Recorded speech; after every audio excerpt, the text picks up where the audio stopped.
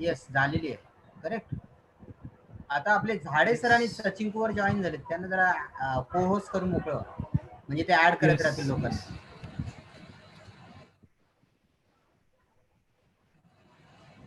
हो सर मी जॉईन झालोय.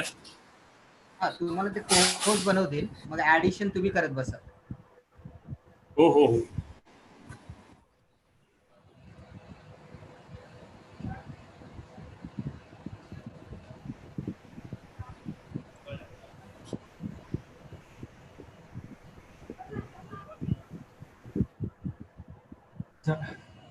झाडे सरांचं नाव काय चेंज केलं का? झाडे सर स्वरूपा स्वरूपच आहे. तुम्ही काय सचिन कुवरला करा पोस्ट.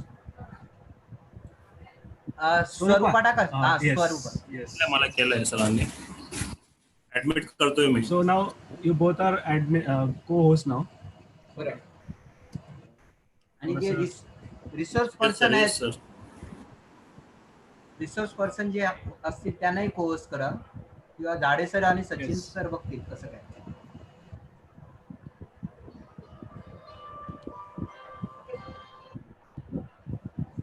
केलंय. हा सर मी स्टार्ट केलं ऍडमिट करायला लोकांना. I am doing it.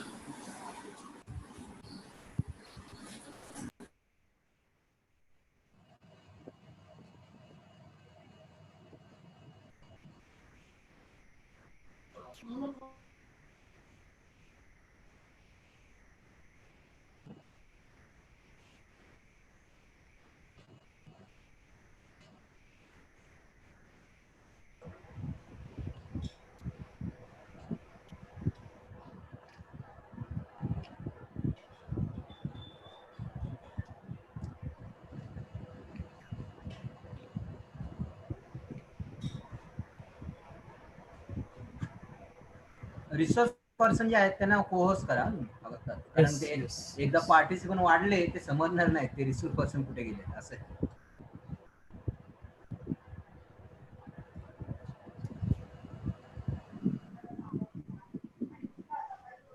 Hello.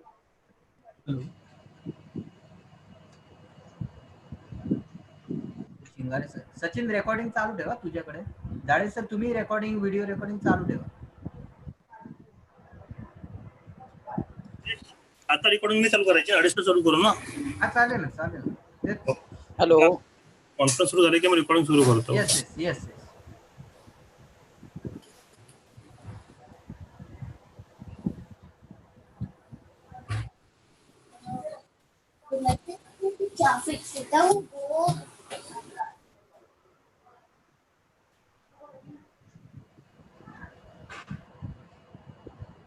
Chandan sir स्टार्टिंगला कोण सुरुवात करणार आहे?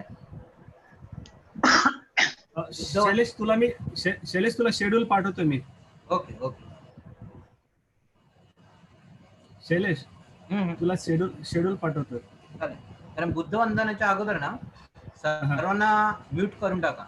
ओके. हो. तुला मी शेड्यूल पाठवलाय शैलेश. ओके.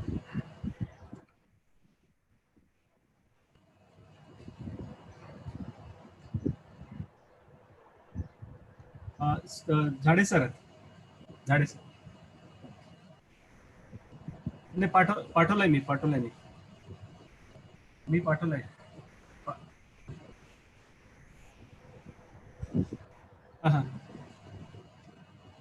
येस.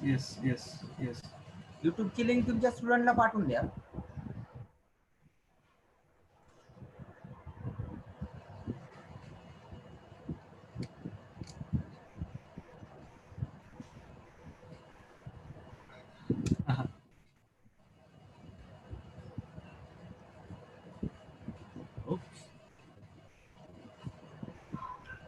कोणाचं युट्यूब चॅनल ऑन आहे वाटते, इको येत आहे. नाही राहू दे, त्यांना आपण म्यूट करू सुरुवातीला. झाडे सर बोलण्याच्या अगोदर म्यूट होतील सर, त्यांना करायचं. हर्ष कांबळे तुझा व्हिडिओ ऑफ कर. हर्ष Kamble. All participants are requested to mute yourself as well as your video, please.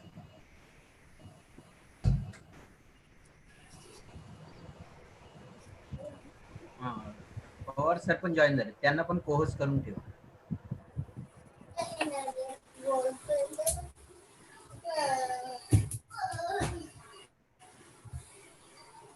Pawar sir आलेत का? पवार हा सर हो हो आलेत ना. आले पवार सर. त्यांना कोहोस्ट त्यांना करून मोकळा.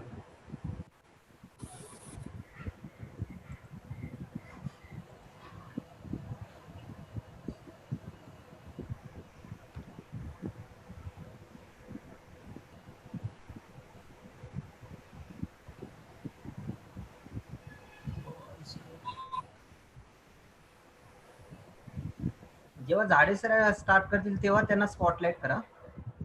येस येस को होस्ट iPad.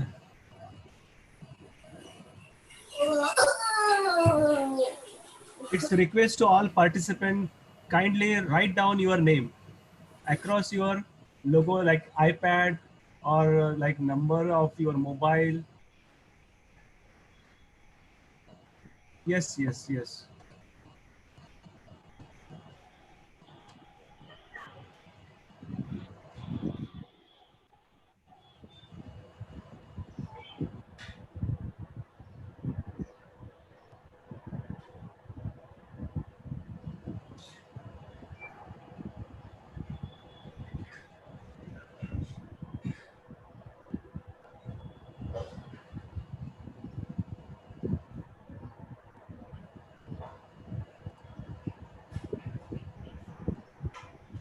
अजून कुठून तरी आवाज येतोय सर.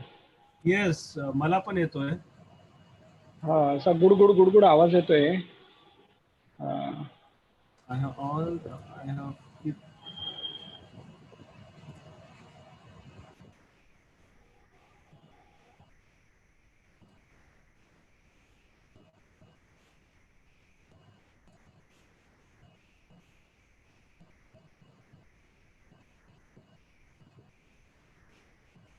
झाडे सर.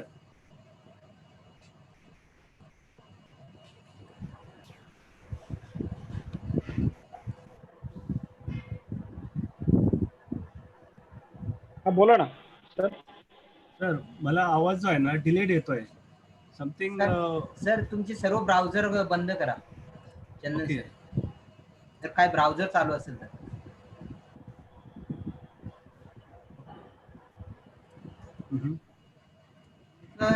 ऍपचा आयकॉन ओपन ठेवा, बाकी ब्राउझर सर्व बंद. ओके.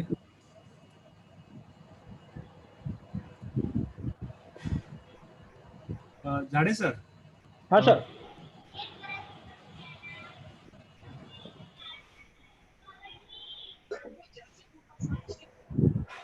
केले बंद केले. नाही बंद केले.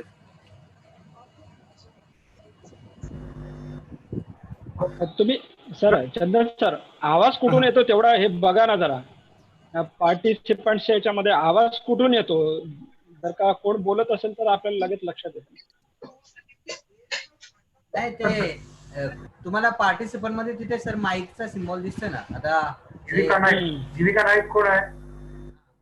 माईक जीविका नाईक. आणि कसं आहे मध्ये मध्ये ओके. झाडे सर. हा सर. झाडे sir. Now it is clear. हा आता क्लिअर आहे. I think Kulkarni sir has joined us. Good afternoon, sir. Very good afternoon.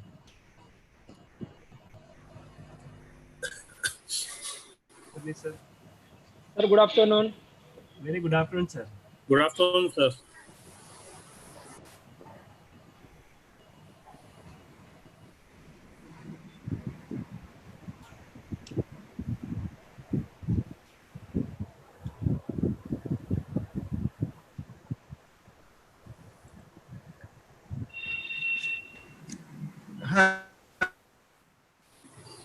Hello.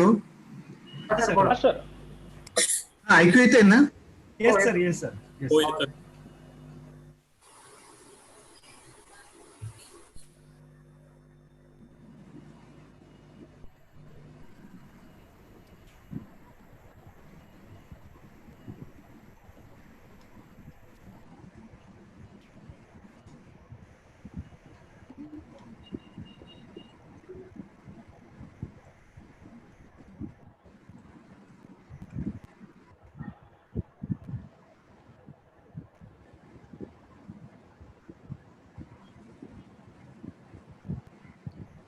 Chandan sir, yes sir. पार्टिसिपंटला Sanga good morning good afternoon असं chat box मध्ये टाकू नका म्हणून, त्यामुळे important messages miss होतात. फक्त question answer, only question answer. No greetings. All participants are requested not to put on a good afternoon message in the chat box, because this chat box is for the just to read out the important questions and queries. So it's a request to all participants. और Please. Sir तुम्ही पण message एक टाकून ठेवा अगोदरच. पण ते Yes. जसे ऍडमिट होतात ना, परत मेसेज टाकावा लागतो सारखं सारखं, कारण हा ते आहे. लेट येतात ना.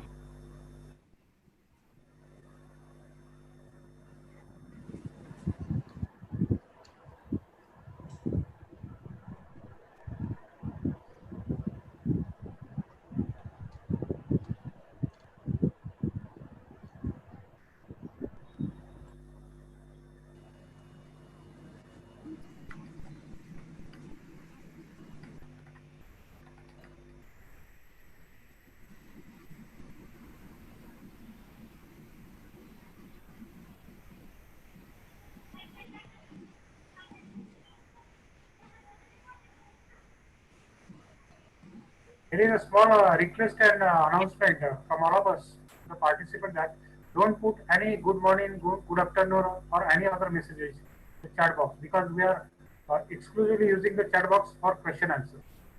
So otherwise we will miss some good questions from the participants. So please don't put any good afternoon message. Thank you.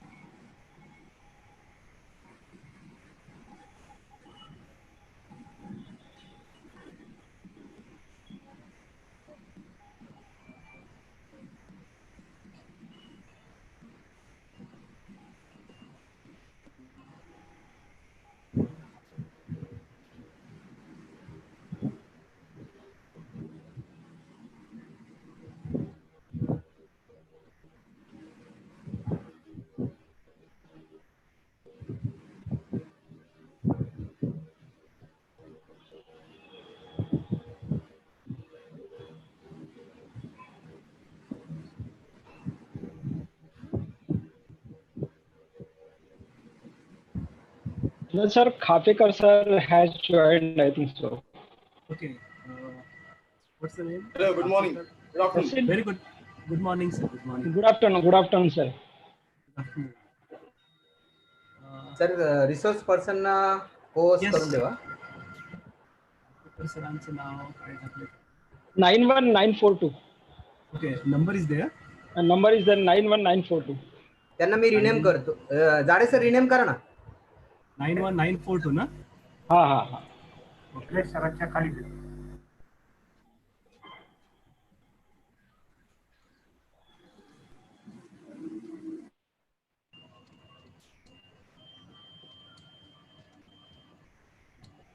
Chandan sir Yes, sir.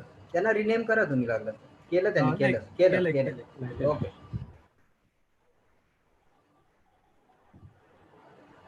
Just have a look on Ram Sagar Mishra. He is going to join. Ram Sagar Mishra is our speaker. Even Dr. Shivram Garji is going to join. So you just please take a look. Yes, sure.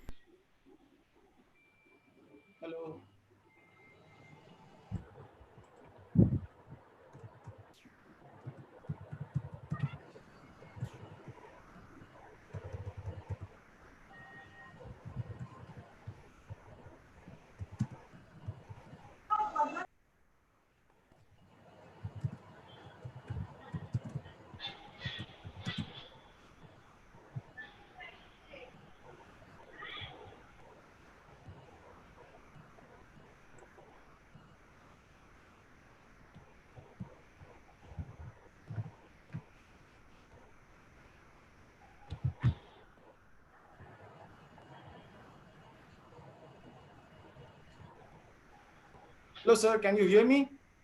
Yes, yes. Yeah. Absolutely. Okay.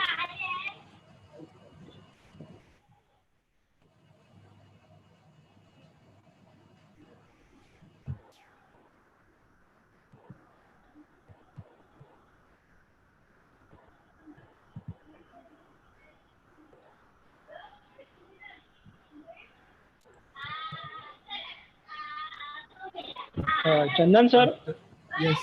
Ram Sagar Mishra Yes. sir is, I think. Yes. Sir has just joined. Yes. I'll, good afternoon, Ram Sagar Mishra ji. Mishra sir.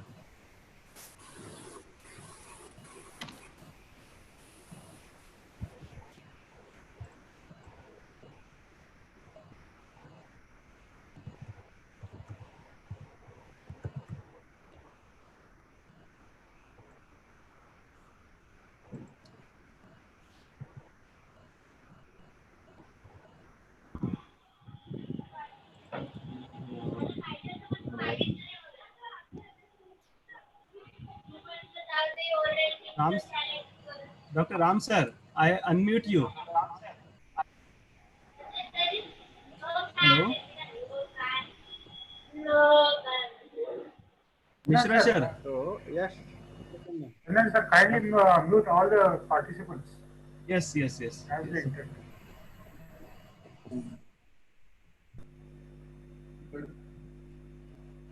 Is there, sir?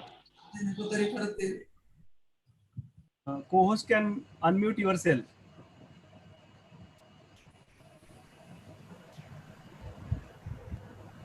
Okay.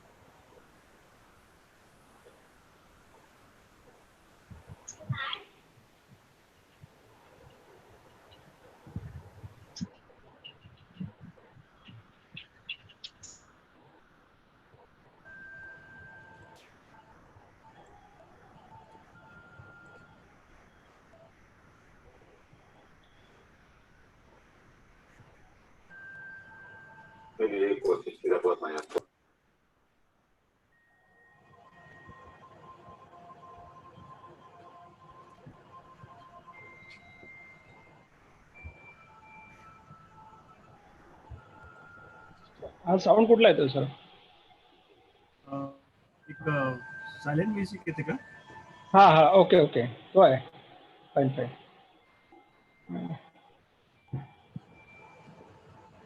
It is तो काही एवढा loud नाही आहे. It is just lingering. एकदम mild. हा चालेल. 120 झाले sir. Yes. आपले स्पीकर्स आले का एवढं फक्त सगळे? विवेक सर जॉईन नाही केलं? विवेक सर एक 5 मिनिटात जॉईन होणार आहे. Okay, so we can wait. He was in other webinar, so as it complete there, he will join back. Yeah, fine.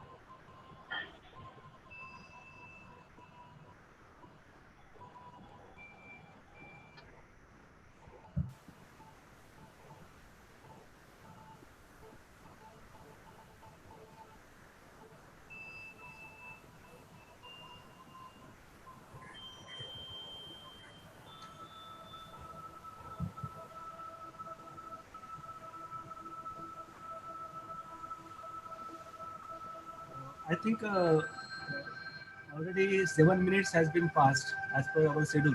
Right, sir? Yes, sir. Listening. Already 7 minutes. It's a 37.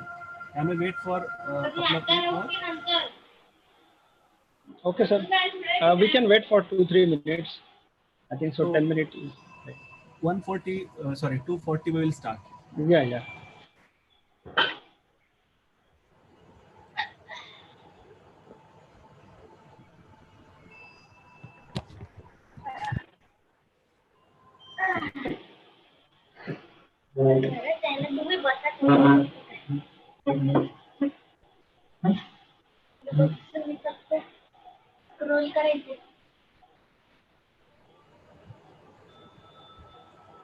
Total किती पाहिजे participant admit all करायचं total किती आले पाहिजे participant total किती participant आले पाहिजे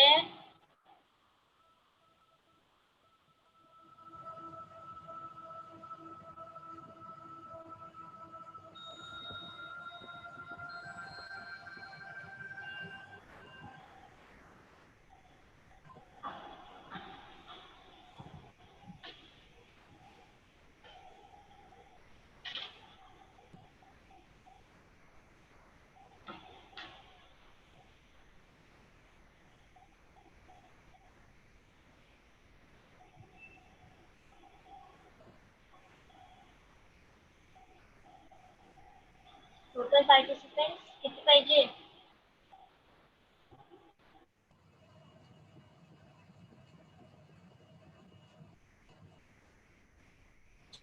नाही 125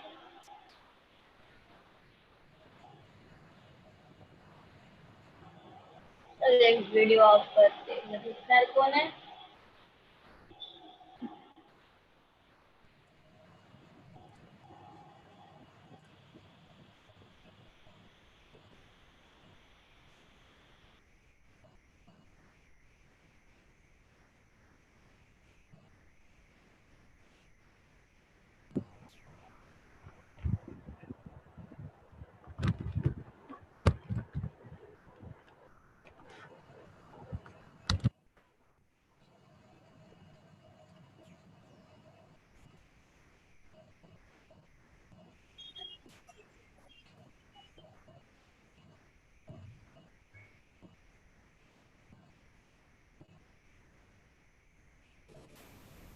No, sir. Yes, sir. Let's Sir. start. Let us start. तुमची प्रिन्सिपल कुठे आहे Yes, we will start, sir, in a minute. आता Yes. स्टार्ट करते Background कोणाचा आवाज येतोय? Very good Yes, sir. अरे अनम्यूट केलं का तेवढं पहा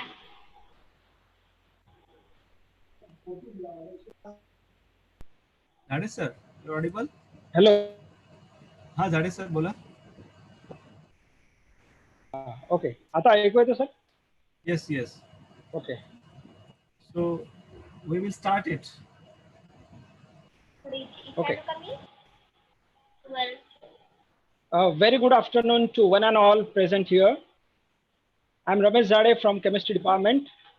Pleased to welcome you all on behalf of Siddharth College of Arts, Science and Commerce, Mumbai, for today's international level web conference titled as COVID-19 Perspective of Science and Challenges. We are gathered here to contemplate over the most concerned issue the entire world is going through, that is COVID-19 pandemic. Since the last few months, the people across the world have been witnessing the destructive play of the small virus called coronavirus. It looks like dreaded virus has changed everything about life. With its strong grip that has already controlled our economic, political, and medical life, it has even stepped into the virtual world. It leaves the entire world surprised, challenged, and make us think over the importance of basic sciences. Therefore, the member of our advisory committee and organizing committee have chartered the contemporary theme of this conference. This conference is a platform where perspective of knowledge will merge to find the solution towards this pandemic problem. This conference is viewed with the sub-themes of drug designing, nanotechnology, biochemistry, biotechnology, organic synthesis, biodiversity, environmental sciences, polymer science, virology, etc. We have taken every effort in covering these topics in the talk of eminent researcher come scientist. I sincerely feel that our participants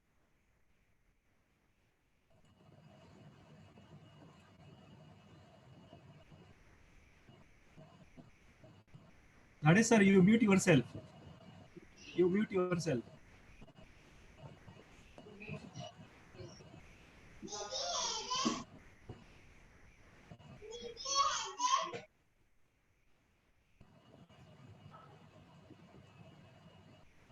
should I start? Right? Yes. Go ahead. A very good afternoon to one and all present here. I am Ramesh Zade from Chemistry Department.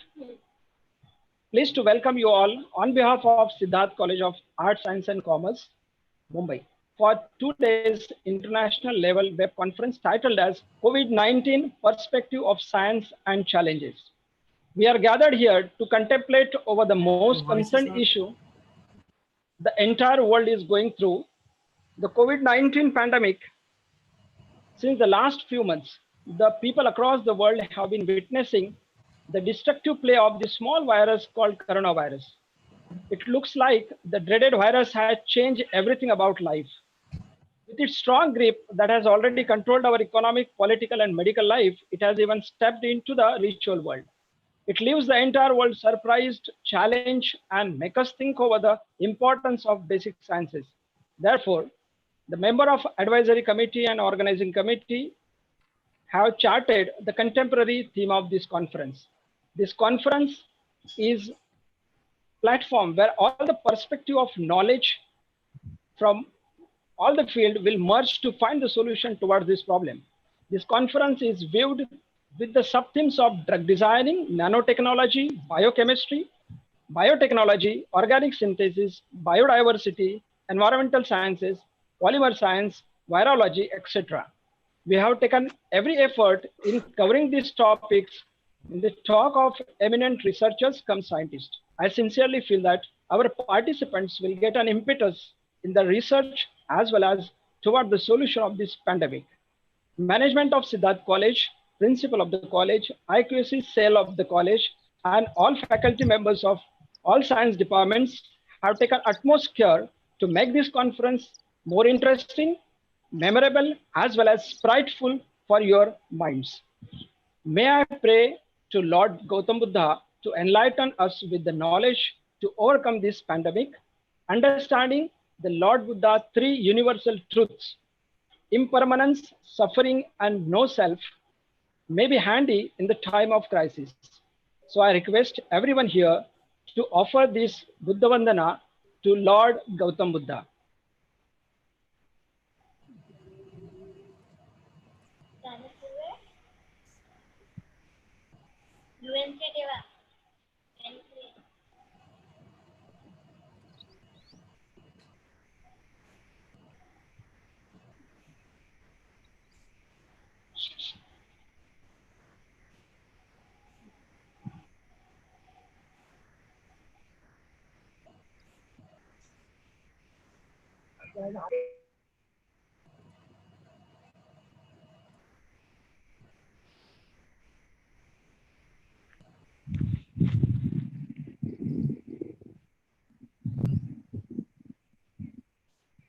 Over, sir.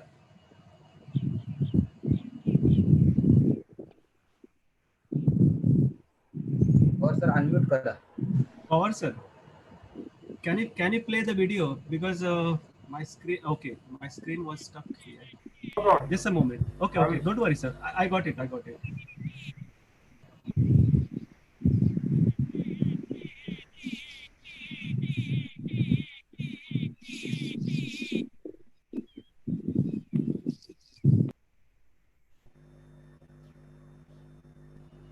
The sound is not there. Chandan sir. और sir तुम्ही try करा. हो चंदन sir. चंदन sir हा तुम्ही screen sharing stop करा. हा हा पवार काय सर झालंय? प्ले करतात. आवाज येत नाही आम्हाला. Okay okay okay. हा पवार सर लावा.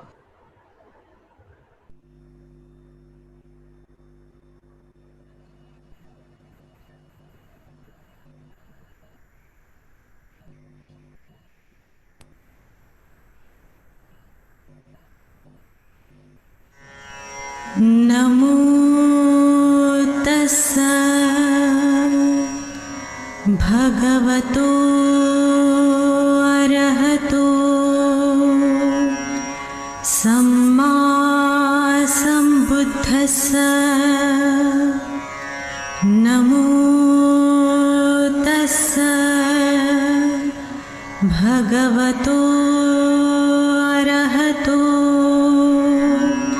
सम्मा सम्बुद्धस्स. नमो तस्स भगवतो अरहतो सम्मा सम्बुद्धस्स. बुद्धं शरणं गच्छामि. धम्मं शरणं गच्छामि. संघं शरणं गच्छामि. द्वितीयंपि बुद्धं शरणं गच्छामि. द्वितीयंपि धम्मं शरणं गच्छामि. द्वितीयंपि संघं शरणं गच्छामि. तृतीयंपि बुद्धं शरणं गच्छामि. तृतीयंपि धम्मं शरणं गच्छामि. तृतीयंपि संघं शरणं गच्छामि. पाणातिपाता वीरमणि सिक्खापदं समाधियामि. अदिन्नदाना वीरमणि सिक्खापदं समाधियामि.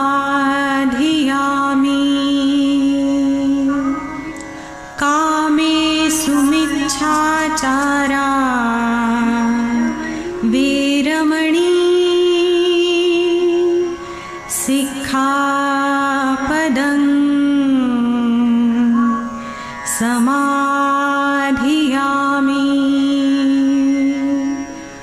मूसावादा वीरमणि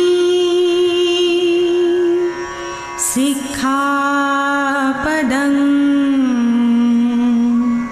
समाधियामि. सुरामेरयमज्जपमादठाणा वीरमणि सिक्खापदं समाधियामि.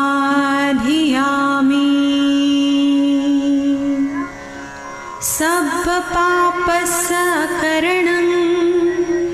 कुशलस्य उपसम्पदा सचित्तपर्योदपनं एतं बुद्धानशासनं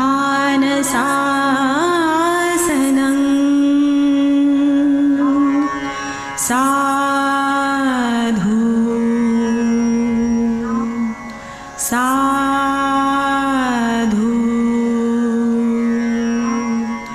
साधु.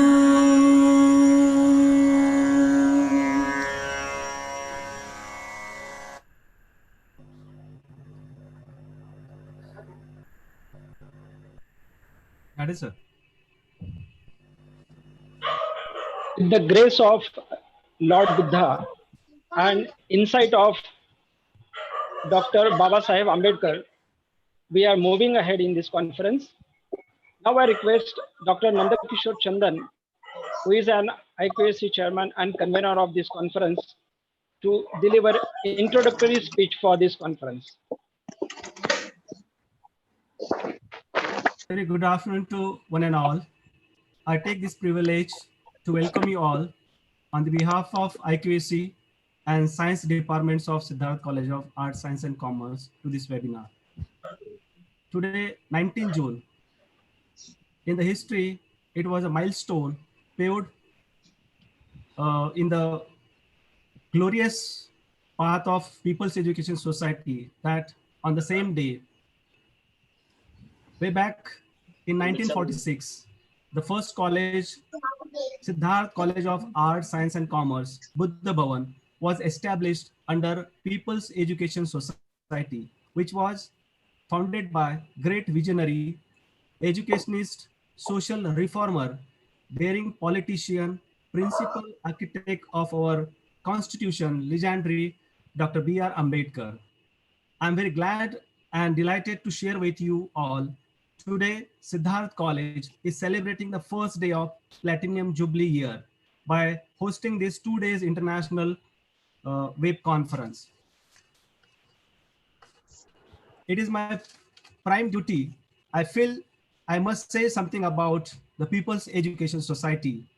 The 8th July 1945 was a memorable day, which was written in the golden letter in the annal of the history of our country, that Dr. Babasaheb Ambedkar had espoused the cause of opening the doors of higher education to the untouchables and neglected section of community. Dr. B.R. Ambedkar founded People's Education Society with an objective of providing educational facility to the underprivileged peoples and promoting their social and economical status. It was Dr. B.R. Ambedkar's deep convictions that he had founded society and so appropriately called it the People's Education Society. According to him, primarily the people meant the uneducated, the uncared, and those who were not the part of mainstream. The People's Education Society sensitized these peoples for their welfare, and that should be the paramount concern. The education will create in them the consciousness of their right and enthuse the confidence in them to stand on their own. Babasaheb well said that education is the royal path to the equality.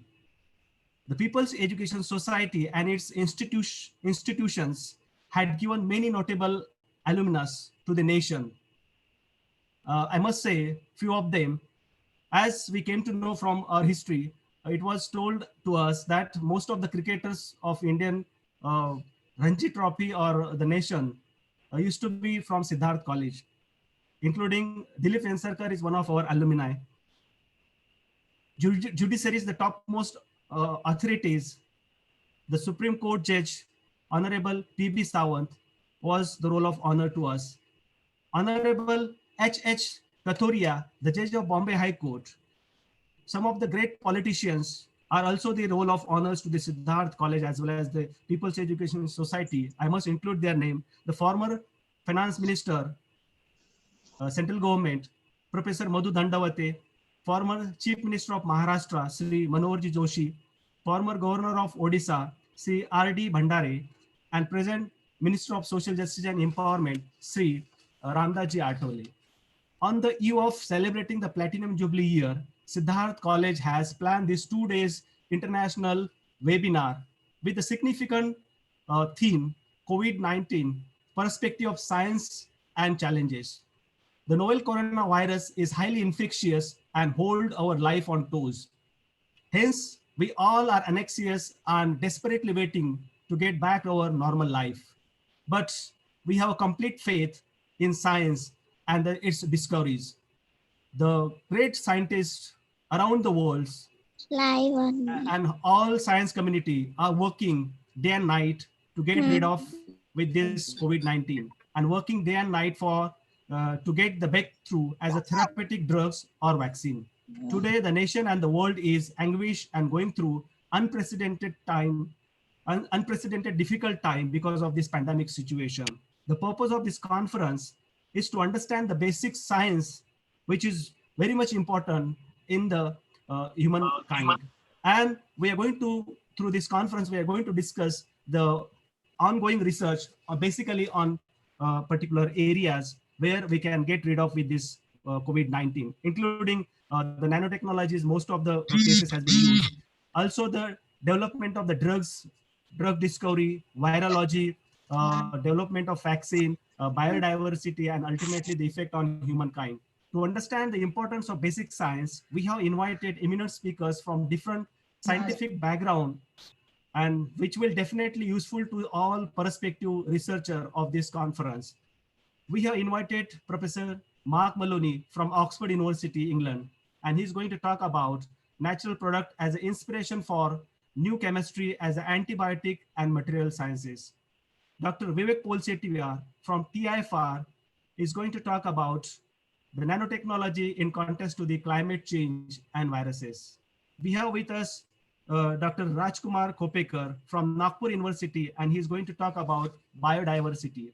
We have invited Dr. Ram Sagar Mishra from Banaras Hindu University, Varanasi, and tomorrow he is going to talk about the progresses and approaches in the drugs development against COVID-19. I welcome you, Ram sir. We have invited also a different personality, that is Dr. Salve, who is a by profession physician doctor, particularly lung specialist and intensivist.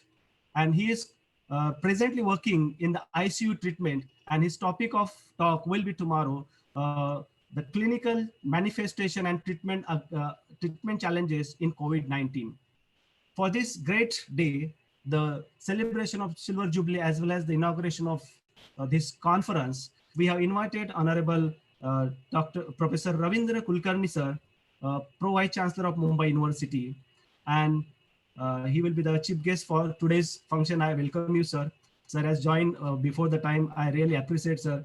On the behalf of college, I also welcome all the dignitaries, including the Associate Dean of Science Faculty, who is also in with us today, and all the participants and my dear colleagues and those who are directly, indirectly joined with this conference through the Zoom app or through the YouTube. I welcome you all, and I wish a very great time for all the participants, and definitely you will carry a great thing from this conference. With this, I welcome you once again all. Thank you very much indeed.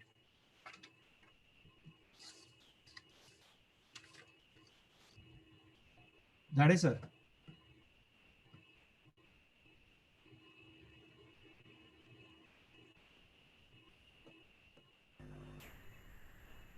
That is, sir.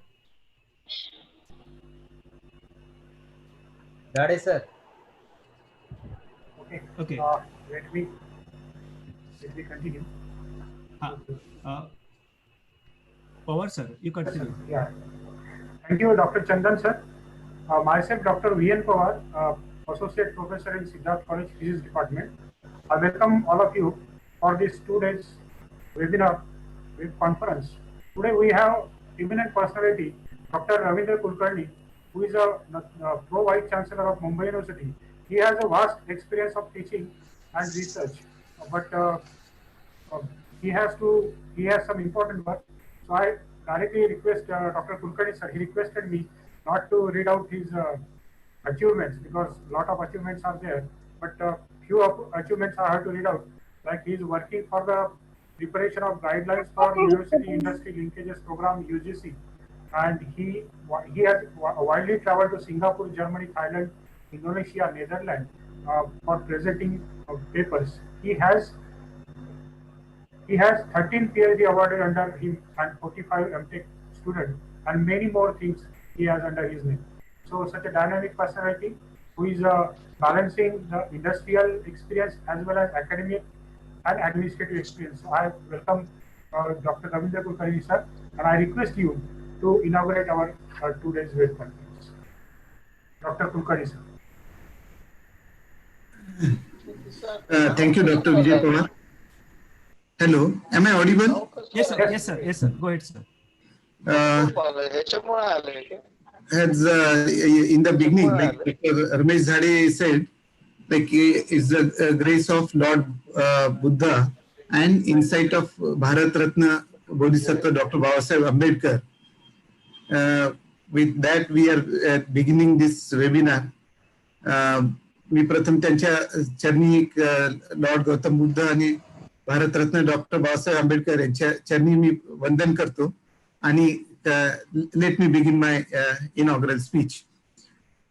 Principal Rao, Dr. Chandan, IQAC Director, Dr. Vijay Pawar, who is a co-convener, our Associate Deans, Science and Technology, Dr. Garje, Dr. Zade, all renowned, esteemed speakers. In fact, it's a matter of really pride for University of Mumbai that Siddharth College has organized international webinar wherein they have resource persons even from the University of Oxford and even other eminent institutions from India like TIFR. So they have taken very good care and planning in organizing this 2 days international webinar itself. Friends, as Dr. Chandan has presented, like the post-COVID situation has really presented a challenge. The rampant spread of the COVID-19 pandemic and the potential for exponential growth of infected individuals in India is definitely throwing up challenges relating to scientific research, progress, research connected to detection, prevention, and treatment of the disease. So on one side, because of COVID-19, one needs to have a definitely a requirement of excellent research breakthrough in the diagnostics, in the prevention, in the treatment, and connected research with reference to not only COVID-19 but all such infectious diseases, which always present the threat of community spread. In a country of ours, like 1.3 billion people, with a population of 1.3 billion, a pandemic such as this definitely throws up the need for solutions that are affordable, accurate, as well as scalable to millions, if not billions at least. We are a country where we are required to take care of even the poorest of the people of our country, and in that way, any research, any scientific investigation, any development must be affordable and must be inclusive and must treat the last man of our country, who is poorest of poor of all. In fact, this post-COVID-19 situation has really presented challenges to the socially and economically weaker sections of the society, and we are required to support them through our scientific progress, scientific research. In order to provide, in order to generate, upgrade existing medical facilities, we need definitely certain solutions which can be administrable at home itself, as well as converting a typical healthcare infrastructure rapidly into medical support facilities. And this will require a collaborative efforts in terms of innovations, research, and likewise. Friends, when we talk about typically COVID-19 situation or the connected चाललंच नाही ते problem sound आहे ना Am I audible? Hello. Sir, you are audible. You are Yes. audible. I thought Yes, like you go ahead, somebody. sir. Okay. Basically, we are definitely required to work on many aspects. Like we are required to have a definite system which will take care of COVID-19 situation in multiple angle, and that is where scientific research and is needed. So what is basically required, like say, for example, you need a strong system for screening so that uh, like like those who are infected can be isolated from the people who are healthy, and the spread of the disease can be easily prevented. Basically, when we are talking about COVID-19 kind of research, one of the major concern that comes in mind is that of biosafety. Biosafety is a major and fundamental concern in every biomedical and pharmaceutical setting across the world. The need of instituting biosafety and biosecurity norms or measures is increasing due to the possible laboratory associated infections causing diseases and fatal outcome to laboratory workers due to absence or failure of any one of the four basic controls, which are like right engineering, availability of the personal protective equipment, implementation of the standard operating procedures, and excellent administrative controls. If these four basic controls are rightly exercised, then probably the biosafety could have been easily monitored. In India, the apex bodies like Indian Council of Medical Research, Council of Scientific and Industrial Research, Department of Biotechnology, Indian Council of Agricultural Research, Department of Science and Technology are playing an important role in biomedical research as well as public health. These agencies have played a leading role in evolving codes of conduct, ethics, and biosafety practices. In addition, there are certain important bodies such as Recombinant DNA Advisory Committee, Institute Biosafety Committee, Review Committee on Genetic Manipulation, Genetic Engineering Approval Committee under the Ministry of Environment, Forest and Wildlife are also formulating guidelines which ensure that all biomedical research and genetically engineered organisms are tested for environment safety and biosafety before their commercial release. The outbreak of novel beta coronavirus, SARS-CoV-2, which was earlier named as 2019 NCOV, now it is called SARS-CoV-2. It initially began in China in the month of December, and then this disease was specifically associated with infection that has spreading rapidly to multiple countries. The epidemic presumably resulted from initial zoonotic animal to human transmission event with either clinically apparent or maybe spread into the sensitive human populations. The World Health Organization has already urged countries to test as widely as possible to curb the pandemic. Now, specifically in our country also, if at all, if you like to go for a right research into the infectious diseases, including COVID-19, then definitely we would like to undertake multiple tools. So for example, there appears to be good support from the nanotechnology, where targeted drug delivery because of nanoparticles like gold would have been possible. Then you can have polymer-based nano coatings on nanofibers, which will help in the development of the safer mask, which could have been utilized for the safer safety of the doctors.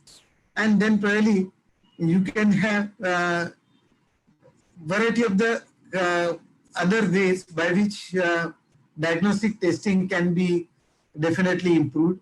Okay, we require definitely a diagnostic testing which gives you rapid results, reproducible results, and would have been easily accessible and affordable to the human being. So right now, like we find diagnostic testings for COVID-19 is also under rapid development, and recently we have come across that a drug uh, connected to the cure of COVID-19 is also being claimed to be discovered by United Kingdom. And then definitely whenever you like to conduct any research connected to infectious diseases, what is required is probably a availability of the BSL-3 facility, biosafety level 3 facility, wherein one can undertake the research on COVID-19 and similar infectious diseases in a very safer way. These laboratories particularly requires definitely certain safety features such as wastewater or sewage surveillance testing, then probably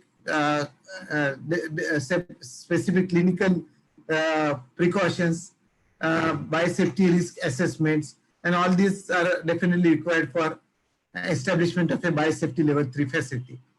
I'm happy to present you before the delegates that University of Mumbai has already entered into memorandum of understanding with Pan IIT Alumni Council for establishment of biosafety level 3 facility at Kalina campus of the university itself. Pan IIT Alumni Council is a body of alumni connected to all 21 IITs, and they are taking up multiple projects for fighting against this COVID-19 pandemic. And one of the projects has been given to University of Mumbai, wherein we will establish BSL-3 facility for conduction of research on COVID-19 in all such all such infectious diseases itself. Friends, besides talking about probably the scientific breakthroughs, research with reference to the COVID-19 pandemic or related areas, okay, we need to look from the other angles as well, specifically from the angle of university. Say like whenever we are performing academic activities in post-COVID-19 situation, then we definitely require good support of the scientific and technological tools which will permit us to have which will permit us to adopt online mode of education, at least in the blended mode. So at least 25% of the course which every teacher is teaching could have been based on online mode, could utilize definite learning management system like Moodle, and will provide knowledge enriched videos, audios, maybe simulated laboratory procedures, maybe quiz kind of a system that will cater to the education of the students in post-pandemic system. Then definitely we are required to look from other angles also, wherever say the scientific inputs are definitely required. So let us consider the railway travel. Earlier railway or local travel, we have witnessed a huge crowd. Now, under post-COVID situation, we require a right crowd management, which will follow the principle of physical distancing. So definitely there also will require certain tools which will probably provide a right crowd management. Okay, say for example, I would like to take up a local or maybe say train or maybe bus. Then I must have a tool wherein I could understand what is the crowd situation, what is the probably my slot, can I book my slot in advance so that whenever I reach to the place, I can have a physical distancing, follow-up of the physical distancing principle while following the crowd, while entering into the commuting systems, or similarly for offices. The crowded offices is no longer an acceptable situation. We require offices to maintain physical distancing. We require the travel of the document in an online mode. We require meetings of the systems to be conducted in a virtual way. So really, we will require technological inputs from diverse angles. So post-COVID situation has not only asked for scientific research only on infectious diseases, but it has also asked for many technological breakthroughs which will make the life of the human being in post-COVID situation really safer and hygienic and without any problem connected with the pandemic itself. Friends, with these 2 days webinar, I expect that you will have a lot of lectures. I see the very rich pool of resource persons which has been invited by Siddharth College. And so definitely the delegates will have the best inputs from the resource persons. Then there are presentations also by the different researchers. So definitely this particular platform has provided a right place wherein researchers from different angles, be it chemistry, be it physics, be it it's botany or zoology, so all of them have gathered together on one platform for exchange of the knowledge, for exchange of the research train, for exchange of the information, which will probably help very healthy life for the human being. So I again extend my sincere thanks to the organizer, Siddharth College of Science, Arts and Commerce, for inviting me to be the part of this webinar. I extend sincere thanks to the audience also for patient listening. Thanks to all of you. Jai Hind, Jai Maharashtra. Thank you. Thank you very much, sir. Dhade sir, you are audible? Yeah. Yes, sir. Okay, go ahead. Go ahead. Thank you, Professor Ravindra Kulkarni, for your insightful, informative, and spriteful thoughts, which leaves us mesmerized.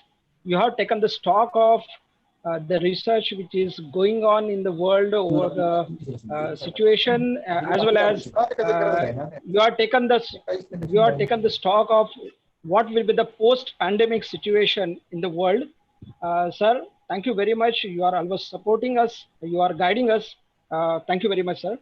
Now I am wish to call Dr. Ranesh Chandan to introduce our keynote speaker, Dr. Vivek Polshettiwar, who is from TIFR. Thank you, sir. Yeah, it's a great privilege for me to welcome my friend. Yeah, in fact, 20 years back, we were a classmate. Now, today, we are going to introduce each other. As Vivek, he has a great and very impressive CV. I got it, and it's feeling proud to read out in front of you all that once we did MSc 20 years back, and now he got a big list of achievements. So I will go through some of it. Professor Vivek Polshettiwar did his doctoral degree at DRDO in 2005, and later on he moved to the postdoctoral fellow in France and USA for a couple of years. He had worked as a faculty member, and he started his own research group at King Abdullah University of Science and Technology, South Arabia in 2009.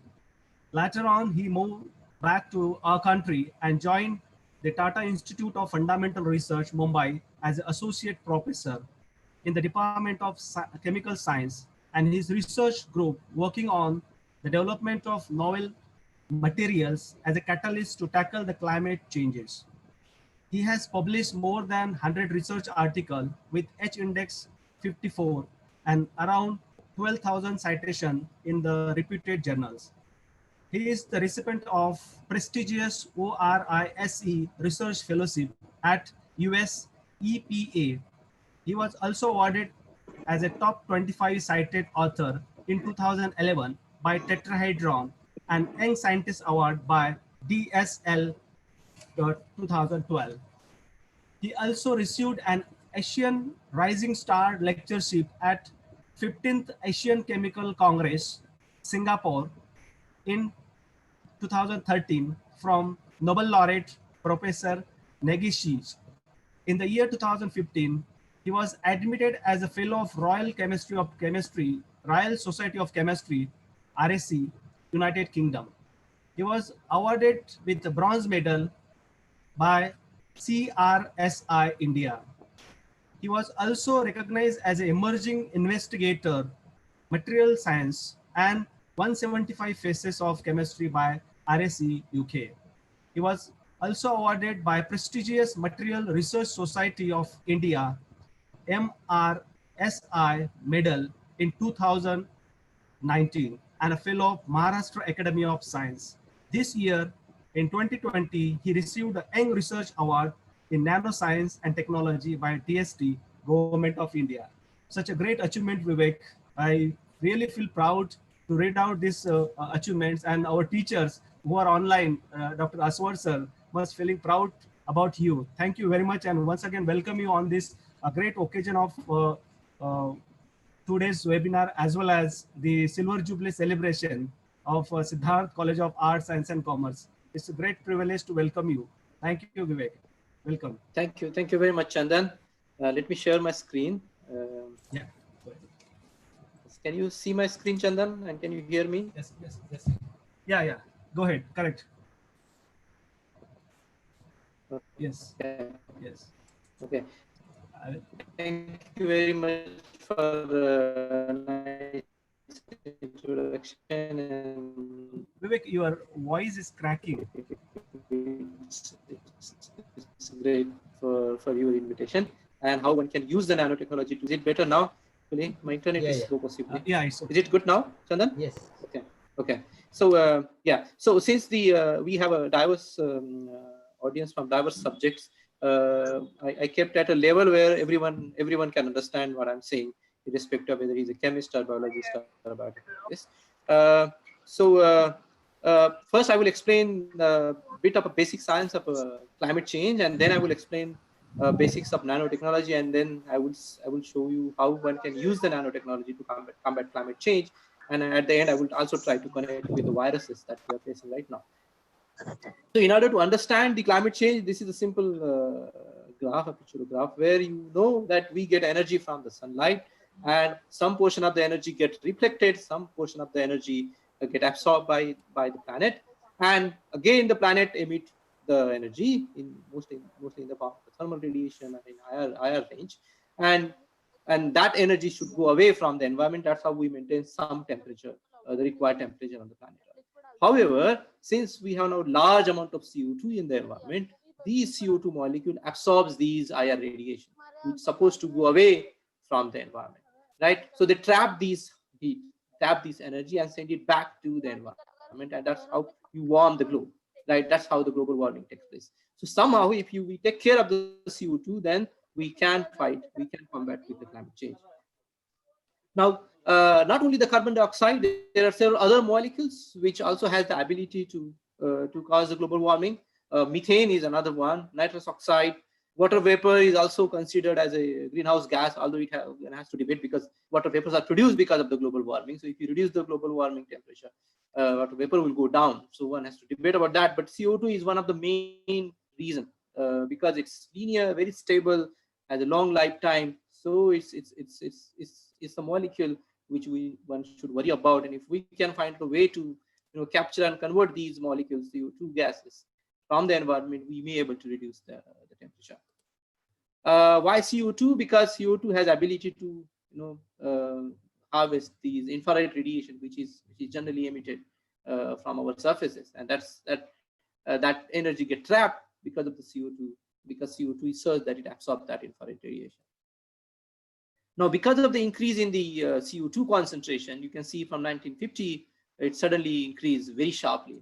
Now it's 415 ppm. And there's lots of data. There's no confusion about these data. So there's a dramatic increase in the CO2 concentration from say less than 300 ppm to now suddenly 415 ppm, which is highest reported in human history. Because of that, there is an increase in the temperature because, as I said, CO2 traps those energy which is supposed to leave the environment, and you can see a systematic increase in the temperature of the planet. And since there is a global warming, what will happen? The Arctic Sea level are melting. You can see it's 7 millions of kilometers of Arctic Sea, but now it's with time, with years pass by, it's melting. You can see the ice is melting, and now it is around 3 millions of kilometers. So it's more than half of the ice is already melted. And now if ice melts and if the temperature of the water increases because of the global warming, what will happen? The level of the ocean will increase, right? There will be sea level rise, and that's what you see. There's a dramatic increase in the sea level, and whether this will affect us, ideally yes. There is a recent paper in Nature Communication. This is a prediction which says that if we do nothing, the way we are working now, the way we are living, then the Mumbai, which is supposed to be like this, will be like under the water. So climate change or the global warming seems to be a very serious issue. Now, is it too late to stop the climate change? Can we do something to stop the climate change? Yes. So there are two ways we can combat the climate change. One is societal change, right? We have a habit of using and throwing the thing. That has to stop. We have to use and reuse, some sort of cyclic economy where every single thing has to be used. No waste, right? No waste generation, right? Minimum use of the energy, right? Sharing the energy, something like that, using the alternative energy sources. So there need to be a change in the societal lifestyle.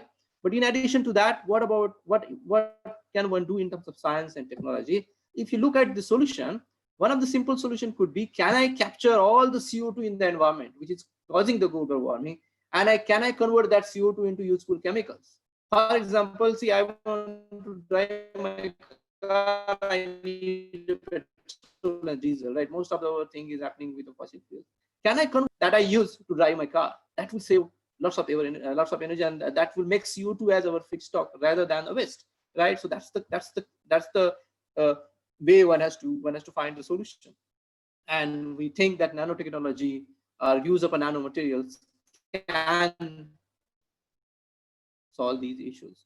Yeah. So if you look at the life, this is our life, right? We get energy from sun, trees, and plants, harvest that solar energy, CO2 and water, and give us a food, right? But somehow we have lots of more industries. We produce lots of CO2 that trees and plants and even the ocean together will not able to take care of. They are not able to take care of it, and that's why we have large amount of CO2.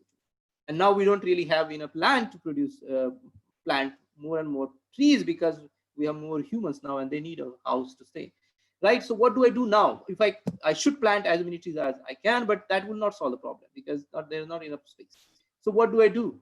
Can I design and prepare some sort of artificial trees which will do the same thing what trees are doing, right? Harvesting the solar energy, capturing the CO2, reacting with water, and giving us a food product. Can I develop something like that artificially? And that artificial tree is nothing but nanomaterials or nanocatalyst, which will have the ability to harvest the solar light, which will have the ability to capture the CO2 and react with water, all naturally available, and give me a fuel, let's say methane or a methanol, and then you have a cyclic process, something like this. A dream where I want to drive my car by feeling CO2 in it, no petrol, no CNG, only CO2, and you drive the car. Can I do it? Ideally, yes. You look at the process. I have a CO2 and I have a catalytic reactor in my car. The catalyst is such that it has the ability to force that CO2 to react with water using the energy from the sun, right? Water is easily available. It's in there in our environment, water vapors. Sun is there, right? And you convert CO2 into methane. Methane is nothing but your CNG gas, right? So I can now drive my car by burning with methane, burning the CNG. I get the energy, I drive the car, and I again get back the CO2. Now that CO2, which is coming from the burning of the methane, will go back to the reactor and again get converted into methane. Cyclic, some sort of a cyclic economy where CO2 is recycled in the form of a methane, you get energy and CO2 back.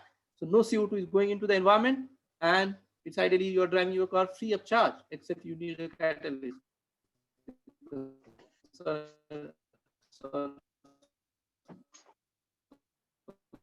Energy is also free, right? This looks like a big dream, and which shows that this is possible. Because CO2 is a linear molecule, very stable. So why would the linear molecule react with something and go into unstable state, right? That's the thermodynamics. So I will show you. So we think, and several groups think that one can use the concept of nanotechnology to achieve this. So I will briefly explain the nanotechnology for those who don't know the nanotechnology. So ideally, it's a scale, right? Nano is a scale, 10 to the minus 9, like a meter, centimeter, millimeter, micrometer, and a nanometer. But somehow, when you go at a nanometer scale, the property of the material changes dramatically, right? For example, if you take a gold, that the gold ring that most of us wear, they are very shiny yellow color because gold is metallic. It has electron cloud onto the surface, and that electron cloud reflects the photon coming from the sun, right? And that's only absorbs some portion of the blue light, and that's why it's a yellow color. But the same electron cloud, when you increase the particle size from bulk to a nano size of the gold, the same electron cloud, rather than reflecting the solar energy, now start resonating with different wavelength of the light.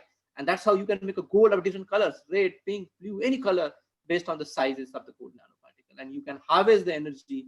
You can take that solar energy and you convert that into heat or hot electrons and do different chemistry. So you can see a dramatic change in the properties of the material when you go at a nanoscale. Another example is the melting point. Very simple example.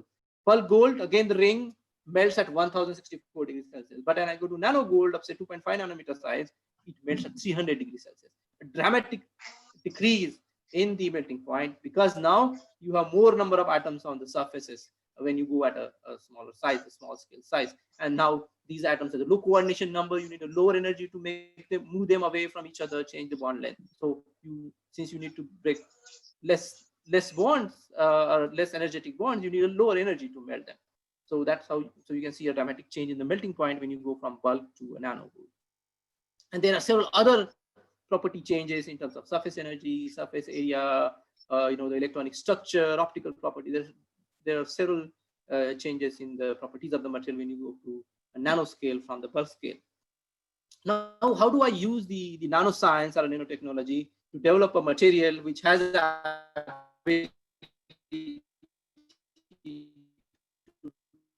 take the CO2 from the environment, use the sunlight, and convert that into methane, and I drive my car using it. So we in our lab develop where we need three things: support, and it becomes some sort of a heterogeneous catalyst. And then you also need energy. So we want to use the solar energy.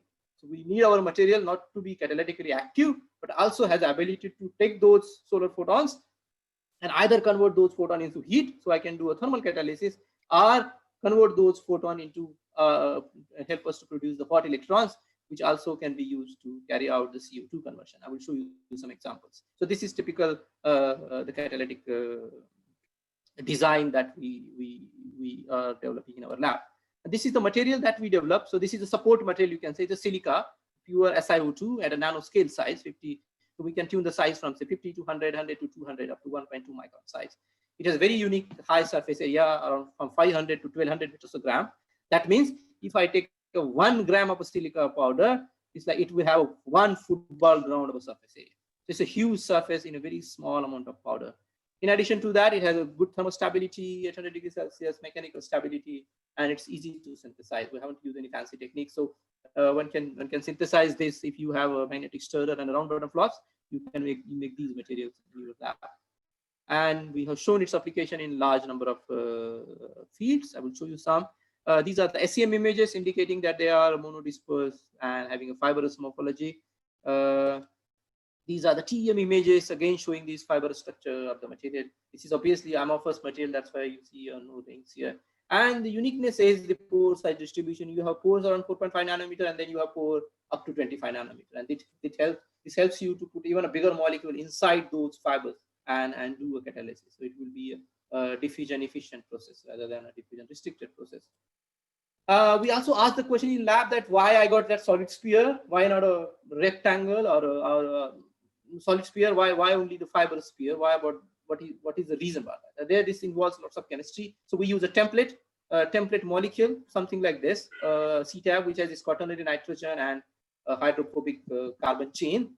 And whenever, so the blue dot is a nitrogen, a quaternary nitrogen, and these are the hydrophobic chain. So whenever you add these molecules into certain solvent, they form a micelles. I will show you the animation. So these are the molecule. Blue dot, blue head is the nitrogen, quaternary nitrogen, and then that zigzag chain is the hydrophobic carbon chain. we added them into the solvent. Here it's a mixture of water and xylene, polar, non-polar, and concentration is such that they form a lamellar phases, a lamellar micelles and a lamellar phases. And then we try to stabilize this by putting one more co-surfactant, some sort of something like pentanol or hexanol. Those goes in between the quaternary nitrogen and minimize the repulsion, and that stabilizes these interfaces. So these lamellar phases are not floating flat into the solvent, but they are in the form of a microemulsion droplet. The way we mix them, they form a microemulsion droplet.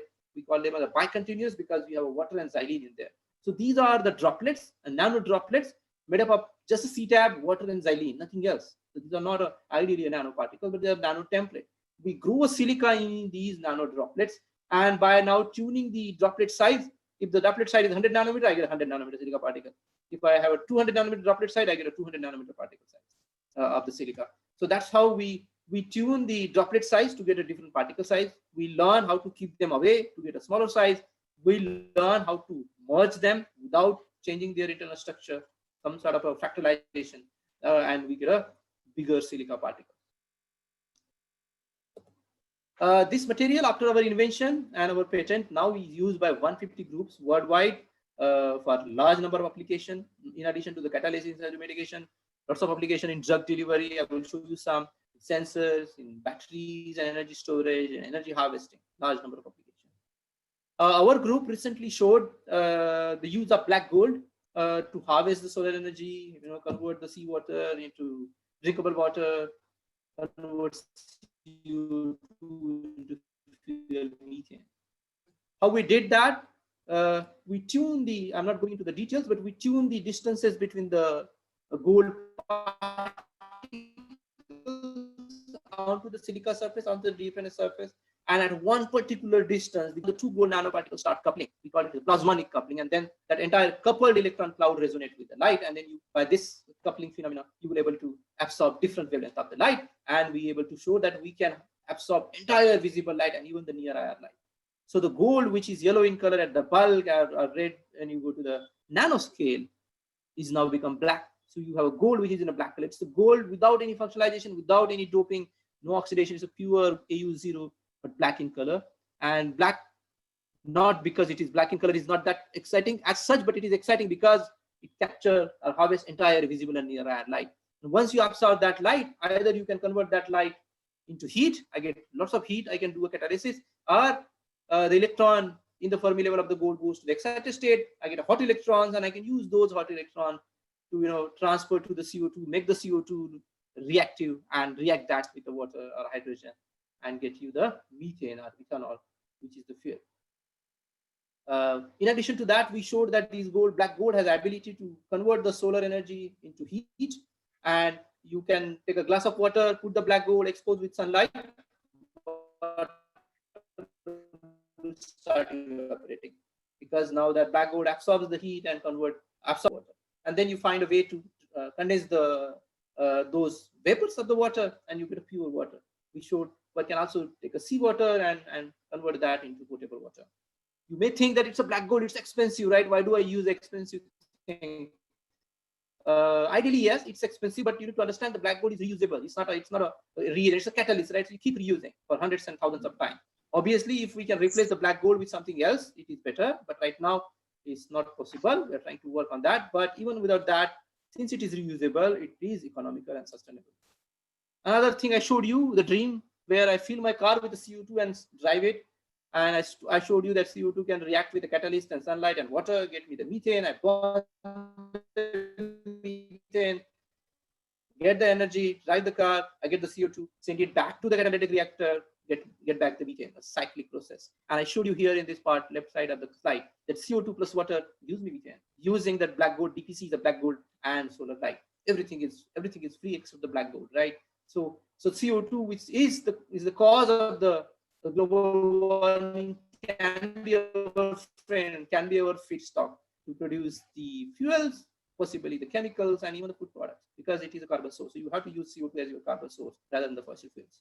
We also showed recently that the silica, the sand on the beaches of Mumbai, they do nothing, right? They do nothing in terms of the chemistry. But then when we take that silica to nanoscale and create some defects, silica is SiO2, take out some of the oxygen. Somehow we develop a method called magnesiothermia. If you take out some of the magnesium and create a defect in the nanosilica without any metal, without any ligand, it has the ability to convert CO2 to methane. Obviously, you need a hydrogen, but it's a CO2 plus hydrogen. Using the nanosilica, defected nanosilica, no metals, converts that into methane. That's the process that we recently showed. We also showed that if you don't want to catalyze, you want to convert CO2, but only want to capture, one can again use this silica, convert the silica surface into basic amine surface, and it will be acid-base chemistry, and you capture the CO2. So I will change the gear now. Viruses and bacteria.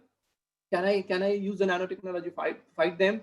Before that, is there any relation of the climate change with the viruses and bacteria that is coming us and affecting our life like anything? Yes, viruses and bacteria are waking up due to the climate change. You cannot believe this. But recently, the NASA scientists in 2005 revived one bacteria in a frozen ponds in Alaska, which is 32,000 years old. Afterwards, they also recover another bacterium, which is 8 million years old. These viruses and bacteria, they are leaving. Recently, in 2017 report, there was another bacteria that was isolated, which is considered to be 10 to 15,000 years old.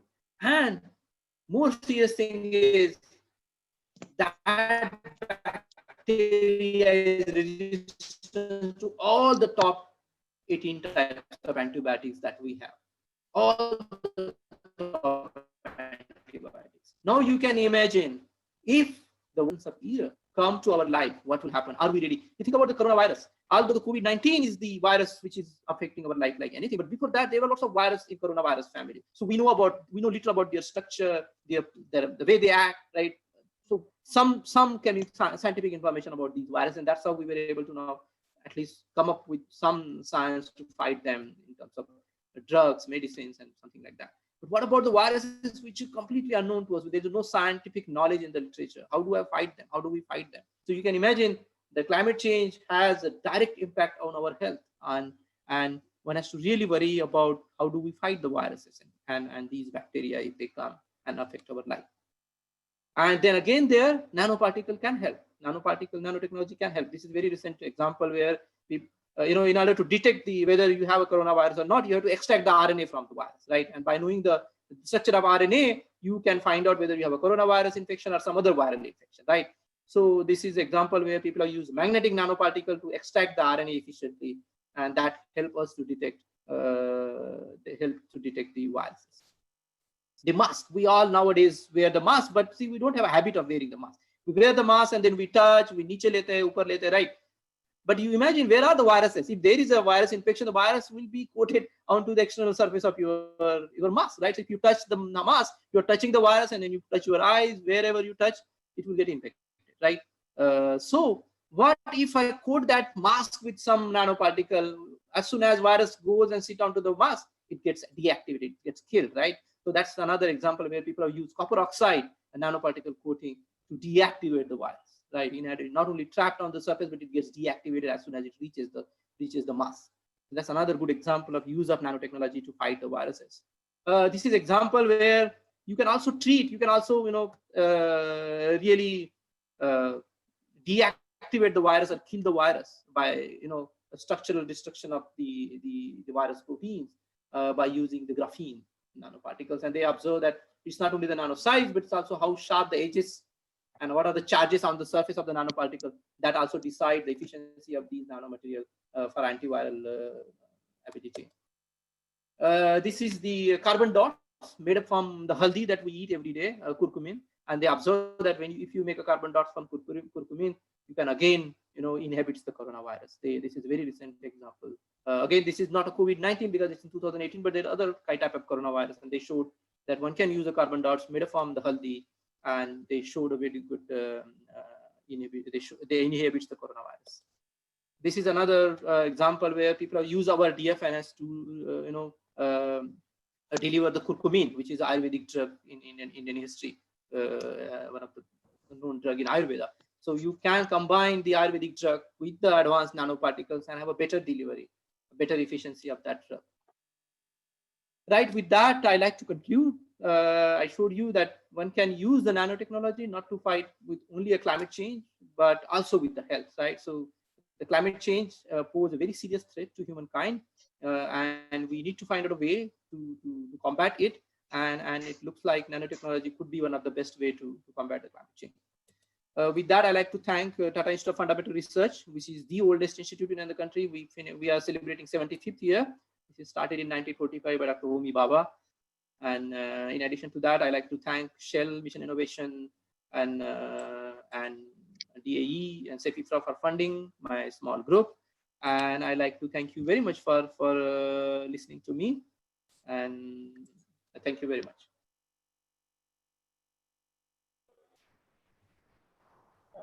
Thank you, Vivek, sir. Hello. Zade sir, go ahead. Yeah. Yes. Thank you, Vivek, sir. Yes. Thank you. Yeah. Thank you, Vivek, sir, for your very informative, knowledgeable, and wisdom kind of experiences you have shared with us for our participants. Definitely, that will enrich as well as put insight before us to go ahead with the COVID-19. And you have also shown the hope that how nanotechnology can overcome this problem. Thank you, sir. Now I'm requesting Dr. Chandan to introduce our next speaker, Professor Dr. That is, sir. As such, there is no any questions for Vivek. I think actually, there is a one question, but I think Vivek has answered that in the last slides. So I don't want to repeat that. Okay. Over, sir. Yeah. Okay. He was just asking about the glacial melting of the glacial would be the prone for the viruses and bacteria buried in them for thousands of years. Can nanoparticle arrest the spread of these viruses or bacteria? So you have already mentioned that. Yeah. So Vivek, really great. You have given the overview of both the climate change as well as the how to protect this the coronavirus. So I really appreciate your work, and once again I would like to thanks on the behalf of my institute. So I take the privilege to welcome my guru, my guide, Dr. Professor Mark Maloney. I wanted to just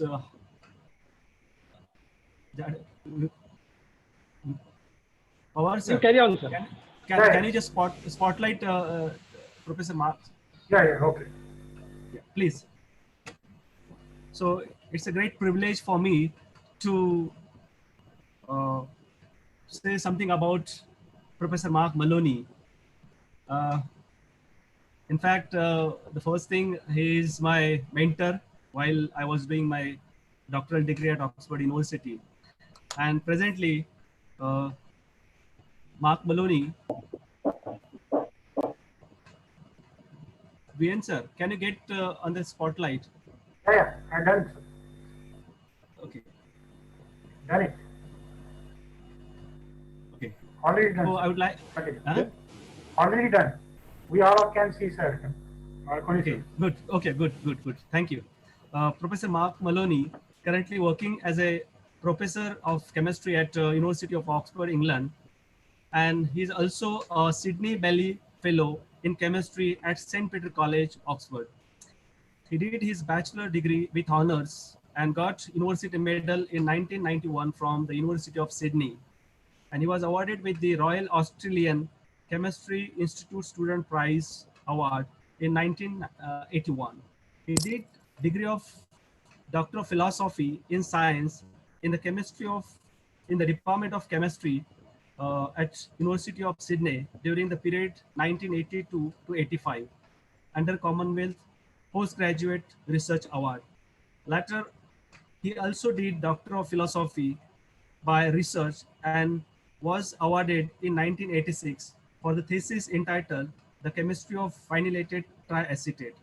He also completed Diploma in Learning and Teaching in Higher Education at Oxford University in the year 2001.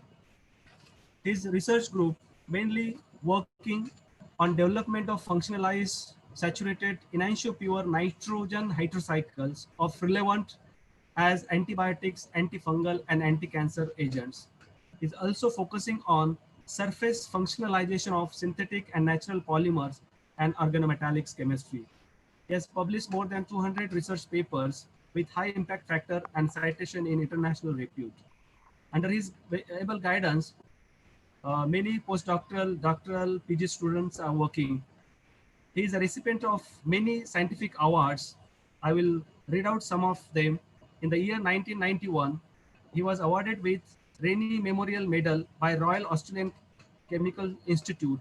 In the year 1991 to 1993, ICI Strategic Research Award, and in the year 1993 to 1994, special lectureship at Oxford University.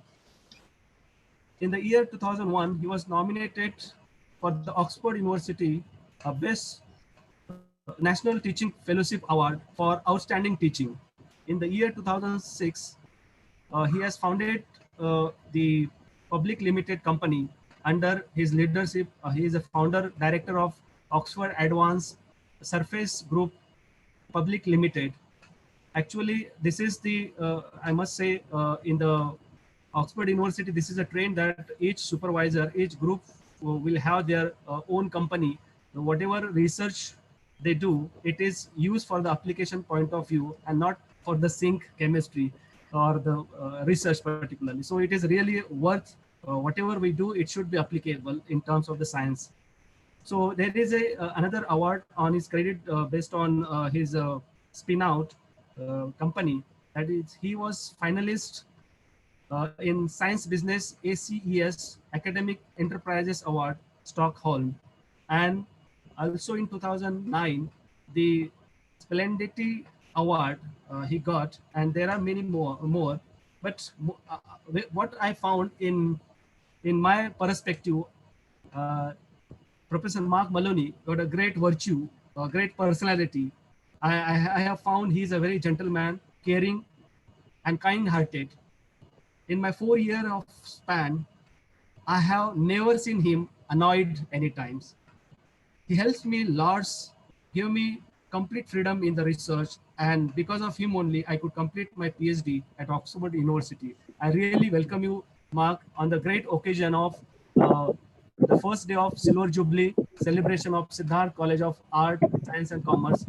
On the behalf of my principal, my institute, and all my teaching staff, I welcome you on such a great event. With brief introduction, I would like to Mark to go ahead with his presentation. Hello, Chandan, and hello everyone. And thank you for that extremely kind introduction, and thank you for the opportunity to talk to you today about some of the work that we have done more recently.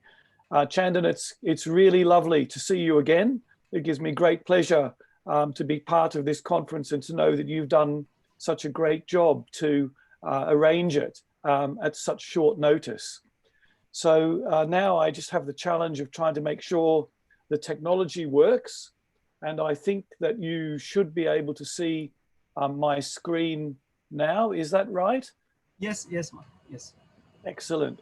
So I must confess at the very beginning that I don't actually work in coronavirus research directly, but it turns out that quite a lot of the work that we've done over the last 10 or perhaps 15 years might have some impact and importance in that. And I'd like to tell you a little bit about that today. So I speak, of course, from Oxford, because travel these days is not possible. And at the moment, Oxford is a very strange place. And for those of you who have perhaps visited here, will know that normally it's a very busy city, small city, but a busy city. And at the moment, it's completely deserted. So most of us are still working from home. although the UK is slowly beginning to open, and we hope to be back in normal business fairly soon. So what I'd like to do is to talk to you about our work, first of all, in treatment of infections, small molecule infection, a small molecule treatment of infections. And I'm particularly interested in bacterial infections, not so much viral infections, but bacterial infections. But that turns out to be of some importance because a lot of deaths from COVID appear to have been caused by associated bacterial infections, which have been in addition to the viral infection.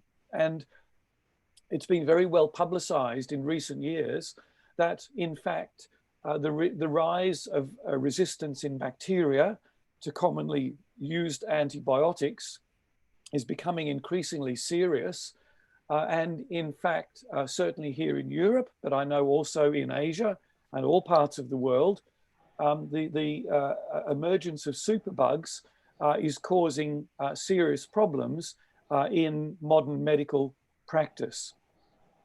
And in fact, some people have suggested that antibiotic resistance could in fact become more important than, for example, climate change, and none of us would deny the importance of climate change.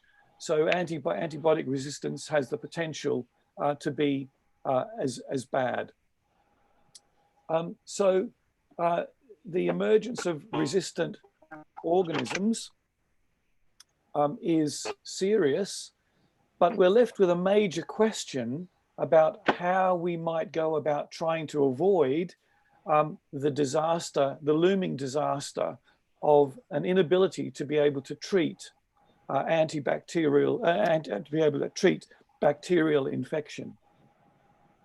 And my interest has been very much in using nature to our advantage. And in a sense, this is not a new idea. This is a very old idea, but it's an idea which has fallen out of favor in recent years.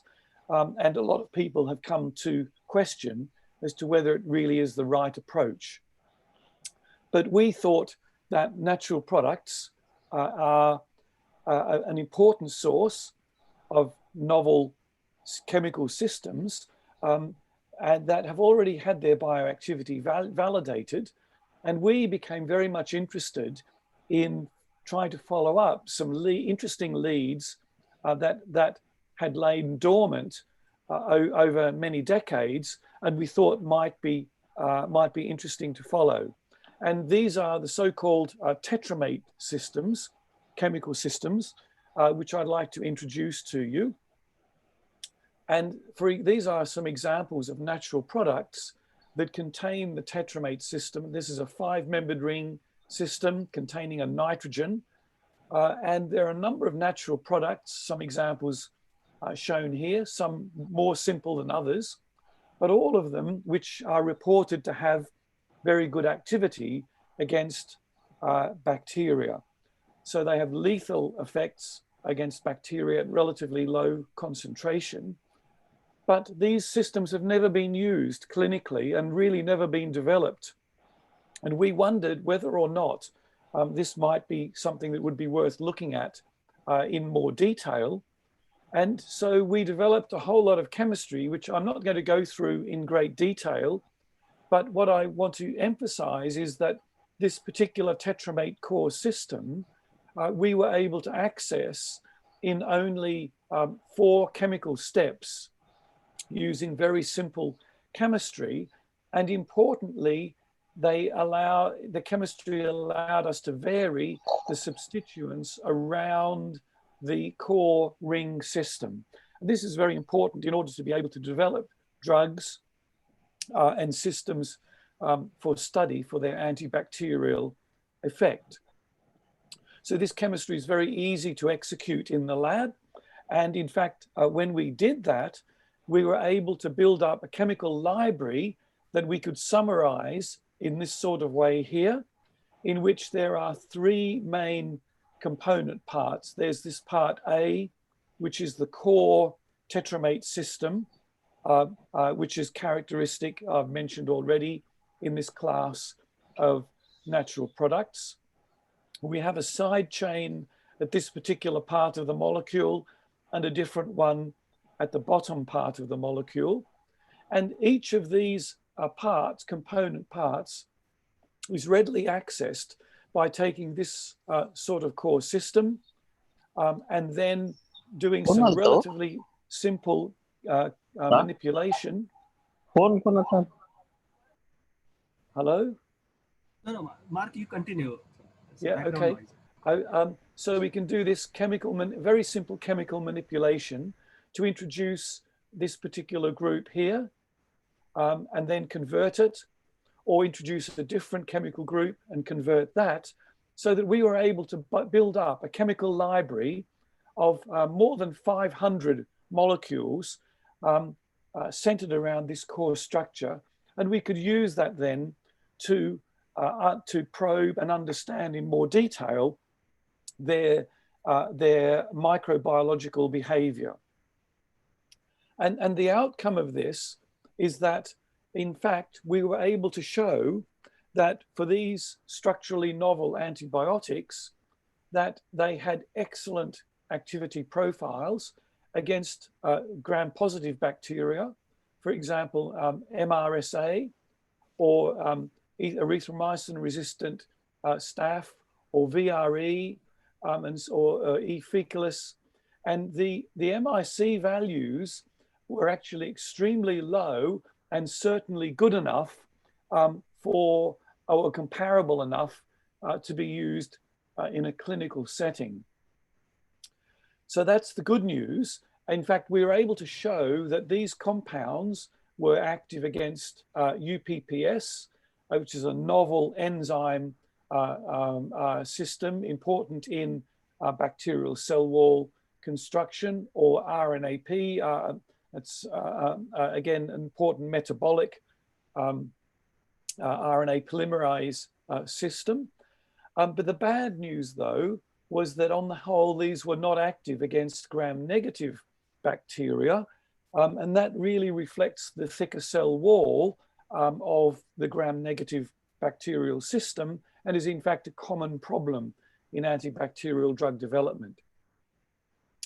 So this is good news in a sense, and it turns out that these systems were active against a range of virulent bacteria that are important in a number of clinically relevant infections. The bad news, though, is that unfortunately these systems are not active in vivo, and the reason for that is that they appear to be inactivated by blood, and we believe because they bind very strongly to plasma proteins. And we're working hard to try to correct that. The interesting thing that I'd like to point out about this work is it was very much chemistry-led. In other words, we made the compounds because we could make the compounds, not because we had a particular target in mind or because we had any clever computational design. But when we then studied the activity of these compounds against various parameters that we can use to describe chemical structure, so either, for example, C log P, or molecular surface area, or relative polar surface area, what we found was that the most active compounds actually were constrained to a very small area of chemical space, and that as we then studied each range of different sorts of activity, going to the least active compounds, that the chemical structure and the chemical space tended to vary quite considerably. And that actually is shown much more clearly on this particular slide, where if we plot, for example, molecular surface area against C log P, or molecular surface area against relative PSA, and then focus very much on different classes of antibiotics. But for example, our blue tetramic acids, the most active systems are located in a very small region of chemical space. We also made a different series of barbituric derivatives, and they occupied a small but different area of chemical space. So what we believe is that the importance of targeting small regions of chemical space can have real value in finding novel systems that might be important in finding antibacterial activity. Now, I've mentioned the tetramates, but I'd like to also briefly mention a different system called promanasin. And this is similar to what I've spoken about already, in that we have a 5-membered ring cycle containing a nitrogen, but it's different in that the substituent pattern around the ring is different, but also very highly functionalized. And promanasin is a very interesting compound because it was isolated only in 1990, and it shows antibacterial activity, or at least some antibacterial activity, along with anti-cancer and antifungal activity. And we thought it would be interesting to look at this system as well. So again, we developed some chemistry, and I'm not going to go through all the details of that, but what I want to emphasize is that, again, in a relatively short sequence, a bit longer than last time, but not too bad. So 1, 2, 3, 4, 5, 6, 7 chemical steps, we could get to what we considered to be mimics of promanasin, in which we varied this group here R for differently substituted aromatic or alkyl or unsaturated systems. And both this particular compound and this one could be made in excellent chemical yield and were very stable. Now, interestingly, we could also make related systems, again, in a very short sequence of steps, where we have different groups R at this position here, either for this bicyclic system or this deprotected one, again, for a variety of R values, and again, with very good yield. So very, very simple and straightforward sequence. And what was interesting to us is that when we assayed these for antibacterial activity, what we're able to show in this particular case, that for the hydroxypyrrolidinones, that's these ones here, in particular, these showed very selective and quite good activity against E. coli, so gram-negative type of systems. So this was very exciting for us because it showed for the first time that we could design chemical systems that were specifically targeting gram-negative bacteria, and it's well known that that's actually quite a difficult thing to do. So we're currently working on trying to optimize these particular systems and to see whether this activity that we've found is more general, or whether it's restricted to this small class of compound. So I'd just like to finish this part of my talk by acknowledging the team, my team who was involved in this. And you can see instantly that it's a very international team. And it's been a great pleasure for me to be able to do our work, the work that we do, working with so many different nationalities from all over the world. So what I've described to you so far is very much synthetic organic chemistry and trying to make an impact on drug discovery using synthetic organic chemistry as a core activity. But I have very diverse interests, and midway through my career, I became very interested in materials science. And one of the reasons for that, in fact, relates to the previous speaker and what he said about sustainability and trying to find better ways of using natural resources to make our existence both more sustainable but better.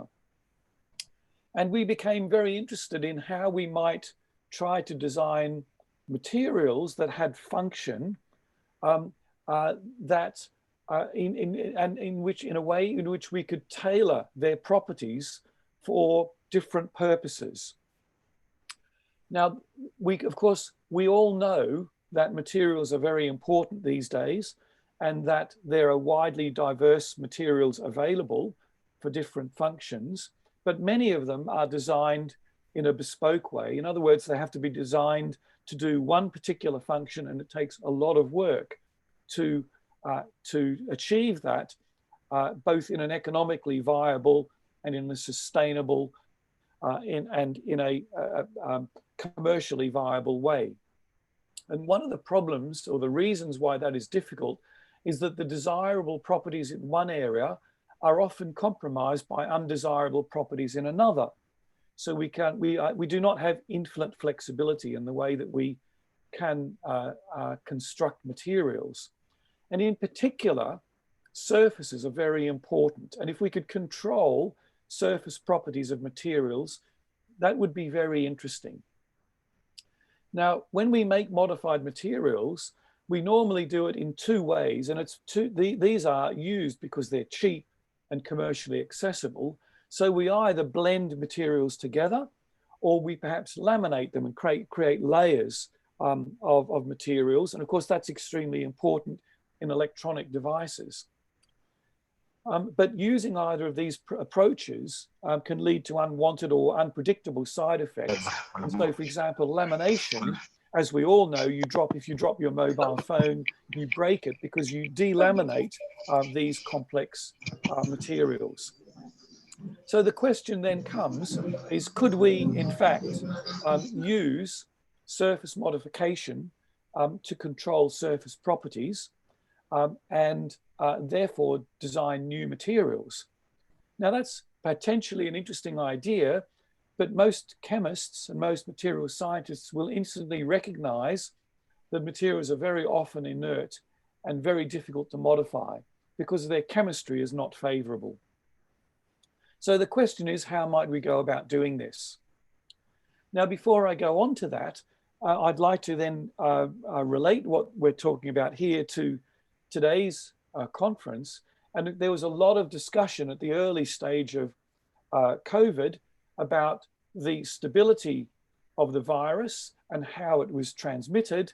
And in fact, a very important study came out at the end of March, which showed that COVID was actually quite stable on a variety of surfaces, including plastic and stainless steel, with half-lives that were anything up to half days or potentially even longer. And so one of the big focuses on hygiene across the world has been to try to ensure that surfaces are kept hygienically clean. And a lot of work is now done to make sure that that's the case, and certainly is going to become very important as we go into the release from lockdown. So chemically changing surfaces is not so easy, because if we want to put some sort of functionality onto a polymer, by and large, we either have to start with an appropriate monomer and polymerize it, or we have to do a chemical derivatization to convert something that's already there and then change that chemical functionality. But I became very interested in the idea of taking an unfunctionalized polymer and adding a chemical functionality last that would actually introduce interesting properties. And that has an advantage because we could think of lots of unfunctionalized polymers like polythene or polypropylene. And if we could add functionality, that would be potentially extremely interesting. And we were able to show that we could do that using polystyrene by taking this particular diazo derivative and just physisorbing it onto the material and then heating. And we could then actually chemically bond onto the surface a new chemical entity which could be used to couple a dye and convert a colorless polymer into a colored polymer. And it turned out that strategy was actually extremely successful. And by modifying the nature of the diazonium group that we used, we could in fact modify a huge range of polymers, all the way from polystyrene, polyethylene, polyethyl sulfone, polypropylene, Kevlar, natural fibers like cotton, PET, and including inorganics like silica gel, alumina, and so on.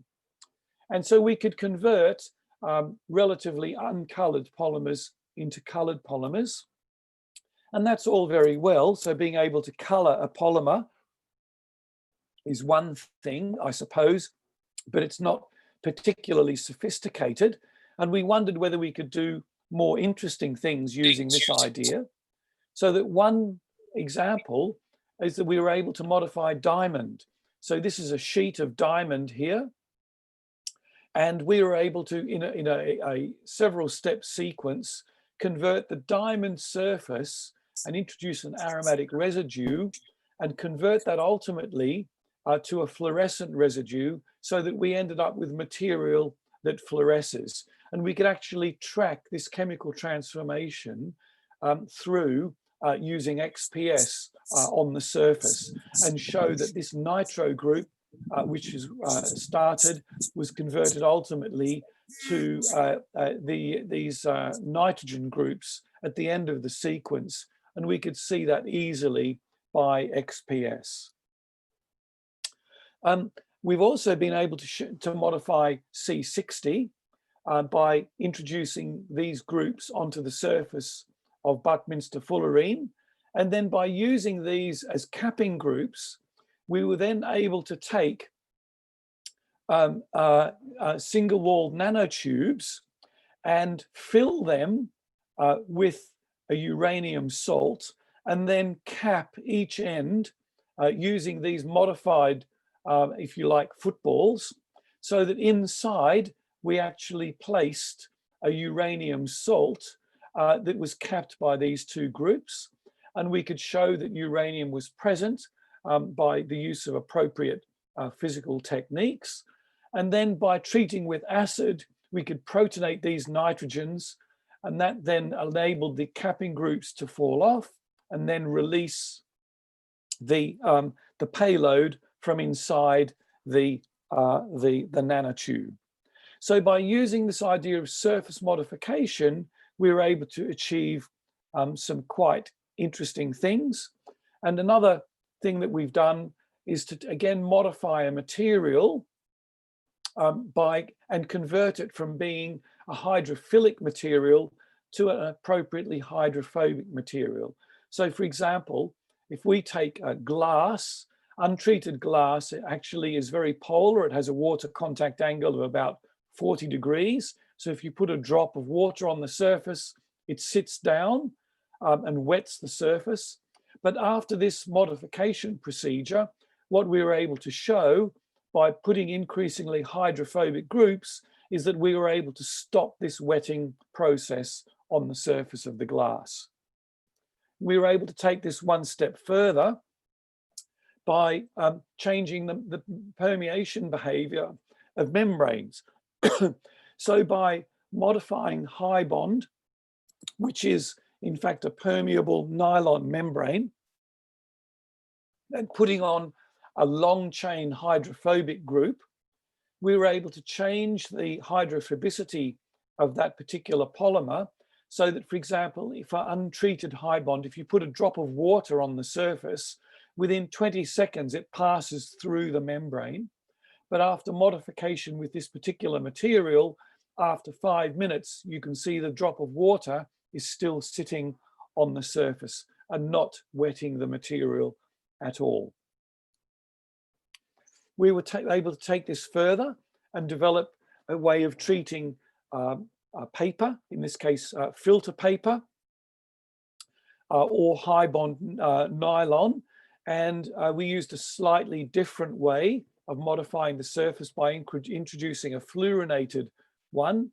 And so we can modify paper with this particular molecule just by heating at 120 degrees. And you can see, I hope from these photographs, that a drop of colored water in the case of this filtered paper now just sits on the surface instead of wetting it, and that this high bond nylon also is now impermeable. And this is just based on a simple chemical modification, small molecule modification of the surface of that material.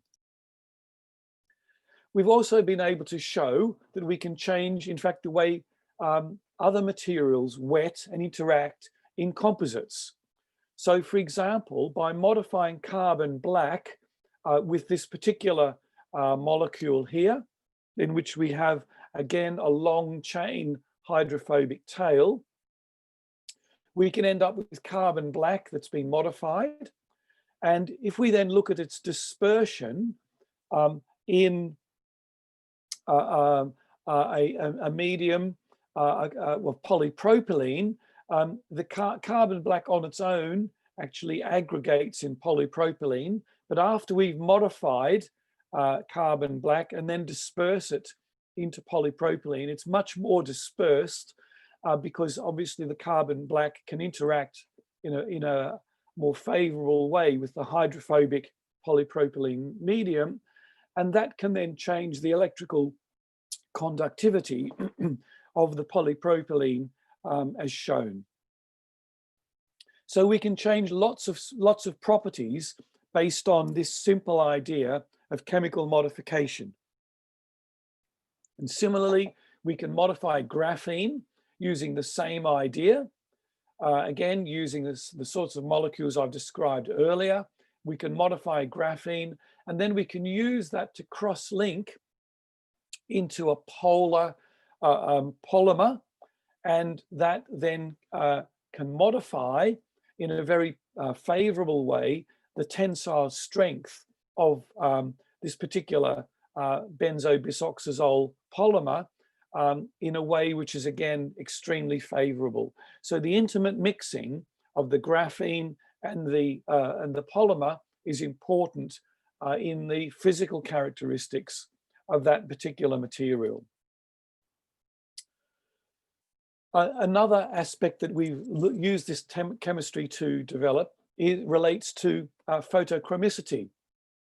So using the reversible transformation between a spiropyran and a myrocyanin form, where we get a reversible color change depending on the light that gets shone on either of these systems, we've been able to show that we can in fact modify, for example, polystyrene with different systems, and in the best systems we have a very significant change in color from red to blue, for example, or yellow to blue, based on the light that is shone on these. And this is a fully reversible color change over multiple cycles. So we've been able to, in fact, probe this in more detail just by looking at diffuse reflectance UV-vis spectroscopy. And again, this is the chemical modification, but we have a colorless to a blue or purple type transformation, which is fully reversible, and which in fact you can see significant change in the UV spectrum as causing the visible change in color. I'd like to just move towards the end of my presentation and talk about some other properties we've developed which have involved interaction with biological systems. And that again brings us back at least partly to the COVID theme of today's conference. So we've been able to show that depending on the surface chemical functionality that we put onto a material, whether it's hydrophobic or very polar, so for example, phosphate or carboxylic acid, that we can change the way proteins bind to the surface of a polymer.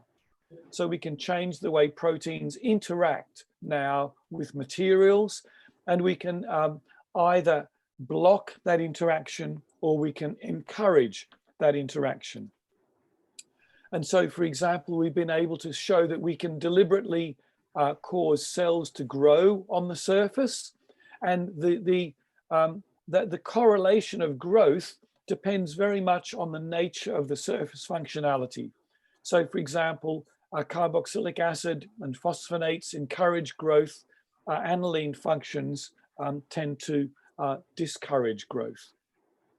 So a simple chemical modification can have a big impact on the growth of biological material. And equally, we've been interested in killing bacteria. So this brings me back to the first part of my presentation. And the idea in this particular case has been to modify the surface of polystyrene with a urea group that binds hydrogen peroxide. And of course, it's well known that hydrogen peroxide is lethal to bacteria. So we end up with material that has hydrogen peroxide bound. And if we examine the activity of that material against a variety of bacteria, then we've been able to show that the polymer can kill that bacteria extremely effectively, as shown by the inhibition zone around this particular polymer sample of a Petri dish which has been inoculated with bacteria. We've more recently developed this and improved this to a second generation to improve the loading, and that actually has been extremely successful, so that we've been able to show that the activity against, in particular, both gram-positive and gram-negative bacteria is extremely good.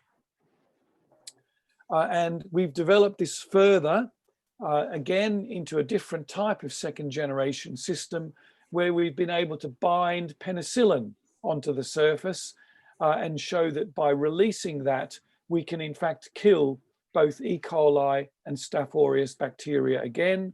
And we've studied the release kinetics of these systems and shown that the penicillin is released over something like a 5 to 10 hour period before it plateaus out, then over an extended amount of time. So that the point is, the surface modification that we achieve is enough to bind molecules like penicillin and peroxide and give an observable biological effect, antibacterial effect in potential applications. And I can't talk about it in detail because it's very preliminary, but we've currently extended this work and we've been able to show that this whole concept can be used to introduce antiviral activity too. And it looks like actually quite potent antiviral activity, which we're very excited about. I'd just like to conclude my talk by mentioning that it's always possible to think that we're more clever than we are. And I would like to acknowledge nature that has really thought about what I've spoken about in the second part of my talk, because there are two natural products that possess this diazo function, exemplified by kinemycin here. Unbelievably, these are isolatable natural products, chemically amazing structures that have very potent anti-tumor activity, and they cleave DNA under reducing conditions. So what I've spoken about in the second half of my lecture, nature has already developed and exploited to modify biomacromolecules. I'd just like to finish again by acknowledging my research group and the contribution that all of them have made in that area. And again, you can see that it's also a very international group. And again, I'd just like to acknowledge what pleasure it gives me in having such an international group. And just to, I will end where I began, just to say that I hope that we can all, in fact, move from lockdown back to normal life as soon as possible. And if this particular conference helps us achieve that, then it will be a very good thing. So I'd just like to thank the organizing committee for the invitation to present here, especially Chandan. And I'd also like to thank you all for giving me the opportunity to talk to you about our work today. So thank you very much. Thank you very much indeed, Mark.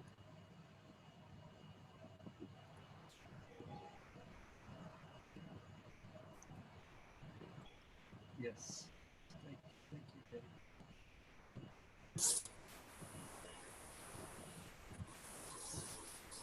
you. Mark, it's really a great pleasure to us to have a great flavor of chemistry, the synthetic chemistry as well as the surface modification. Definitely this surface modification will be very much useful in future to get rid of this coronavirus. So there is one question from participant. Can we have a bacterial strain which will mute viruses in order to make virus ineffective? Mark, there is a question from audience. Well, I'm not enough of a biologist to know the answer to that question. It would be a great thing if there was. But what I can tell you are that phagocytes are in fact very well known to engulf viruses and indeed other bacteria too. And so there is the possibility of developing these sorts of treatments, I think, for the future. It's very interesting because the Russians have developed phagocytes very extensively, but it's not really a way of, not a clinical treatment which has been very widely embraced outside of Russia. So I think we all have a lot to learn about the ways to tackle this particular challenge. Thank you very much indeed, Mark. In fact, I must mention Mark here because I'm in a single word I'm saying you Marks because audience doesn't know. Because you remember when I interact with you first, I used to say sir, and you said me no, you don't say me sir. So all my participants might be confused that I'm saying you Mark. So it's a really a great honor that you directly connect me as a friend, and indeed we keep this relation in future. Once again, I would like to thank on the behalf of my institute and my all organizing committee, my particularly the society, the People's Education Society, and college, and all these participants are very pleased to listen to you. Once again, I welcome you and thanks. Thank you, sir. Yeah. Thank you, Professor Mark Maloney, for your courtesy to be with us. Really, we have enjoyed your explanation. Now I am requesting Mr. Sachin Kuwar to introduce our next speaker, Rajkumar Khapekar, Dr. Rajkumar Khapekar. He will speak on biodiversity. Sachin Kuwar, sir. Thank you, Professor Zade. So very good afternoon to one and all. This is Sachin Kuwar. I'm working as an assistant professor in botany at Siddharth College of Arts, Science and Commerce. So this has been a very auspicious day, foundation day of our college. So we are entering the platinum year.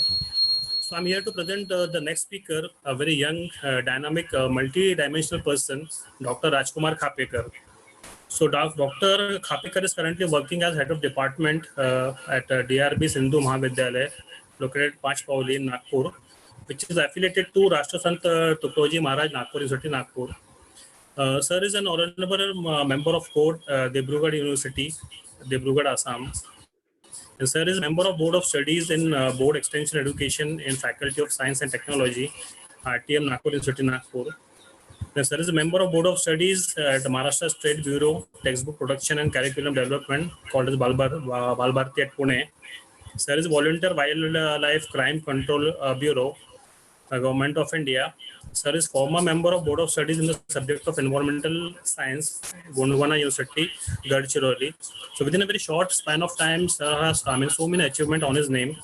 So due to time constraint, I'm not going to speak on all the things. I'm just going to just highlight few of his major achievements. So Dr. Rajkumar Khapikar served in various division of National Environmental Engineering Research Institute, NIRI, at Nagpur. December 2007, sir has got award of research associateship by Ministry of Environment and Forest, Government of India. January 2008, sir has got Young Scientist Award by UGC and RTM Nagpur University, Nagpur. In January 2010, Government of Maharashtra conferred him by awarding Ideal Teacher Award and National Environment Friend Award. October 2012, he got prestigious Vidarbha Bhushan Puraskar for outstanding achievement in the field of education and environment. September 2014, he has honored with prestigious Sir Jagdish Chandra Bose National Award for Excellence in Botany by Mahatma Phule Talent Research Academy, Nagpur, for his outstanding achievements in various fields of teaching and research in botany. In November 2014, he has been awarded as Best Researcher and Best Academician Award in International Conference on Emerging Trends and Challenges in Science and Technology held at Bangkok, Thailand. Then December 2015, Dr. Rajkumar Khapekar's name is featured in Marvelous Records Book of India as in Marvelous Personalities of India. January 2017, His Excellency Governor of Assam nominated Dr. Khapekar as Honorable Court Member of Dibrugarh University, Assam. In December 2017, Dr. Khapekar got Vigyan Seva Ratna Puraskar for his very notable contribution in field of science by Sunrise Peace Mission. In November 2018, he got Maharashtra Paryavaran Gaurav Award by Government of Maharashtra. So, sir has published and presented about 30 research papers in national and international repute. He has published 6 books having standard ISBN entitled Ecology of Thermal Power Stations, College Botany, Viruses, Prokaryotes and Algae, Practical Manual of Botany, Botany, Physiology and Ecology, 2 books for Maharashtra State Board for class 11th, that is environment education, and for class 12, environment education and water security. Sir's doctoral research work entitled Ecophysiological Studies on Algae of Thermal Power Station is declared best work by UGC and RTM Nagpur University, Nagpur. Dr. Khapekar is the honorable member of Project Controlling Committee entitled Rejuvenation of Lakes and Rivers in Nagpur City and under State Lake Conservation Plan by Government of India, Government and Nagpur Municipal Corporation, Nagpur. He is also an advisory member of project entitled Rejuvenation of Nag River by Nagpur Municipal Corporation, Nagpur, and member of many other national and international scientific organizations. So, sir has a total research experience of 18 years. So, on behalf of Siddharth College of Arts, Science and Commerce, Mumbai, I welcome you, sir, on Zoom dais. Over to you, sir. Thank you. Thank you very much. Can you audible me? Yes, sir. Yes, sir. You can share your screen, sir. The Yes, presentation yes. if you want to. Yes, yes. I'm sharing my screen right now. Yeah. Yes.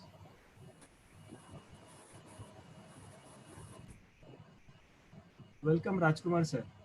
Yes, yes, yes. Yes, wait, I'm sharing now. Yeah.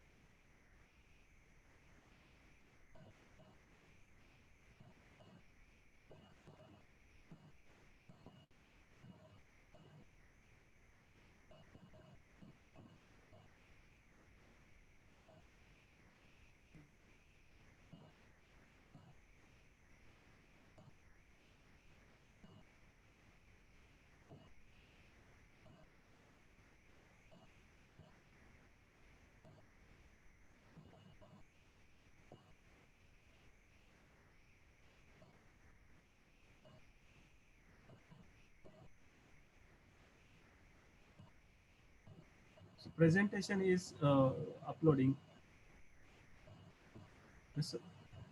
Yeah.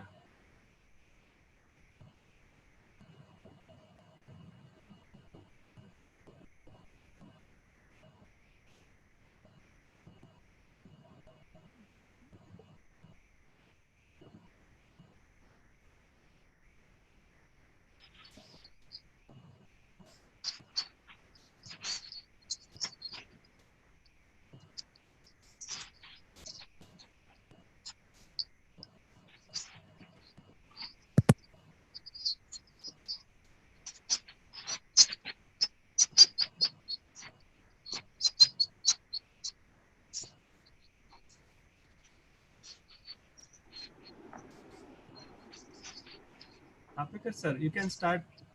Yes. It will take time to download. Exactly. So, can I audible to all of you? Yes, sir. Yes, sir. Okay. So, thank you very much for inviting me on this particular international webinar, and thank you, Kuvar sir, for introducing me on this particular dais. At the outset, I would like to say thank you to Principal Dr. G.V. Rao sir from Siddharth College, Vice Principal and IQC Coordinator Dr. Chandan, Dr. Zhade, Dr. Pawar, and my friend Dr. Vishal.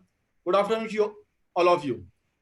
In the beginning itself, I would like to start my presentation with disclaimer that during this presentation, I used some of pictures and thoughts from various sources, from like various books and from internets also, and putting my views on this particular topic. So today I'm going to speak on the topic that is effect of anthropogenic activities on environment with special reference to COVID-19. You just wait for a while. Yes. Can you see my presentation?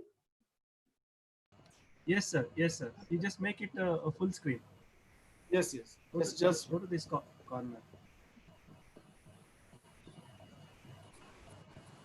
At the bottom. Yeah, yes. Correct.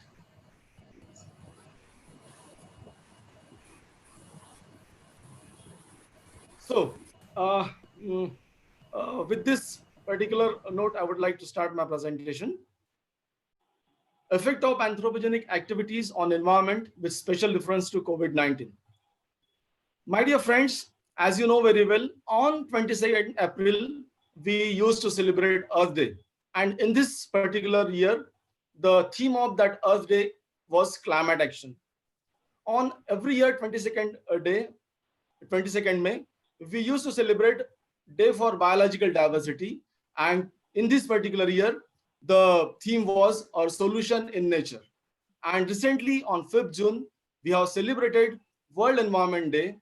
And the theme of that particular World Environment Day was Celebrate Biodiversity. My dear friend, today my talk is based on particular this aspect and also regarding some of the aspects of the water actually regarding COVID-19. My dear friends, at the beginning, I would like to show you this particular slide. And in this particular slide, I must say, great job, guys. Our Earth is dying. Many of you might be thinking that why the person who Earth is dying and he's saying that great, guys. Actually, it is sarcastically I am saying, and I would like to extend my best wishes or congratulations to all of you for Earth is dying. But I suppose no one of you can accept this congratulation. Why? Because all of we know that Earth is dying and you and me are responsible for that particular action. My dear friends, I am saying this thing very sarcastically, but you have to know what exactly the situation is. Let us see if we are saying that there is a global warming. Today morning, Dr. Poshettivar had talked about that. If there is really world is getting warmer, or if so, the action of mankind is blamed for the Earth's increasing temperature, and what can or what we should do for this particular aspect. I would like to drag your attention towards this particular picture. This is a picture shared by the Intergovernmental Panel of Climate Change. And according to this particular picture, you can see that we are already in the 2020 We are already here in the 2020, and if the Earth's temperature will increase in this particular pace, by the time of 2050, we will lose majority of the flora and fauna. And if this pace is continue, by the time of 2080, the extinction of more than 40% of the known species will be taken up. My dear friend, this is very alarming situation for you, for me, and for all of us. Yes, this is particular picture of melting snow mount of Kilimanjaro. It is in Africa. In this particular picture, you can see that in February 1793, the picture was taken, and at the same time, after some year, the picture was taken. It is estimated that almost 80% of the ice of that particular mountain is melted. Yes, it is declared.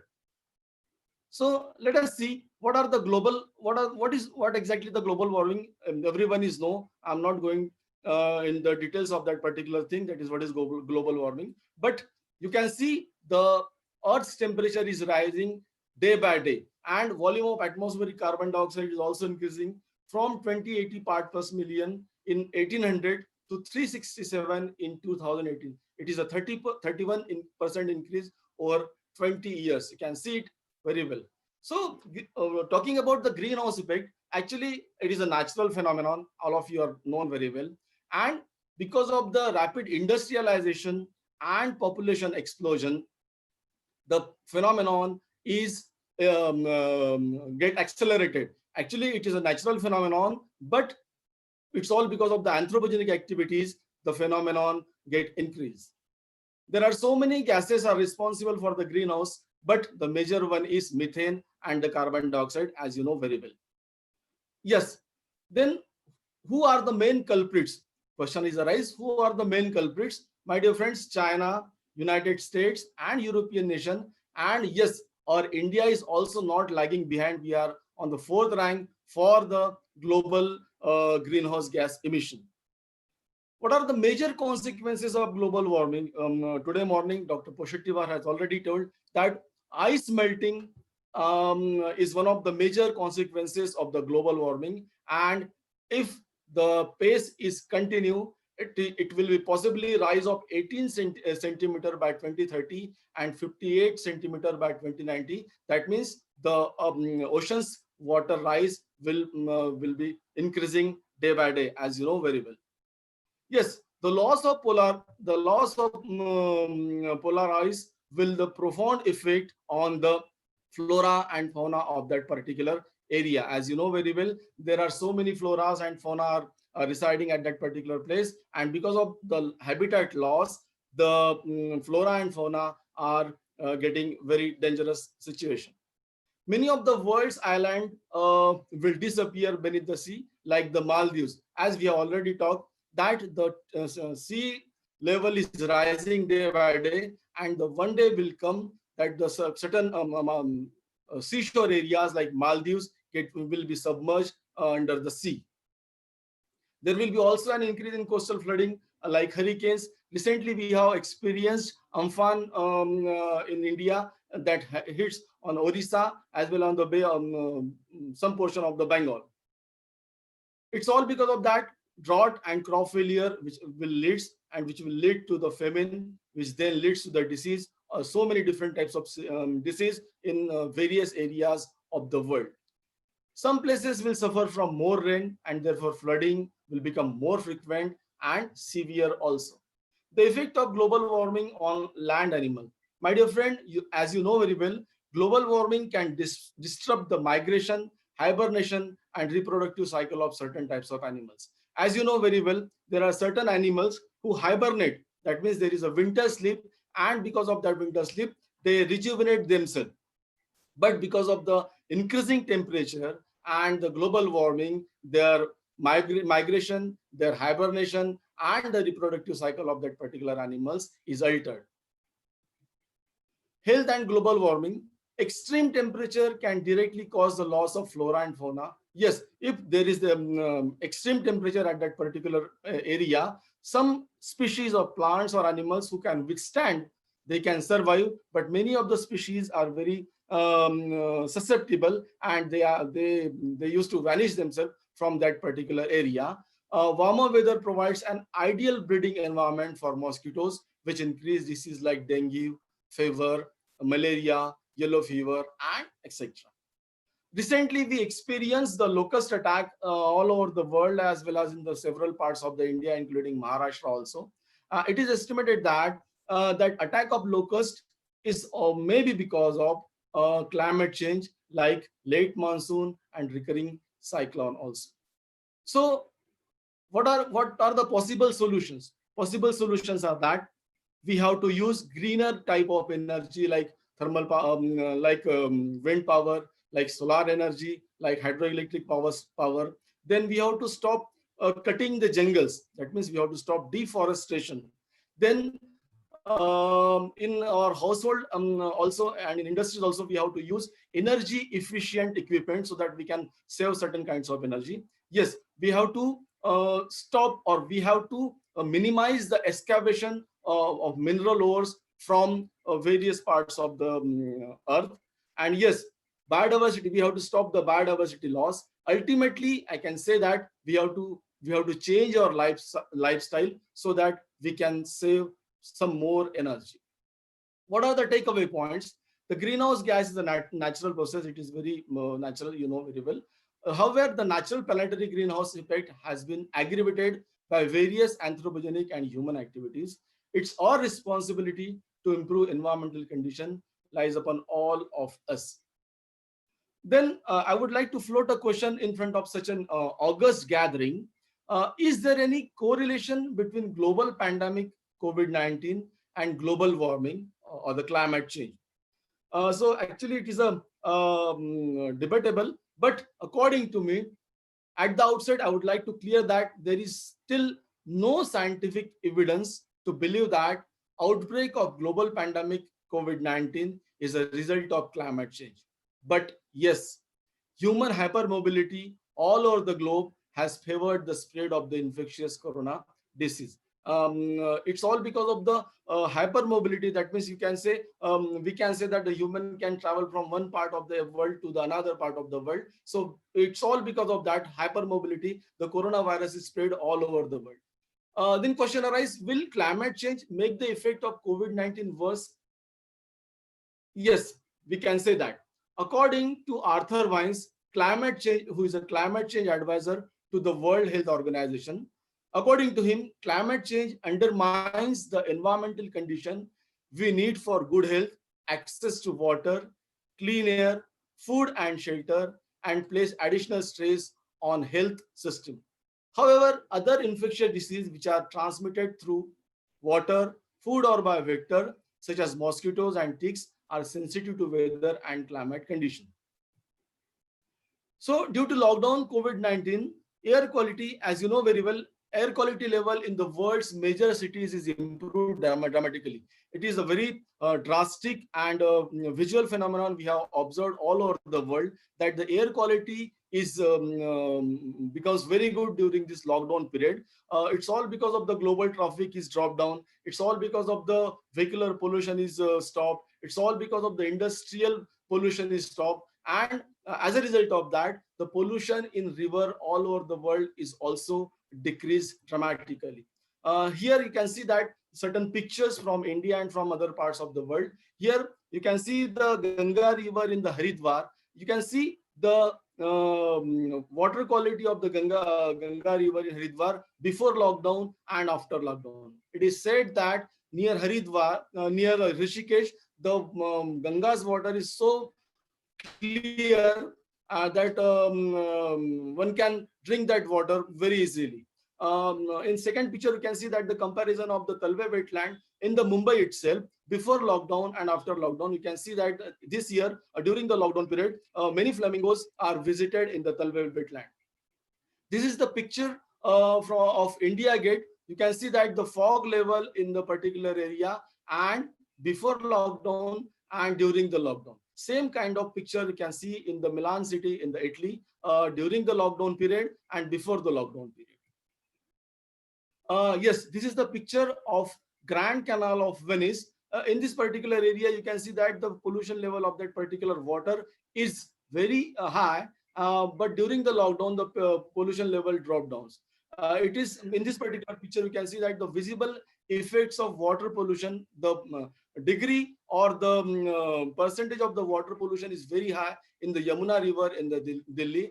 And this can you can compare this picture with this particular picture. The pollution level is dropped down dramatically and drastically in the Yamuna also. Yes, this is one of the picture. You can see that this is the Kangra Valley in Himachal Pradesh from about hundreds of kilometers away from the Himalayan region. From Kangra Valley itself, we can see that the beautiful scenic scene of the Himalaya.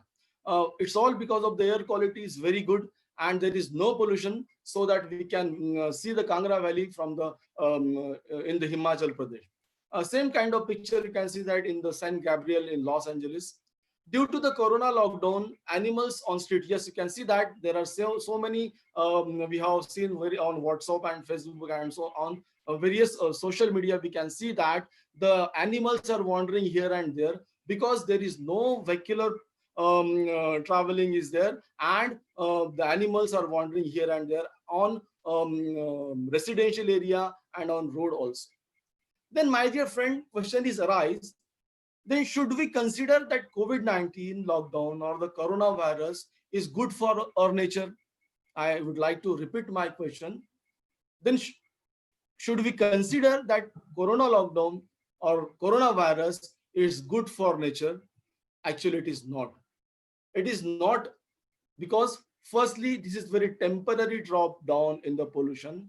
And so long as the coronavirus crisis persists, various economic activities reduced and emission will remain relatively low.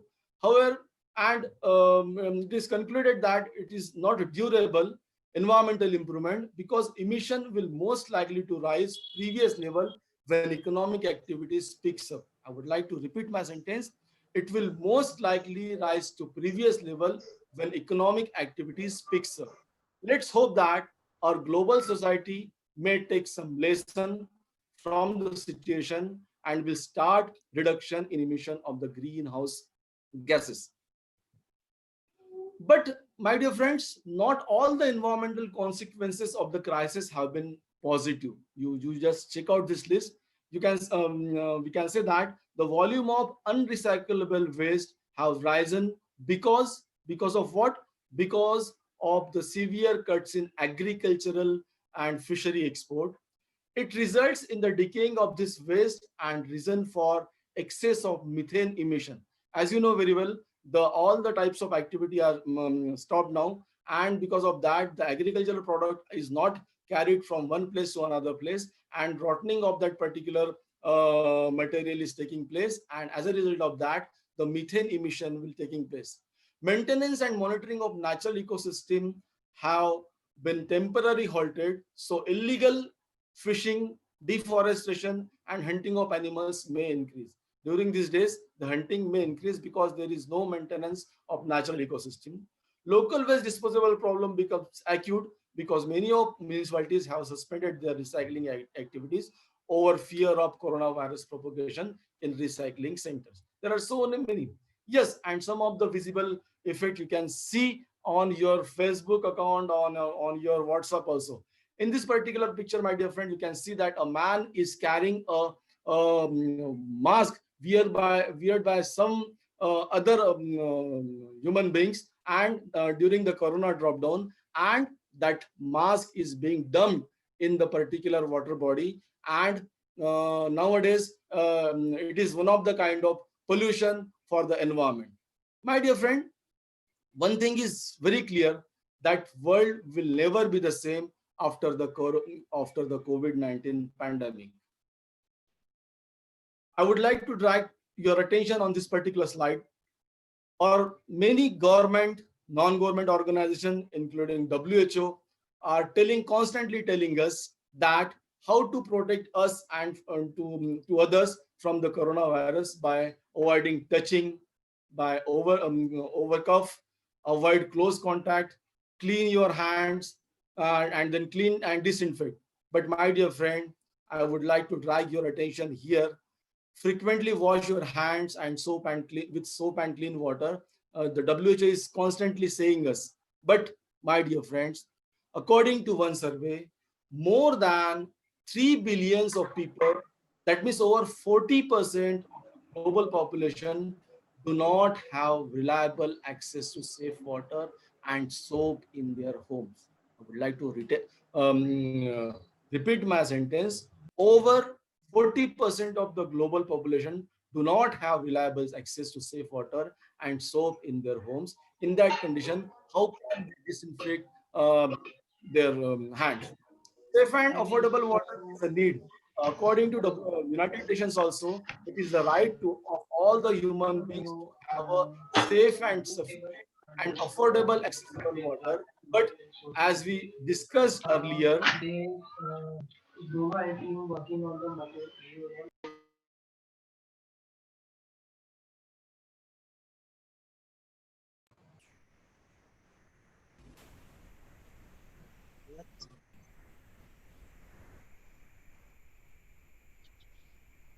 Sir.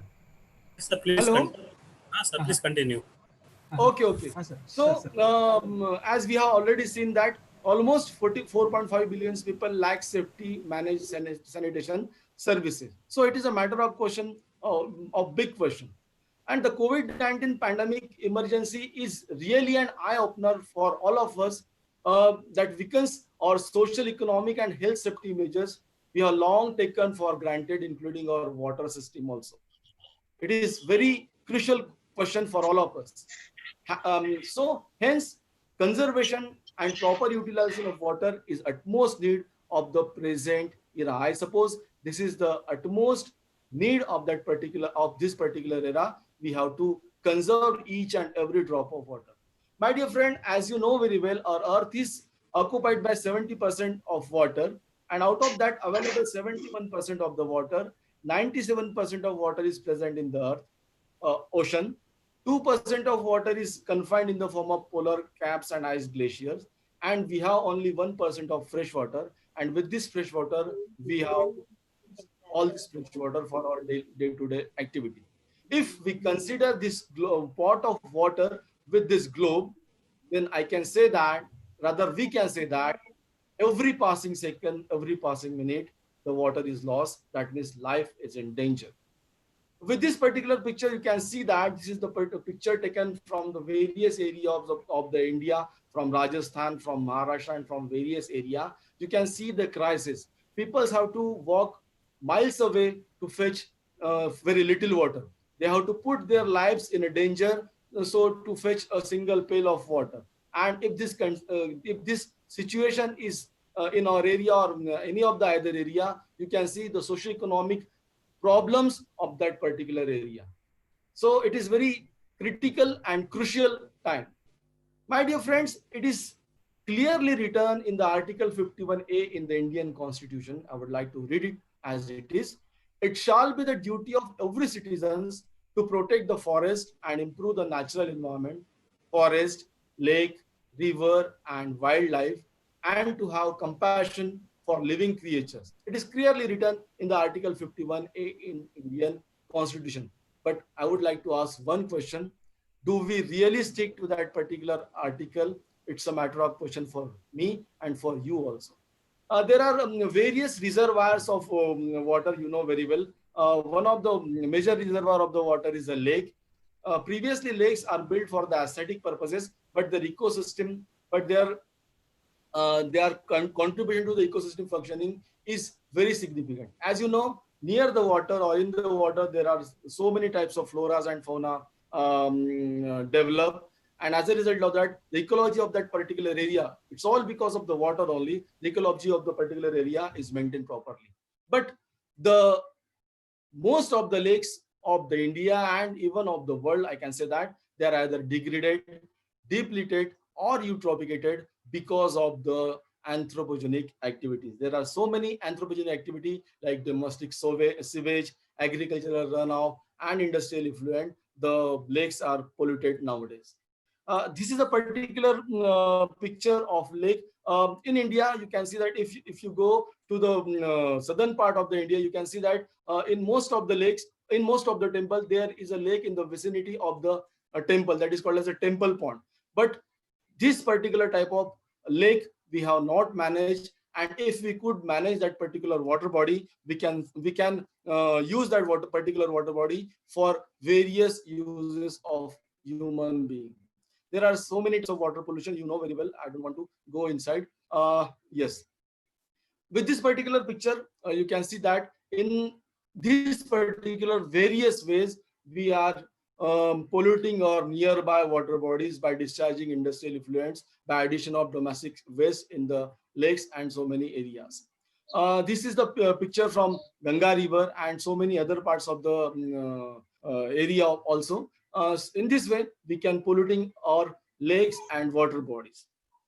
In addition of that, in our India, one type of pollution, one exclusive type of pollution, I can say, we can see in the, and that is immersion of idols in the water body. Either they may be lakes, or they may be rivers, or they may be the oceans. These are the pictures from Mumbai itself, and in this particular picture, you can see that how the deity Ganpati idol is immersed in that particular area in the ocean. So after immersion, that particular deity's idol is not become a deity, it becomes a garbage, and Bombay Municipal Corporation or several other municipal corporations have to take out that garbage in this particular way. You can see that. So it is very pathetic. It is one of the kind of major pollution in our India, I can say that. In this particular picture, you can see that the particular any of the other kind of the lake get polluted by nutrient enrichment from surface runoff and from various sources. It's all because of that the nutrient level will increase, and the eutrophication process will start, and as a result of that the proliferation of algae will take place, and after the death and decay of the algae or the even certain aquatic animals, the organic pollution of the lake will increase day by day. So what are the effects of that particular water pollution on the lake? First is eutrophication, algal bloom, obnoxious smell, increased BOD, decreased dissolved oxygen, increased turbidity, increased waterborne diseases, fish mortality, disturbed aquatic food chain, bioaccumulation, and biomagnification. These are the various effects of the lake pollution on that particular area. I would like to share one of my work with you, that is case study of Nike Lake. It is situated in the north area of Nagpur. You can see that with this particular Google image, you can see that the area is very densely populated and people residing in the close vicinity of that particular lake. This lake is also very polluted, and because of anthropogenic activities, due to the continuous interaction between the anthropogenic activities, plant communities and aquatic environment, the habitat becomes changed chemically as well as physically. You can see that if you consider this image with the previous image, so it is a graphical representation, and this image you can see that this particular type of situation is seen in that particular lake. So in this particular image, you can see that the domestic sewage line is directly attached with that particular lake. People used to throw their garbages, including medical waste, in that particular lake, and day by day, the pollution level of that particular Nike Lake is increasing day by day. So we have taken and survey, and we have taken, we have carried out and study on that particular lake. Forget about all these values. Just look at this value which is written in the red color. This is the turbidity, magnesium, iron, selenium, and etc. You can compare the observed value with the Bureau of Indian Standard value. So you can very well conclude that the pollution level of that particular area was very high. The research work was carried according to the American Public Health Association, American Water Works Association, and Water Pollution Control Federation. These are the algal species or phytoplankton species we have encountered during our investigation, and you can see that the species which is written in the red color, they are the pollution indicator species. We have calculated Palmer's pollution index, that is PPI, which is the biotic index based on organic pollution indicator species. And according to that, if the values comes in between 1 to 15, it indicates clean but increasing nutrient enrichment to the optimal level. If the value comes in between 15 to 20, it indicates presence of organic pollution. And if the value comes more than 20, it indicates very high organic pollution. And during our investigation, we got Palmer's pollution index, that is 28. That means we can conclude that the pollution level of that particular area of that particular lake is very high. These are the pictures of some algae which we have encountered during our investigation. That means these are all the pollution indicator species. You can see that. So well, we can conclude that, as we already talk about the pollution indicator species like Oscillatoria, Navicula, Chlorella, Synedesmus, Juglena are the pollution indicator species, which indicates that there is a organic pollution in that particular area. And Palmer's pollution index also indicates that there is a high degree of pollution in that particular area. So my dear friends, right till now we have discussed regarding the problems, but let us talk something regarding the pollution, regarding the eco restoration or the possible solution of the lakes. Installation of certain types of floating fountains should be done in order to make up the disturbed oxygen level. It will also help to uplift the aesthetic value of the lake also. If we raise certain types of floating fountains on that particular lake, the aesthetic value of that particular lake will increase, as well as the disturbed oxygen level will also maintain. It is, my dear friend, it is just like the putting the aerator in our domestic, what can I say, that the fish pond. If we put fish pond, aerator in fish pond, in that with that particular aerator, the oxygen, the water is agitated and oxygen is mixed. So it is just like that. Then phytoremediation. Phytoremediation involves the use of living plants and their related microorganisms to remove contaminants from the environment or to degrade contaminants to a lesser toxic form. There are several ways with which of phytoremediation with which we can remediate the soil, the water also. One of this technique nowadays getting importance, that is the phytorid technology. In this particular technology, we have to plant certain types of plant in the particular bed, and before entering the water into the actual lake, we have to pass that water through that water bed, and as a result of that, the certain plants have a capacity to absorb certain types of nutrient and even certain types of heavy metals also. In this particular technology, Canna, Eichhornia, Typha, Phragmites, Hydrilla, etc. plants can be used. In our Nagpur National Environmental Engineering Research Institute, NEERI, is doing very good work in this particular phytorid technology.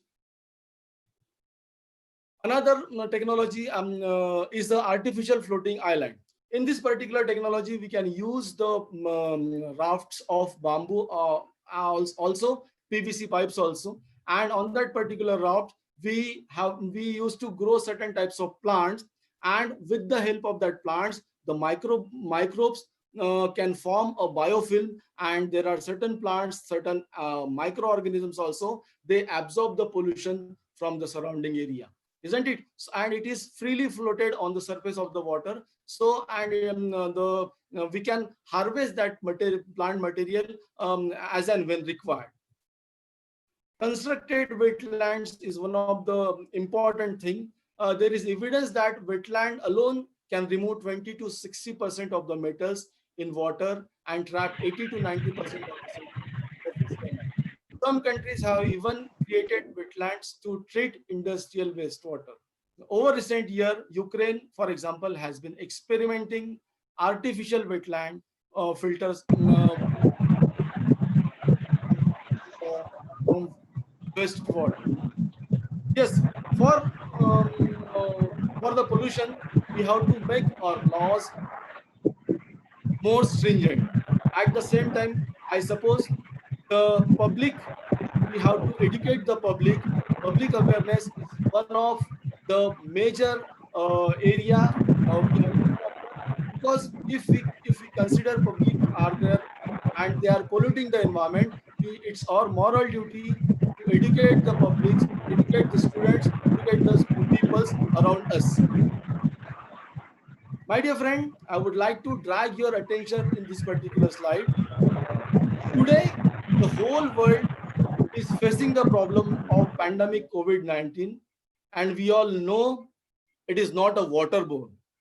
But imagine if there would be any pandemic in future related to waterborne pathogen, then how the world will suffer tremendously. I would like to repeat my sentence. Imagine if there would be any pandemic in future related to waterborne pathogen, then how the world will suffer tremendously. My dear friends, it will be very pathetic if in future there might be kind of any pandemic which is of waterborne, because we have very little resources of water and we all have to use water very judiciously. It's all because of the industrialization, it's all because of the urbanization, it's all because of the population explosion. The scarcity of water is increasing day by day, and pollution of water is also increasing day by day. So it's a matter of big question for you and for me also. So it's our moral duty, because as a professor, as in a teaching profession, or as a particular Nagrik of that particular area, it's our moral duty to conserve each and every drop of water. My dear friend, this is a picture I have directly taken from the internet. Here you can see that the people are surrounded by water, but the water is not in the form of potable water.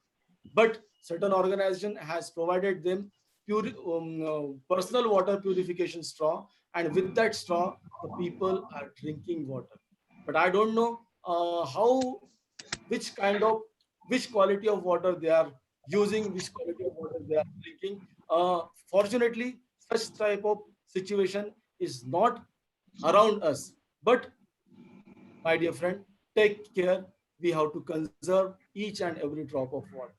So we need everyone's help to stop the pollution. It's your world, it's my world. Help to clean the world.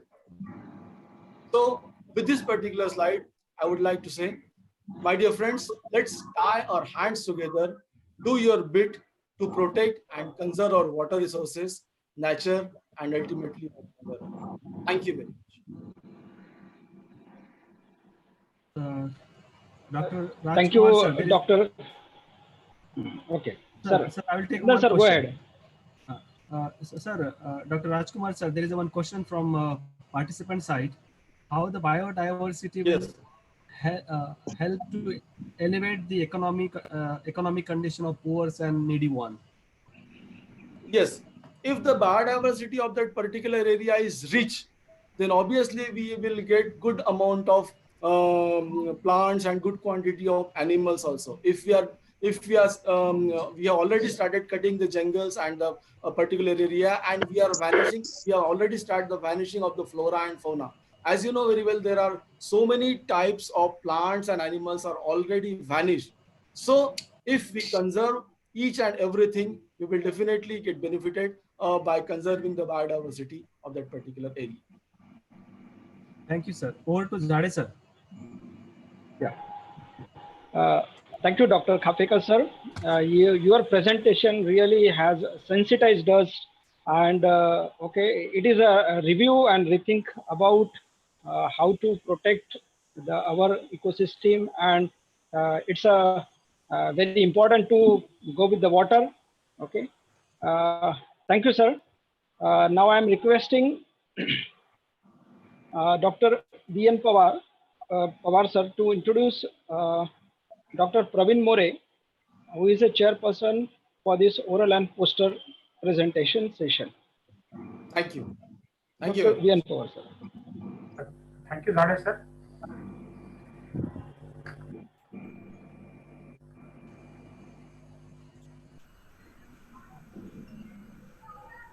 Let me welcome Dr. Praveen More, sir. Praveen More, sir, is a associate professor in Department of Physics Nanomaterial Application Laboratory, Institute of Science. He has done his MPhil PhD from University of Pune.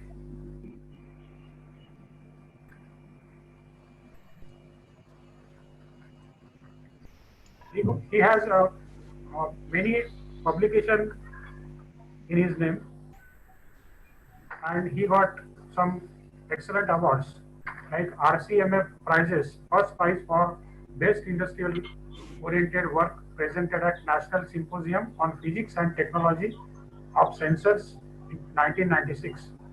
University of Pune awarded GRF during 1996-97.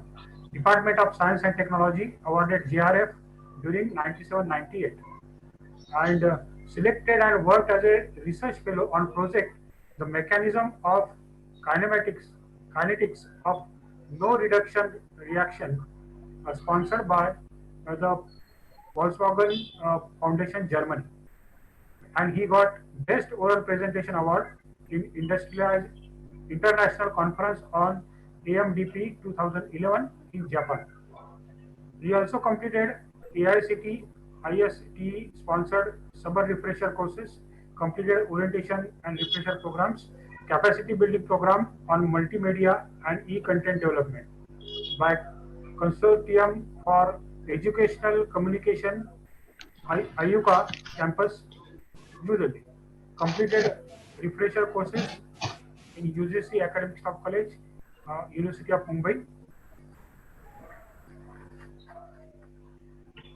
He has one UGC minor research project under his name, and another UGC sponsored research project also he completed, and he has a major research project under his name, Rajiv Gandhi Science and Technology Commission.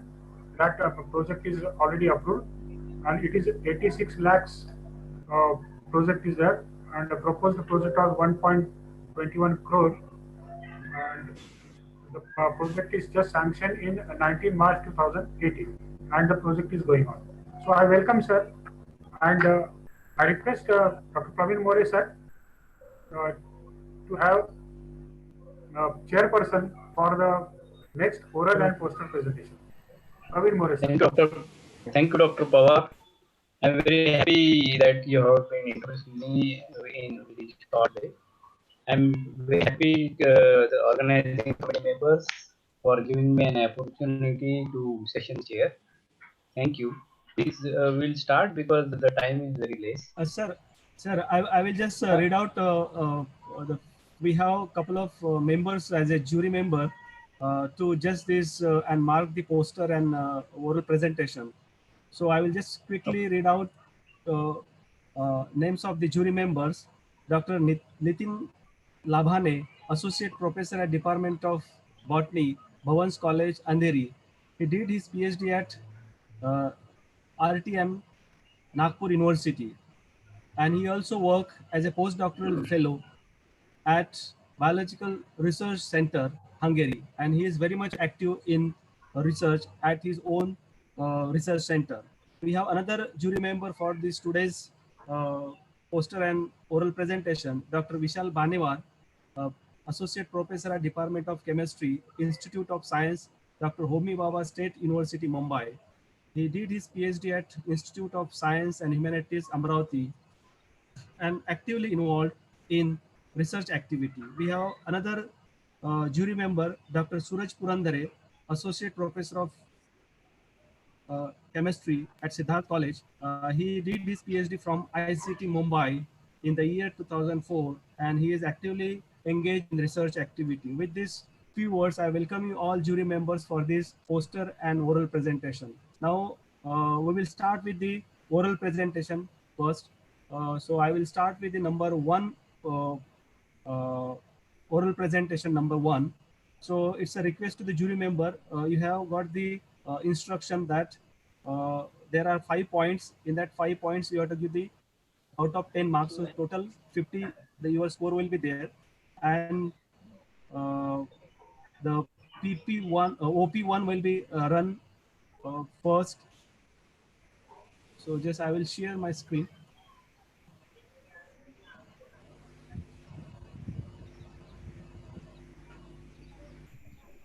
just to make sure, sir, it is audible? Yes. Yes, yes. Okay. Yes.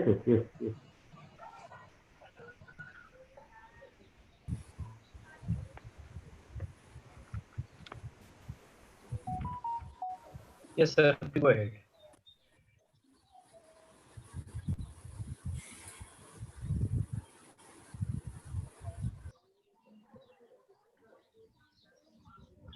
We can't hear. Can you please check the voice?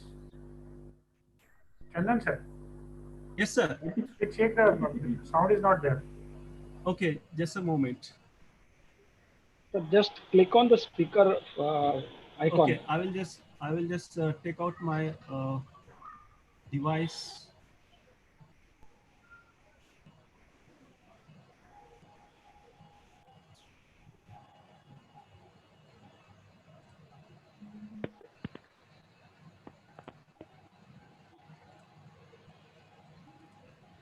Myself, Kambre Vishal Suresh, Assistant Professor, Department of Chemistry, Kangukhana Thakur, Art, Commerce and Science College, Lukanwell.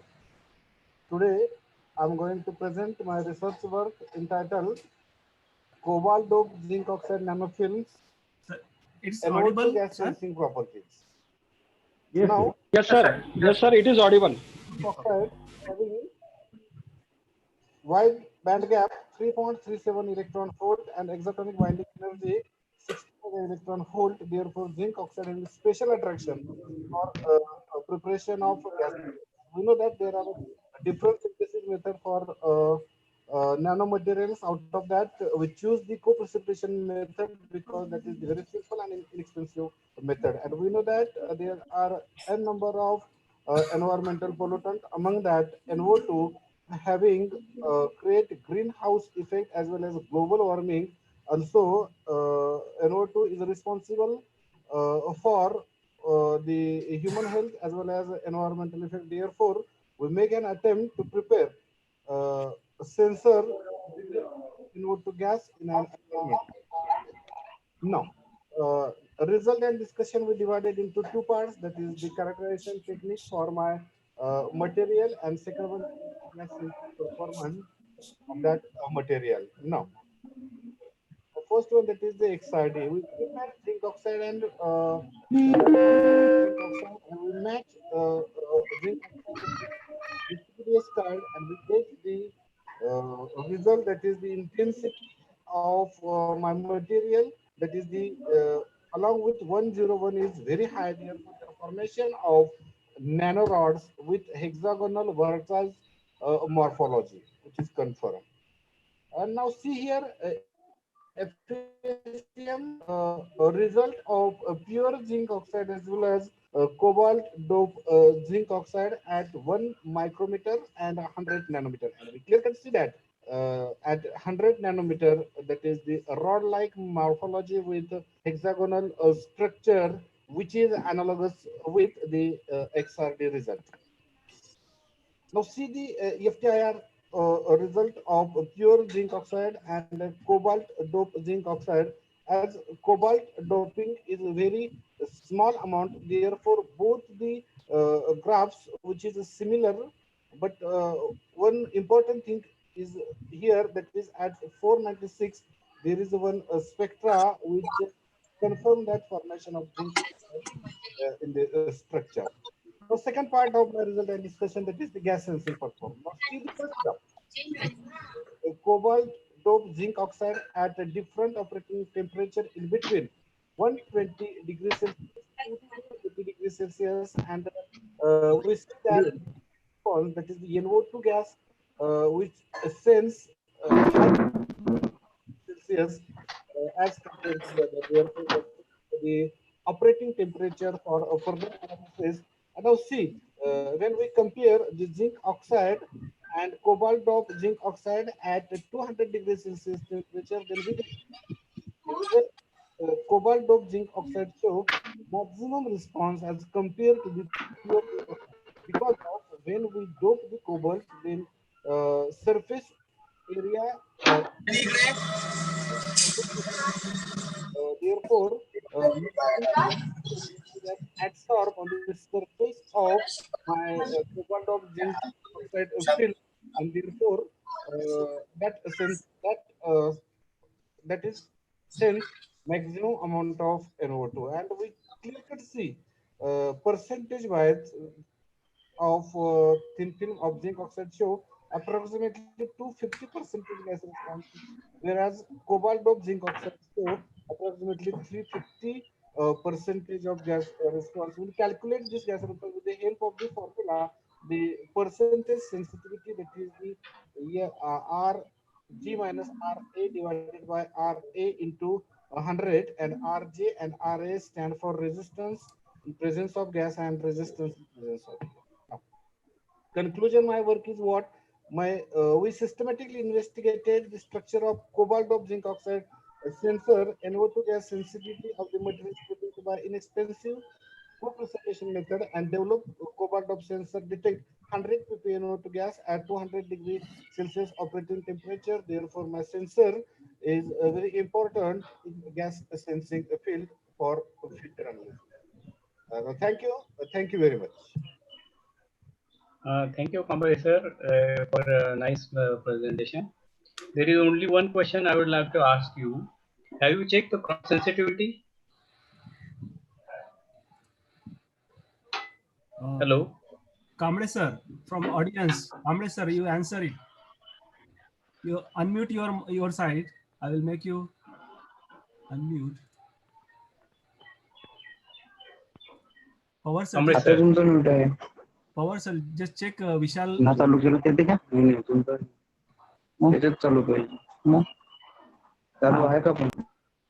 Sir, he is not there. He is not there online? Yeah, Kamble, yeah. Vishal Suresh Kamble. No. Okay, otherwise we will proceed for the next presentation. Yeah, that will do. Okay. So I will move on to the next OP. And then, sir, please check if they are available. That will be better. Yeah, that's correct. The next presenter, Dr. Lakshman Rathod. Dr. Lakshman Rathod is there? Yes, sir, he is there in the list. Yes. Good morning to all. Myself, Dr. Lakshman Rathod. I am working as a assistant professor in Department of Botany, Mahatma Phule Art, Science and in today's international level web conference.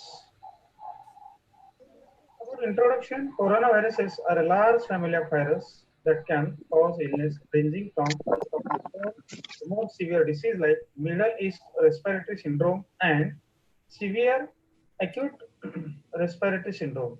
The 2019 novel coronavirus called SARS-CoV-2 is a new strain that has not been identified in humans before. Sir, sometime The I will disease take that it is a little caused bit by SARS-CoV forward. COVID is called COVID-19. Medicinal plants might help battle against COVID-19. For this seminar, we have chosen some common medicine plants such as tulsi, garlic, berries, coconut oil, ginger, inflammatory properties. Tulsi must be consumed daily to boost immunity. Next, about garlic. It is a powerful antiviral ingredient that can be consumed raw mass or can be added to soap and salads. The garlic is a fantastic way to boost your immunity. Now you can see the berries. The berries are helpful to fight fungal infection, ultraviolet radiation, stress, and injuries. They also protect the body against viral attacks. You can see the pictures of berry. There are different type of berries, red berries, and black berries also. So about coconut oils. The coconut oil contains lauric acid, tartaric acids. They are essential for boosting the immune system against viral. About ginger. It is another ingredient that can help in keeping you safe. Is ginger. It has antiviral properties, which when mixed with star anise and honey can help control the side effects. The connection can be consumed 3 to 4 day time. Next plant, that is Allium verum. It is also known as a chakra food, or you can say as a badal food. It contains ischemic acids. It is used as a base material for the production of Tamiflu. Tamiflu is an antiviral medication used to prevent influenza virus, or it is superpowered as an antiviral. Next slide is a ashwagandha. It is well known for increasing the immune system. The root of plants are turned into powder and used into cardiovascular problem, high cholesterol, and stress management. And it is also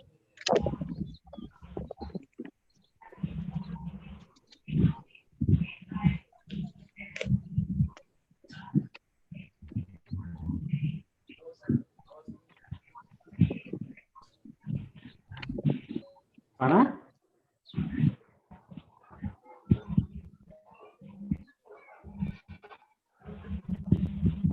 Rathod sir, you're It's not not audible. audible. Yeah. Hello. Phyllanthus imbrica is one of the most important plant in the traditional Ayurveda medicine. It is used to treat disorder of the liver and upper respiratory tract and chronic diarrhea. Imbrica exhibits strong antioxidant activity. It is also used for anti-inflammatory, anti-ulcer, and anti-cancer actions. The next plant is turmeric. As you know, turmeric is a common plant. It is a very easily available. The turmeric contains compound called curcumin, which boosts the immune function. It also uses anti-inflammatory and antiviral properties, which enhance body immunity. Apart from maintaining a healthy lifestyle and taking supplements, the Indian Health Ministry is also suggesting a few organic and natural way to practice preventive measures to fight COVID-19. Let's look at this slide, the most important slide. Sanju Rastagi et al. Has published one research paper on COVID-19 pandemic of fragmented plan for Ayurvedic interventions. He has published a research paper on 18 April 2020 in Journal of Ayurveda and Integrative Medicine. Elsewhere journal is there. He has used 42 plants for controlling COVID-like viruses. You can see the next slides. Here, one of the scientists, Dr. Patanatu Rahman, he has published one article on herbal medicine might help battle against COVID-19. He has used two different plants. One is a medicine plant, another is a cotton plant. Okay. So the medicine plant like clove, that is lawang, turmeric, that is haldi, ginger, Bacteria Menta virida, that is pudina. These are some Indian common medicine plants we use to controlling COVID-like viruses. And another plant is cotton fibers. From the cotton fiber, the masks were prepared. Then the masks were to mouth and protect the COVID-like virus. This is the most important slide. How to fight with COVID-19. COVID-19 or coronavirus was declared as a global pandemic by World Health Organization. So in this slide, some points are highlighted. First point is social distancing. We have to maintain social distancing. Then we have to wear proper mask. We have to wash hands for 20 seconds with sanitizer, soap, and water also. We have to exercise for 30 to 40 minutes. So we have to sleep 7 to 8 hours is the best way to help, and 8 to 10 glasses of water every day. It in its work. The natural healing force within each of us is the greatest force in getting well. Our food should be our medicine, our food. These are some references. Sir, you can proceed, sir. Sir, question. More, sir. Dr. Rathod, it's very nice presentation you have given. All the data which you have presented is very good. Do you have any data related to the all medicinal plant, which one the more effective? Yes. Hello. Hello. May I audible here, sir? Yes, you are. Yes, sir. Yes. What, sir? Do you have any data that which medicinal plant is more effective? Yes, sir. Actually, sir, I have taken the data from references cycle plants, and I have selected some common medicinal plants for my presentation also. And these plants the plants are easily available in the area, and I have choose some reference for this my literatures. Okay. Hello. But have you tried? Have you experimented on that? No, sir. Actually, just taken data and present. I'm trying to present this data in the seminar also. Okay. Okay. Nice for a nice presentation. Congratulations. We'll proceed for Thank the you, next sir. presentation. Okay. Thank you, sir. Thank you.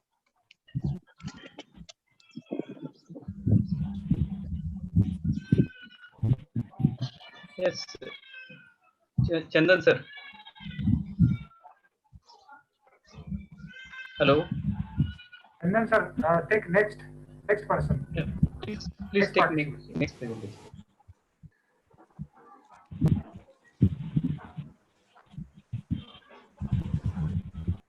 None, sir. Next participant, please.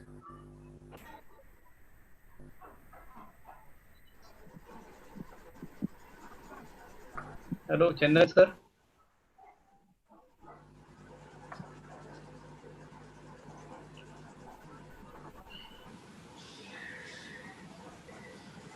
Am I audible?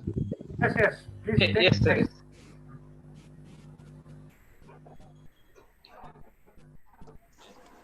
Can I go to next? Yes, please. Chandan, sir.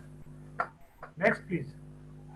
Hello everyone, this is Rahul Sachdev. I'm one student at Department of Pharmaceutical Chemistry from Government College of Pharmacy, Karad. I'm here today to present work on phytochemical and pharmacophoric fragment-based anti-cancer drug development. Cancer has scrolled up to the second position and has become leading cause of death worldwide. The objective of the proposed work is to target the microtubules as they govern various phases of cell cycle to target cancer by designing novel lead molecules. So let's begin. Microtubules are formed of alpha and beta tubulin and has 4 binding sites, namely colchicine site, taxol site, lilimilide site, and vinca site. And we know that the agents that target microtubules are microtubule stabilizers and microtubule destabilizers. Next, from the literature survey, we got to note that there are very less number of agents which act at colchicine binding site of tubulin and those with lots of side effects. So we decided to design and target this site and develop a lead molecule. Next, the experimental flow proposed involves in silico computational approaches and virtual screening to design and synthesize the lead molecule. Come, let's see these steps one by one. The first step was involved is the phytochemical selection, where the reported agents are screened for their structural activity relationship to find the active moieties, like in the paclid, axilvin, cristin, vinblastin, vinorgine, and colchicine. We found the phytofragments which showed the activity. The next step was the mapping of the active pharmacophores to get a lead molecule. For this, we went for the pocket modeling of the site, where we got to know that a huge bulky group and a small bulky group, as you can see, is linked with the bridge, so that we want a molecule to be fitted in this pocket. Next, we went for design of the lead with keeping in mind the aspects of pocket modeling. and we designed the lead molecule, which has a benzaldehyde moiety linked to acetyl coumarin with chalcone linkage. Next, we went for in silico computational approaches where different substituted molecules were virtually screened for drug-like properties, ADME, toxicity prediction, and docking.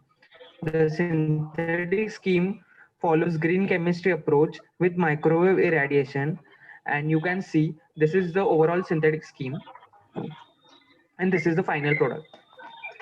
Next, we went for structural characterization with IR and NMR spectroscopy of synthesized compounds. 22 compounds were synthesized and screened for anti-cancer activity with MTD assay against HEPG2 cancer cell lines, and they were compared with the standard. The compounds S3 and S4 showed highest activity as compared to others, but others also showed a good activity. Now, I would like to conclude that the lead molecule was designed and further can be optimized to target cancer at colchicine binding site of tubulin, and thus the rational way towards drug design and development with parallel in silico approach has showed promising results. Thank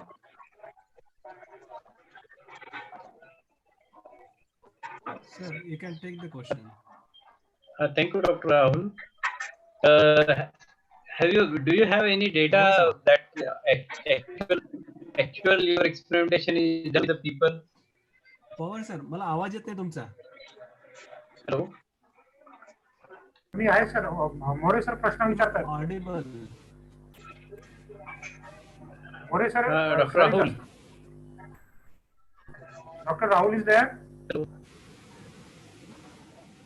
Dr. Rahul, please unmute yourself. Pawar sir, not audible.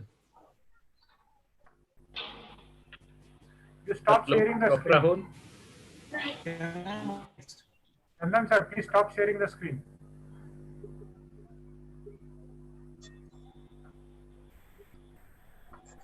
Chandan I sir. think so. Rahul is not. I think Dr. Rahul is not. Rahul is not there. So better we'll go for the next presentation. Yeah. Or sir. Right. Chandan sir, take next. Assistant Professor from BM College only. Today's my presentation is this of 3,4 diassociated isocyclone 5,4H once catalyzed by using succinic acid using water as a green solvent. This is the outline of my presentation is here. First, introduction, reaction, optimization of the catalyst, solvent, library of examples, reaction mechanism, and summary. Now, we'll see here first introduction. Nitrogen and oxygen atom containing heterocyclic compounds are most important in the organic synthesis as well as pharmaceutical chemistry due to their various biological application. Among these 3,4 diassociated isocyclone is one of the most important heterocyclic intermediate which shows the various biological activity like hypoglycemic, anti-inflammatory, antibacterial, anti-cancer, anti-HIV, analgesic, and the antioxidant. Also, it shows agricultural application like fungicidal.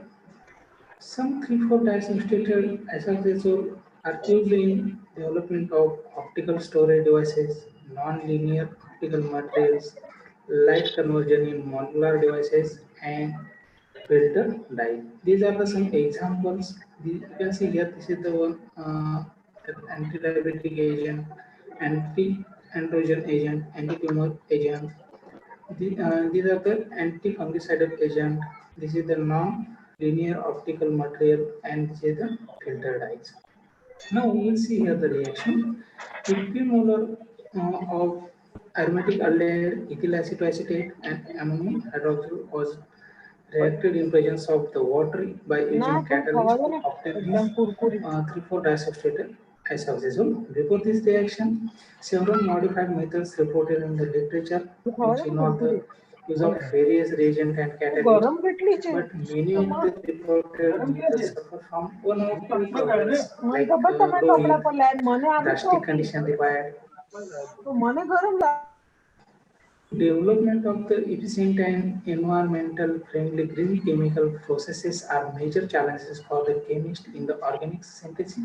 That's why we are chosen here the succinic acid as a catalyst, because succinic acid is a mild, highly stable, inexpensive, less harmful, and commercially available. Water as a green solvent. Now we will see here the optimization of the catalyst. In this optimization catalyst, we use with this reaction with catalyst or without catalyst. Without catalyst, this reaction performed up to the 2 hours, but yield was only 20% octane. After that, we have used 5%, 7.5%, 10, and 15 % of the catalyst. After optimization of the catalyst by uh, it shows that the 10% mole equivalent of the succinic acid is enough to complete the reaction. After the optimization of the catalyst, we move toward the optimization of the solvent. In this, among these, without solvent or solvent-free condition, by using the water, ethanol, acetone, DCM, THF, and the various mixture of the solvent also we have used for the optimization of the solvent. After this, among all the solvent, water was found to be best solvent in terms of the yield of the product in comparison with the other solvent. These are the some library of various example. All these products are compared with the reported spectral data and melting points. Here it is observed that the presence of the electron donating group on the aromatic aldehyde shows the excellent yield, and the electron withdrawing group fails to obtain the desired product. Here we will see here the probable mechanism. These are the probable mechanism, and summary. Now we will see here. We have demonstrated the simple and novel multi-component methodology for the synthesis of 3,4-diacetyl isoxazole derivative by using the succinic acid catalyst in water as a green solvent. The presence method offers significant advantages such as the inexpensive and most stable catalyst, green reaction medium, mild reaction condition, and high conversion with the excellent yield. So these are the some references are there. Thank you.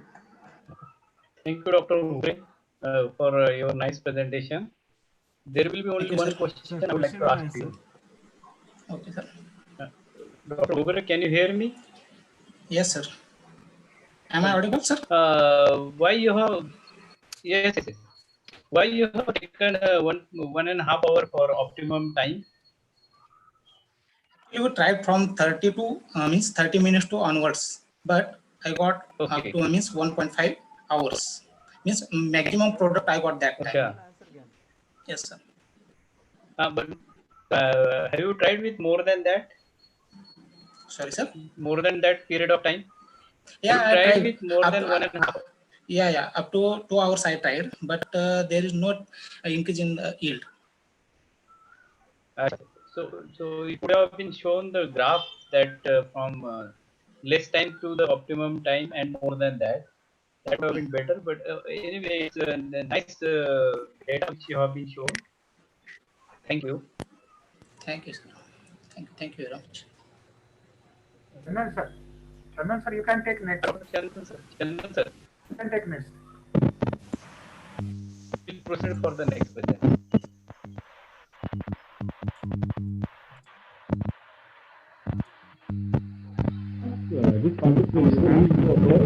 My topic is screening and characterization of polyethylene producing bacteria from fish water. Chandan sir का background sound येतोय काही. With abstract, I can say that a study was conducted to isolate, screen, and identify bacteria for the production of PHB, that is bioplastic. It is a substitute for conventional non-biodegradable plastic and has many applications in various areas of different industries. The present study reports the isolation, screening, and identification of PHB producers from fresh water. Among the isolates, 5 isolates were screened.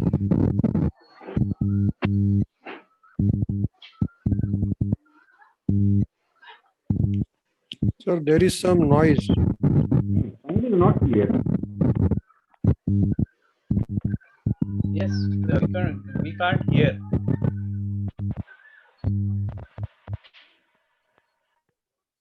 Dr. Mukesh, you check. One second, sir. Please check.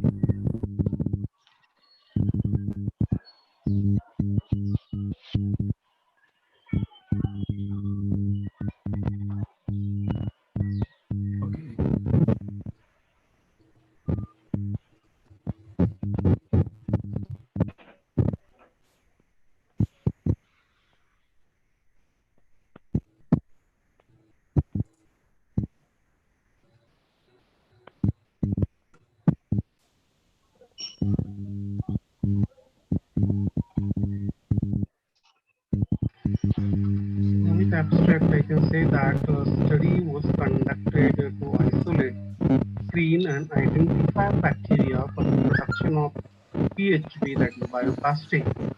It is a substitute for conventional non-biodegradable plastic and has many applications in various areas of different industries.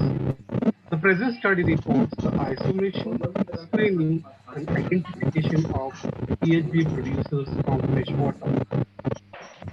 Among the isolates, 5 isolates were screened using Sudan black staining method, and these isolates were found to be PHB producers, and further on they were inoculated into PHB fermentation media, and we found the PHB product which they further on purified and quantified.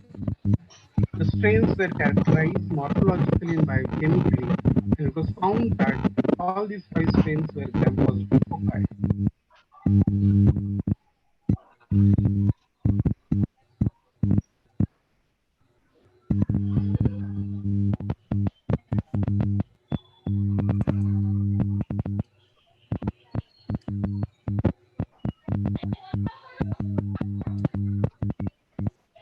Sir, not audible.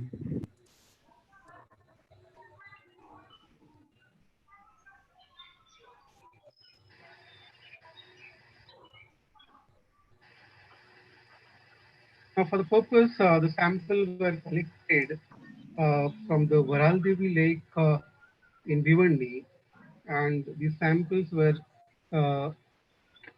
stocked in the ice box immediately after the collection and brought to the laboratory.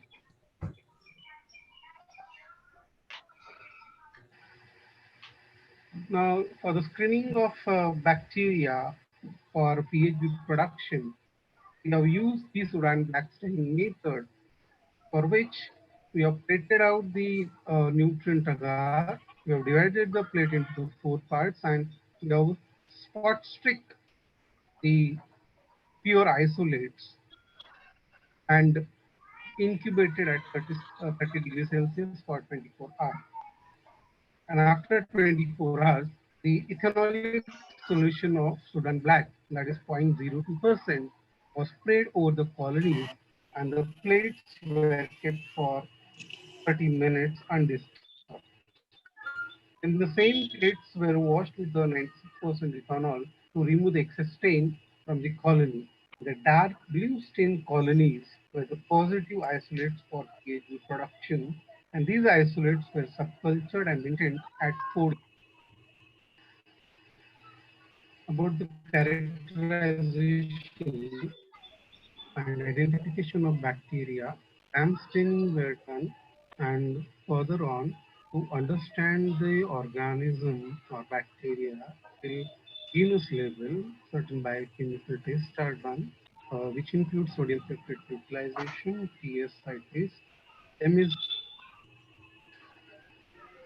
oxidase test, nitrate reduction test, gelatin test. About the fermentation for PHP, it is done in 2 different processes. In first stage, the cell were grown in the carbon-rich medium where inoculum was grown in 25 ml medium.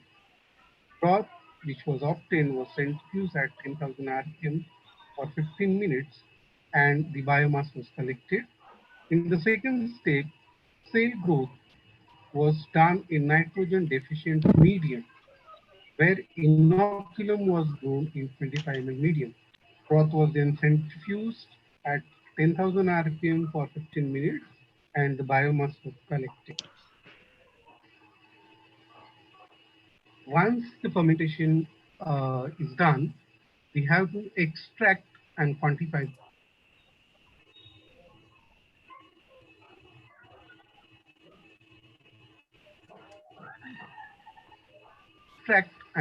the pHb. For the purpose, we have centrifuged the sample at 10,000 rpm for 10 minutes, and we wash the sample with acetone and ethanol. Then the pellet was suspended in 4% sodium hypochlorite and incubated at RT for 30 minutes, that is room temperature for 30 minutes. Then suspension was again centrifuged at 10,000 rpm for 10 minutes, and the supernatant was discarded and pellet was washed with acetone and ethanol. The extracted PHB from the 5-isolate was dissolved in 10 ml concentrated sulfuric acid. Then the tubes were heated in water bath at 60 degrees Celsius for 1 hour to complete the conversion of PHB crystals into protonic acid. PHB is polymer and protonic acid is a monomer of PHB. Sample was cooled, vortex, and the amount of PHB was determined spectrophotometrically at 234 nanometer against H2SO4 as the blank using 200 milligram per ml protonic acid as the standard.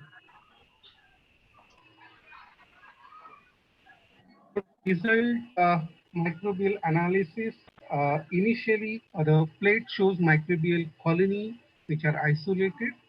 5 pure cultures were isolated. Then we have performed Sudan black staining method to understand whether the organism will produce PHB or not. That is the screening procedure in which the black stain shows the production of PHB by Sudan black staining, and those potent stains were purified. As far as gram staining is concerned, all the 5 isolates were found to be gram positive. Talk about the quantification of pHb by standard methods using protonic acid as a standard. We could see the pHb accumulation is as high as 9.93%. And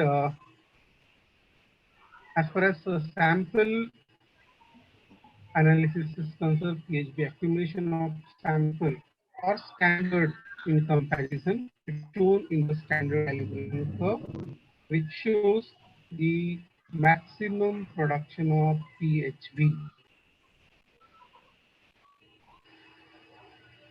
Biochemical characterization was carried out to understand which chemical is being utilized by these particular strains, which by means of biochemical characterization, we have these results which shows that production of acid, utilization of sugars, and on the basis of which we can say that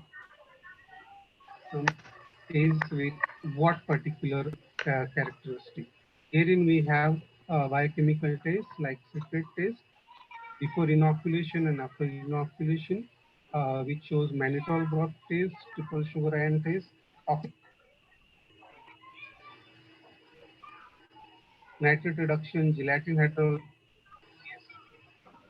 This is all about the result. At the outset, I can say that biodegradable plastic production has to be developed in order to reduce plastic for the petroleum origin. In the present day, this study shows that PHB producing bacteria from freshwater source can be effectively utilized for synthesis of bioplastic because it is easily biodegradable. So freshwater samples were efficient in producing versatile compounds due to the versatile environment and the nutritional stress in which they survive. Sample of 10 in dilution were cultured on NA plates and incubated at 37 degrees for 24 hours, and isolated were tested for PHB production. The viable colony staining using Sudan black staining showed the production of PHB, and quantification of PHB shows that it is a very good source of bioplastic and can be further utilized for synthesis.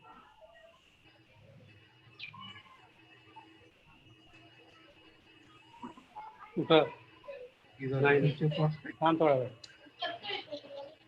These are the few. Thank you.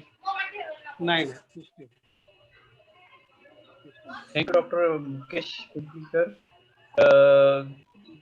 Have you taken only one sample? Water sample? Dr. Mukesh? Hello? Okay, sir. Okay, sir, please. Answer the question. Dr. Mukesh? Dr. Mukesh, can you hear me? Okay, sir, is there? Hello? Okay, sir. Hello? Pawar sir, I think he may not be there online. Okay. Sir, we can take next step. Chandan, sir. Yeah, sure. Please take next step.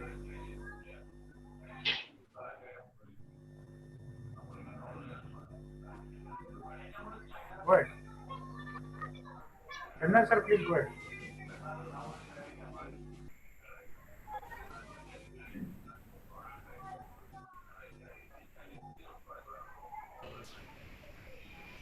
Chandan sir.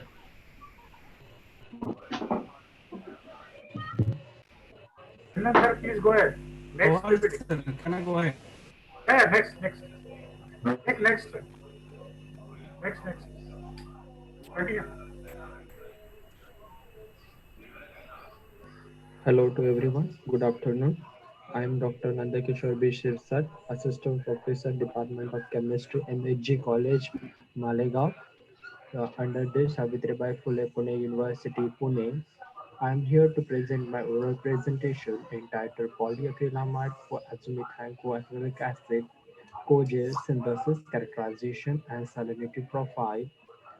Here in my lecture, I cover following topics, that is the introduction, short introduction of the co-gel and monomers of the polymer, then synthesis of azomethane polymer gel, synthesis of co-gel, study behavior of synthesized material, results and discussion, effect of salt solution on water absorbency, and finally the conclusion of my research work. Here, my research is focusing on green method, biodegradable copolymer, superabsorbent hydrogel, increase the stability of the azomethane, and good potential of application as a device for control release solutes.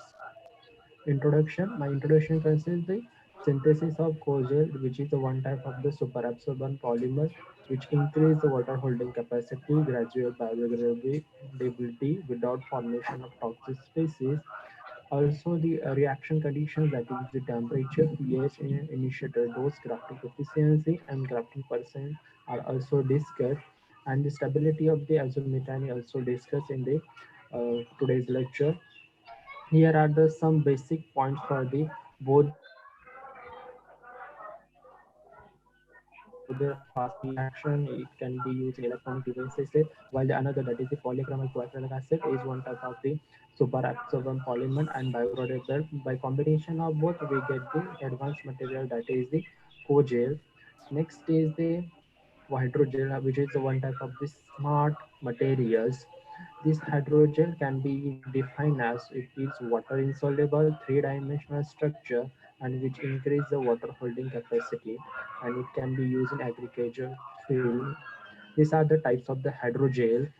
These are the some examples of the hydrogel that may be natural or synthetic hydrogels. These are the advanced applications of the hydrogel. It can be used in medical field as well as in agricultural field. Experimental section. The outstanding feature of my research work, it is a biodegradable, green solvent, eco-friendly, and high thermal stability. These are the general synthesis procedure for polyazomethane. That is, by addition of diamide in dialdehyde at temperature of 0 to 5, we get the uh, di- we get the polyisomethyl gel. Next, here we are synthesizing co-gel by mixing of acrylamide, polyisomethyl, acrylic acid in optimal reaction condition. We get the our target molecule, that is the co-gel. Here, the study of the swelling behavior, that is swelling weight of the sample divided by drying weight of the sample. We get the swelling ratio. These are the actual picture of synthesized material. These are the graphic representation of the co-gel. Result and discussion. These are the FTR analysis of polyacrylamide, acrylic acid, and next is the polyisomethyl gel, and finally is the co-gel. These are the morphological study of the polyacrylamide, which show the porous structure, while second two pictures show the rough surface and layer structure of the polyisomethyl, and by combination of both we get the smart structure, that is the co-gel.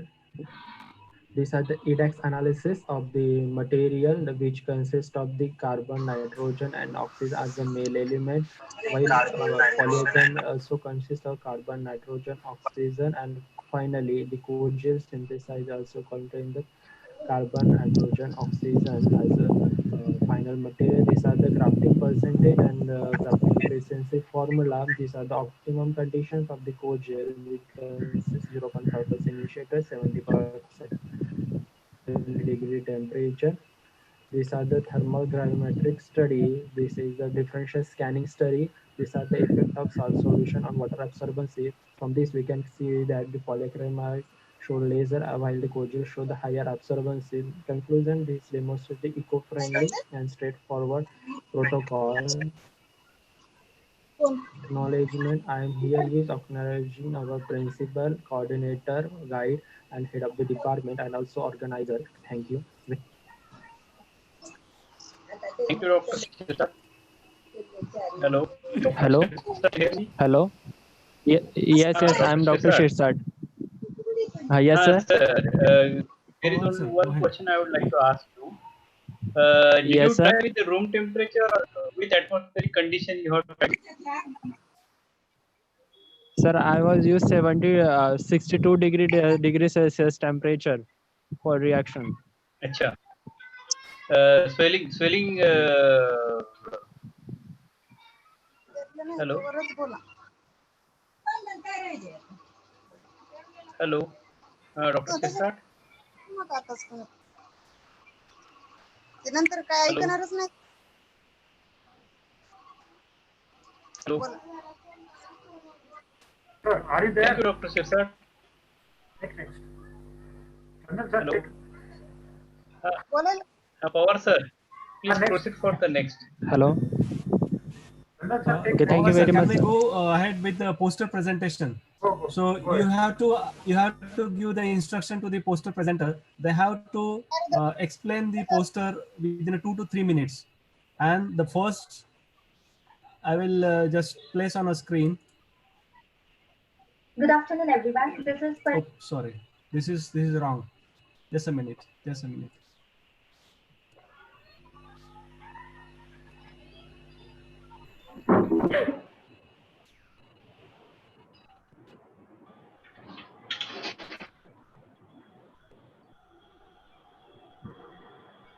Yes, sir.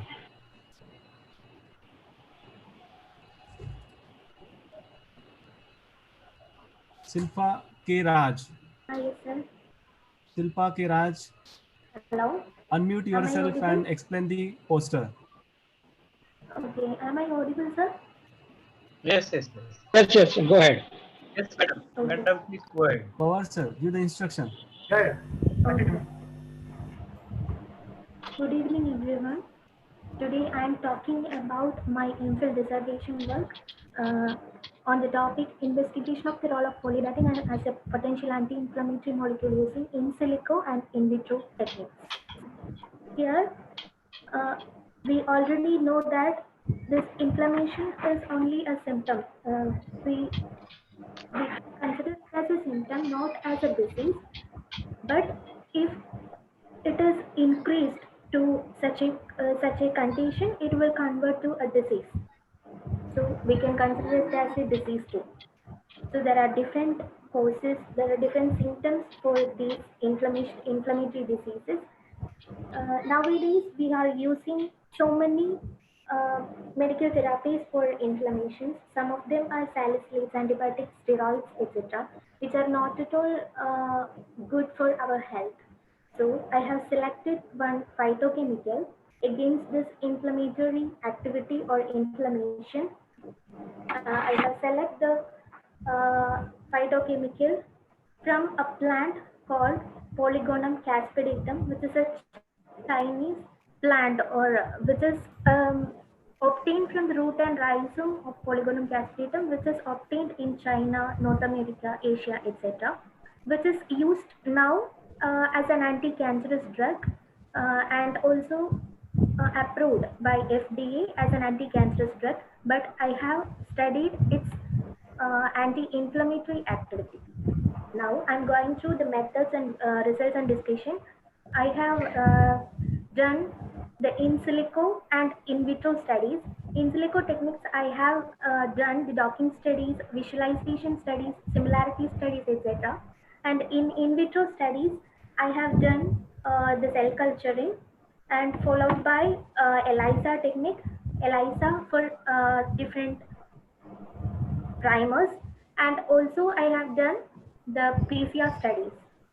So in from in vitro studies, I got from in silico studies, I have docked so many targets with my ligand. My ligand is polydactin. With my ligand, I docked so many targets which I have obtained from the previous papers. So I have selected some of them and done its docking studies. And among them, 3 of them are selected for in vitro studies, where the kit is available for in vitro studies. And I have done the ELISA for TNF alpha. On doing this ELISA for TNF alpha, I got that as the concentration of polydactin decreases, the absorbance is also get decreases. So the inhibition of TNF alpha is increasing. And from RT-PCR, I took the NF-kappa B and IL-6 as the primers and beta-actin as my housekeeping gene. And from that also, I get good results. And from these docking studies, I found 3 new targets also. They are 3 new targets are nicotinic alpha-7 receptors, beta-2 adrenergic acetylcholine receptors, and muscarinic receptor. These 3 are the new targets which are not yet Sir, we reported. keep the time limit 2 to 3 minutes. Yes, sir. I will conclude now. So these are the new targets which are not yet reported. So I have tried it with the co-crystal ligand and also with my ligand. And I found out that my ligand is most good compared to my ligand, it is the good one. So by SwissAtMe tool, I compare the penetratability also. From that, I found out that it is most penetrable towards the gastrointestinal tract, not towards the blood-brain barrier. This is from this I am concluding that polydactin is from my study we confirmed that the polydactin have an anti-inflammatory effect through TNF alpha pathway and also identified 3 new targets. And now I am doing my future studies on these 3 new targets. Thank you, sir. Okay, thank you, Shilpa. Maurice, Thank you, sir. Can you go next session? Okay, one question from my side. Hi, sir. Hello. Yes, sir, continue. Which receptor you have selected for this study, for this your docking study? What, sir? Which receptor you have selected for your docking study? Receptor? Yeah. You carried out docking now about this one, all the vector for your heart. No. Hello. Hello. No.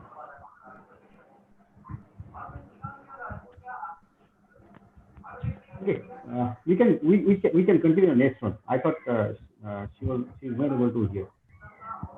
Go to the next. Chandan, sir. We have limited time, so Yeah. participants are requested to have only 2 to 3 minutes for their presentation. Next presentation. This poster.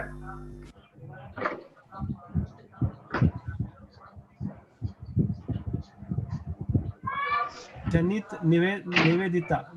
Neveda. Pawar sir. Screen show करा आप. Yes, yes.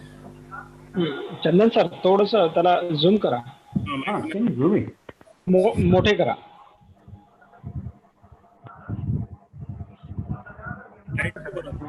Full screen this one.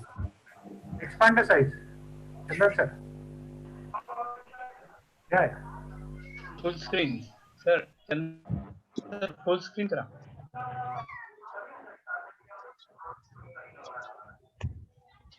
Make it wider. Yes. Oh, okay, this is fine.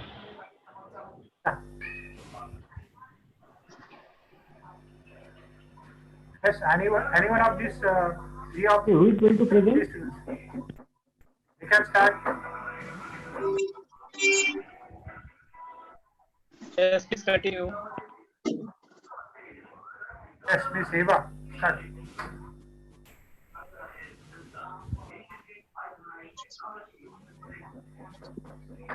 The presenter is here. Presenter is not there, then we can go to the next. Chandan sir. Hello. Hello. Hello. Yes. Yeah, hello. The I'll Janet? be presenting this one. Hey, what is your name? Yeah, Farnaz Navya. Okay, Farnaz, go ahead. Only Yeah. 2 to 3 minutes. Huh? Remember, 2 to 3 minutes. Yeah, okay. I'm going to start about the introduction. It is from the virus of the family coronavirus process a single strand positive change RNA genome ranging, which ranges from 26 to 32 kilobase in length.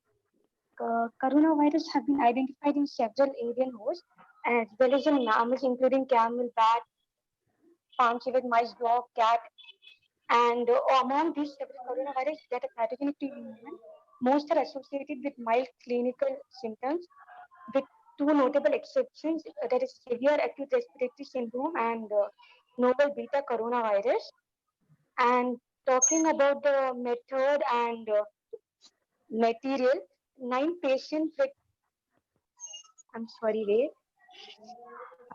Yeah, the table which is given, the complete genomes of 135 COVID strains were used, out of which 144 originated from different bat genera.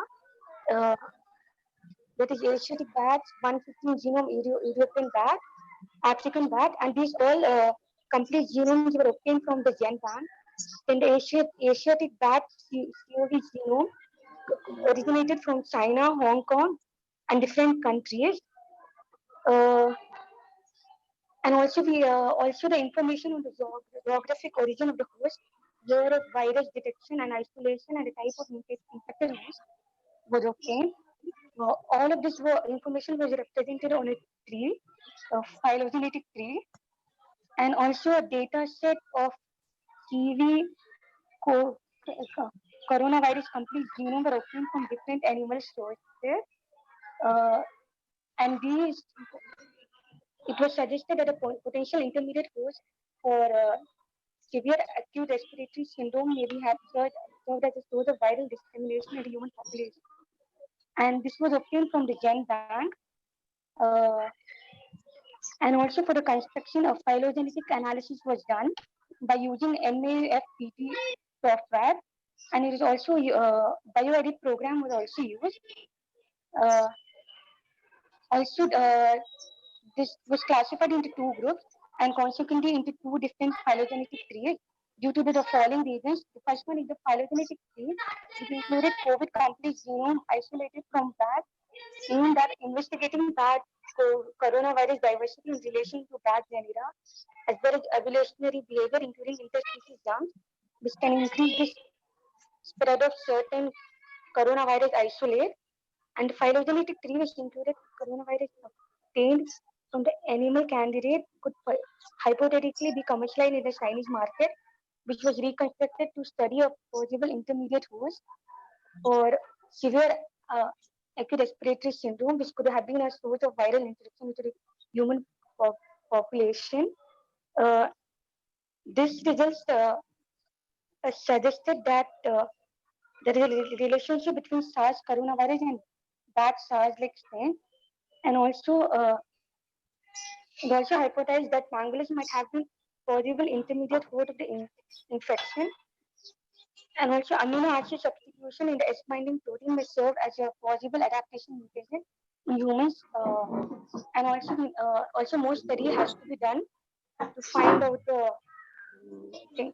So Time is up now. Parnas, yeah, time is up. yes sir. Time is up. That's it. Okay, you can answer some questions. Please go for the conclusion. No, sir, can we do this next one and then can we answer it? Even next one is ours. Okay, then proceed for the next. Okay. Or sir. Sir, take next. Sir, continue with the next. Yeah, I can. The next one is about genomic characterization and epidemiology of 2019 novel coronavirus, implication for virus origin and receptor binding. In late December 2019, the patient presenting with viral pneumonia due to an unidentified microbial agent were reported in Wuhan, China. Novel coronavirus was subsequently identified as a causative pathogen, which was named as 2019 novel coronavirus. As of Jan 26, 2020, more than 2,000 cases of coronavirus infection have been confirmed, which have been involved in people living in or visiting human transmission has been confirmed. In this article, the next generation sequencing of samples from bronchoalveolar lavish fluid and culture isolates from 9 patients was done. 8 of whom had visited the seafood market in Wuhan. Complete and partial 2019 and COVID genome sequences were obtained from these individuals. Viral contexts were connected using Sanger sequencing to obtain the full length genome. With the terminal region determined by the rapid amplification of complementary DNA. The phylogenetic analysis of this 2019 NCOV coronavirus genomes and those of other coronavirus was used to determine the evolutionary history of the virus and help infer its likely origin. Also, homology modeling was done to explore the likely receptor binding properties of the virus. The findings indicated that the 10 genome sequencing of 2019 coronavirus obtained from the 9 patients are extremely similar, which exhibited more than 99.98% sequence identity. Notably, 2019 coronavirus strain was closely related with two bat-derived severe acute respiratory syndrome. Also, it was found that the phylogenetic analysis revealed that the coronavirus fell within the subgenus Sarbecovirus of the genus beta coronavirus with a relatively long branch length. It was closely related back. And also the result indicated that 29 coronavirus is sufficiently divergent from severe acute respiratory syndrome and is considered to be a new human infecting beta coronavirus. The phylogenetic analysis suggests that my bat may be the original host of the virus. The animal which was sold at the seafood market in Wuhan, and it might represent an intermediate host facilitating the emergence of the virus in humans. And also importantly, structural analysis which was done, it suggests that 2019 coronavirus might be able to bind to angiotensin converting enzyme to receptor in humans. And I would like to conclude by saying that future evolution, adaptation, and spread of this virus, it requires more research which has to be done. Yes, sir, I'm done. Questions from I'm done, sir. Fine. Thank you, Parnas. Now any questions from panelists? Any questions? No, any questions I'm asking, sir? Or on the panel? Hello. What is sir? Anyone? Pranaz, Yes, sir. hello. Yeah. There been seen that in the bat more than 70 bacteria are there. What? I can't understand, Hello. sir. In bat there are more than 70 bacteria are there present Yeah. in the bacteria. So Yes, sir. it's not being clear that which exactly that how many which bacteria is more effective for this. It's not been cleared, sir. Hello. Hello, sir. Yeah, it's not been investigated, I think, till now. Acha, okay. Okay, thank you for nice presentation. Or sir, welcome. we'll proceed for the next presentation. Next, Abdullah. I'm audible. Yes, yes. Yes, yes, yes. Go ahead. One and all present here. Myself, Khan Abdullah Karam Hussain, student of Master of Pharmacy of Oriental College of Pharmacy. My topic for the poster presentation is recent advancement in tissue engineering using hydrogel. First, we will see that what is hydrogel.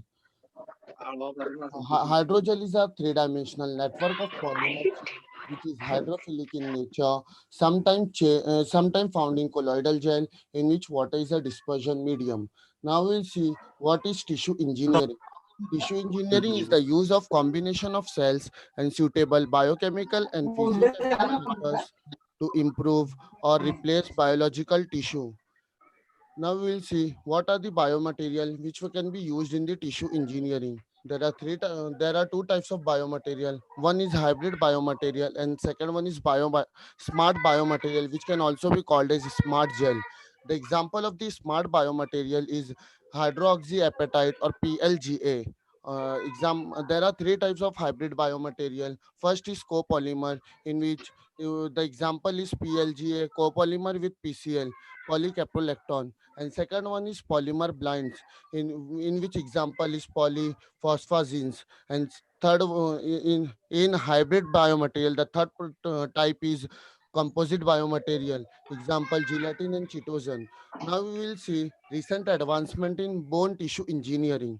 Bone tissue, as we all know that bone is a dynamic and vascularized tissue with the ability to heal naturally on injury, but repair mechanism is not suitable for large bone.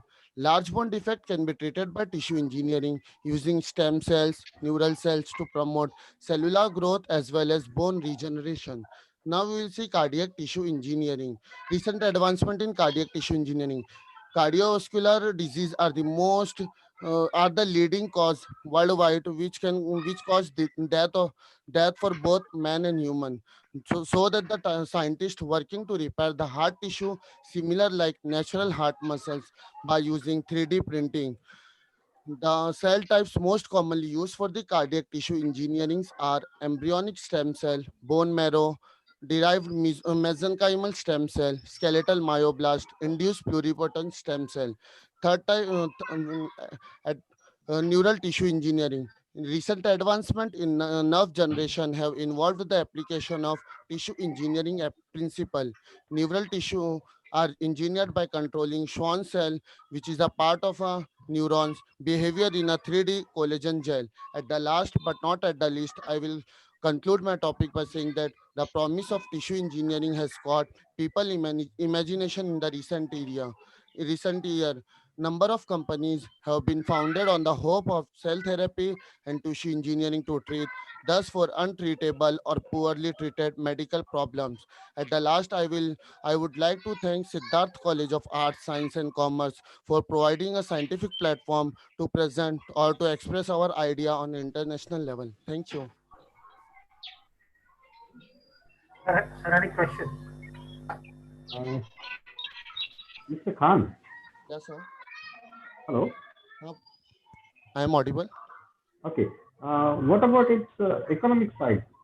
What, sir? Your voice is What not. about its economic side? Means, so what are additional systems are there for all that cardiovascular, for all this cardiac medicine and But everything sir, there? it is expensive, but can use in emergency condition. Okay, that's what I want to. Yeah. Any more Okay, questions? thank you, Khan. Thank you, sir. Sir, please next. Yes, of course, sir. Next. I think it is last. Chandan, sir. The last, this will be the last presentation. Over, sir. All This the will be the presentations are last over. presentation.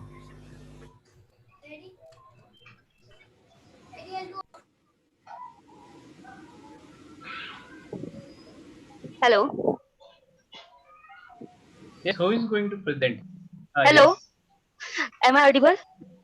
Yes, go ahead. Okay. Good evening to Yes, the Ansari, go ahead. Yes, yes, yes. Go ahead. organizers, jury members, and all dear participants present over here. So today I'm going to present our research work entitled Creating a Butterfly Garden, an effort to sustain local biodiversity in Bhiwandi. So the authors are Dr. Moses Collett, Miss Azba Ansari, and Dr. Kamran Abbas. So I, Ansari Azba, will be presenting on my work, our work. So basically Bhiwandi is a powerdom town situated 50 kilometers away from Mumbai, and the city is witnessing mostly unplanned and rapid urbanization affecting farmlands, biodiversity rich area, and suffering from various problems like pollution, dust, soil erosion, etc. So conservation methods are deeply needed. With this background, a small initiative has been taken to improve, rejuvenate, and to enrich biodiversity in our educational campus. A strip of land adjacent to our college, which was underutilized, was selected to develop into a butterfly garden. So why there is a need of a butterfly garden? Because they are the indicator of healthy environment and most important to the ecosystem as pollinator, and they can also be used for educational aspects. So moving to method and material, the steps are mentioned in the posters. Okay. So different floral species that were introduced along with butterflies visiting the garden premises were recorded and standard literature was used for identification. So going on results and discussion, the outcomes were encouraging. The barren land was converted into butterfly garden encompassing 30 different species of nectar plants. So lantana and stachytophyta, these are the plants that were grown more in numbers as butterflies attracts more to that plant.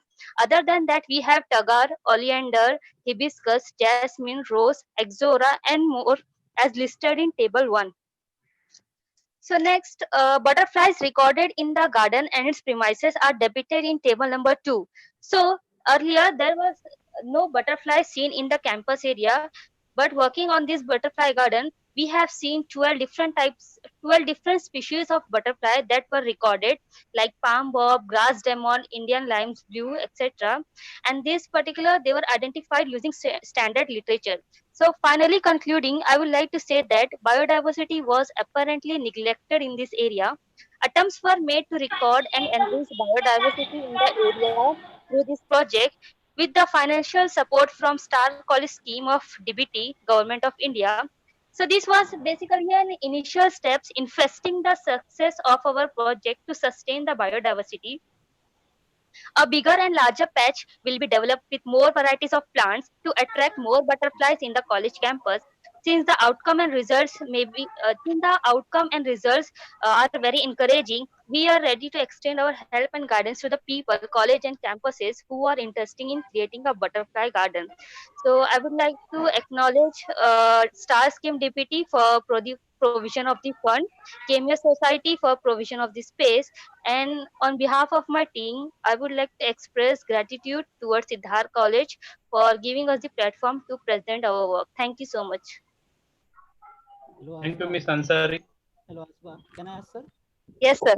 Yes, sir. Asba, which floras you had used to identify plants and the butterflies? Can you name Sir, those? yes, sir. We have lantana. Then we Which have flora? Which flora? I don't want plant name. But I want the flora which you are referred for identifying the plants as well as the animal, the butterflies. okay. Because there are certain standard floras are there, and some manuals for butterfly identification. Which you had used it, beta? Sir, I have refer some books. Okay. Which one? Sir, it is given in the references. That is butterflies of India, then butterflies in Maharashtra, and the words that are found. Okay. Fine. Good work. Sir, can I? This is Dr. Kamran. Can I Thank you, sir. speak on her behalf? Yeah, will do. Yes, sir. Actually, we have a Indian butterfly identification website. So we took out the photographs, and these photographs we could identify from the Indian standard website, which was available very clearly, very easily. Then we had a book of butterflies and moths. It is like clear available. Moths of patients. Then some butterflies. It's like a National Audubon Society books are available, and then certain books are available from BNHS as well. So these books were very easily available, and BNHS was a real help for us, where we referred standard Marathi names of many faunas found, and then Chemiker from ISAC. Chemiker ISAC was referred for butterflies of India and BNHS, Bombay National Historical Dr. Society. Kamran, Yes, sir. we got the Thanks, sir. point. Thanks. We wanted Yes, that sir. the student has whether it has referred or not. That was the point Yes, to be sir. asked. Okay, Good. sir. Thank you, sir. I got it, sir. Thank you, sir. Good, Thank you, sir. sir. Good. Thanks a lot. Yes, sir. Bye, sir.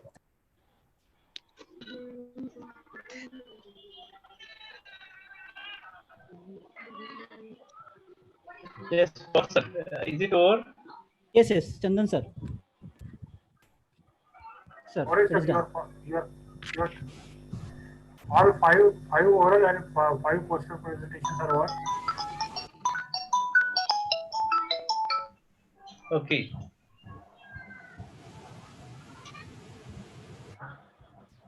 Hello. Yes, actually, the results of this presentation will be announced tomorrow, but we want some expert comments from chairperson, Dr. Morris. Yes, all the presentation are very good. Let jury members should decide that which one is better. It has to be submitted tomorrow, no? Because four oral and five poster is still presented. Yes, result will be declared tomorrow only. Okay.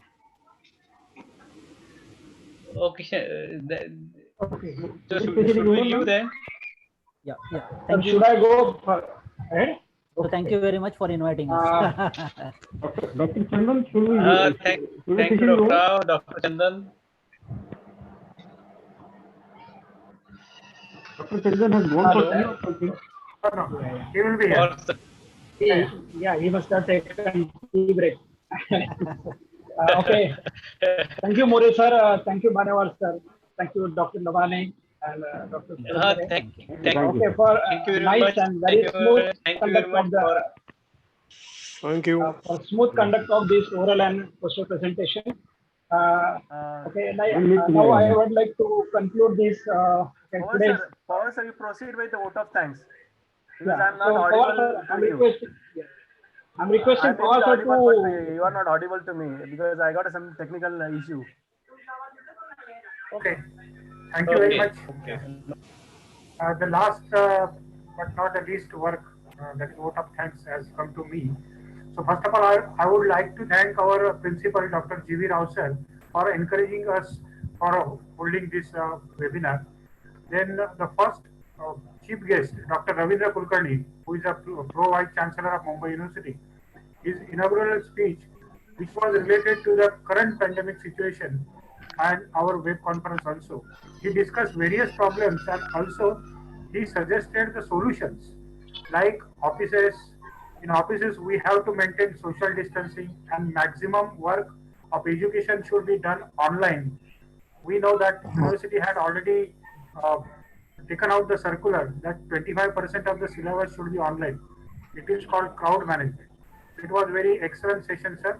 I thanks Professor Dr. Ravindra Kulkarni, sir. Then the second session was the Dr. Vivek Polshettiwar, who started with Earth energy budget and how carbon dioxide CO2 level has gone from 250 ppm to 400 ppm. And he has given the solution also for very much issues by changing our lifestyle from use and throw approach to use and reuse approach. This was very excellent speech by him. Also, he has given fantastic idea of carbon dioxide driven car. and he also discussed dentristic fibrous nanosilica and nanofiber masks. So I thanks Dr. Paul Shettiwar for his guidance to this webinar. Then the third person or the resource person was Professor Mark Moroni from Oxford University, who explained how the diseases are spreading, and by studying the properties of the virus, we can give the properties of the bacteria which can be changed, like gram-negative bacteria. He also explained about flavonacin, which has antibacterial properties using synthetic organic chemistry. Many properties of nanomaterials like graphene can be changed by changing the size. Photochromicity changes or modifies the color. This was also wonderful explanation given by Professor Maroni. We can take the help of protein interactions with surface by changing the surface size. That was also very excellent guidance by Professor Mark Maloney. So I thanks Professor Mark Maloney. Then the next speaker was Dr. Rajkumar Khapekar. He has given very excellent and eye-opening talk on environmental climate change, and he explained the cause of locust attack. It was just recently last month or a few days before he had come across the locust attack. Industrial revolution and progress of human being and degradation of the nature, it goes hand in hand. It is we who are responsible, and we have to balance between these both. This was the message from him. Very shocking question he raised. If there is a waterborne pandemic, then how we will survive? So this is, of course, a question which is striking in everybody's mind. So I am thanking Dr. Rajkumar Khapekar sir. Finally, I thank the jury members of our today's presentation, Dr. Nitin Labane sir, Dr. Suraj Purandare sir, Mr. Vishal Banewar sir. And last but not the least, the today's session was chaired by our very much friend, Professor Dr. More sir. So I thanks Praveen More sir for giving his valuable time to Siddharth College of Arts and Science. And I also thanks to all Thank the you, participants. sir. Thank you. Also thanks to the participants who are in the meeting and on the YouTube. Thank you all. Thank you very much. Thank you, sir. Thank you, sir. Chandan sir, over to you. Chandan sir. I think so. He is not audible. Okay, you can conclude, sir. Already. Thank you very much, Pawar sir. I think so. Everybody has enjoyed today's session as well as the oral and poster presentation. Okay, we will meet tomorrow at 2:30 p.m. So, dear participants, take the advantage of this seminar conference and the knowledge which shared by experts. Thank you very much. Zade sir, there are a lot of questions from the participants about the feedback form. Just want to sir, give the instruction about tomorrow that we are going to start as usual like today, 2:30 p.m. Chandan sir, regarding the feedback Sir, form. give the That form will be available tomorrow for both the days. Yeah, thank you. Obviously, this 2-day conference, it's not 1 day. So feedback will be available after the end of conference. Thank you. Okay, thank you, sir. Thank you for all sir. committee members who have given me an opportunity for chairing the session. Thank you. Thank you. And then, sir, you can close the session. We should conclude here by thanking each of one. Thank you very much once again. I got some technical issue, that's why I could not make a proper dialogue. Thank you very much indeed, one and all. Okay, thank you, sir.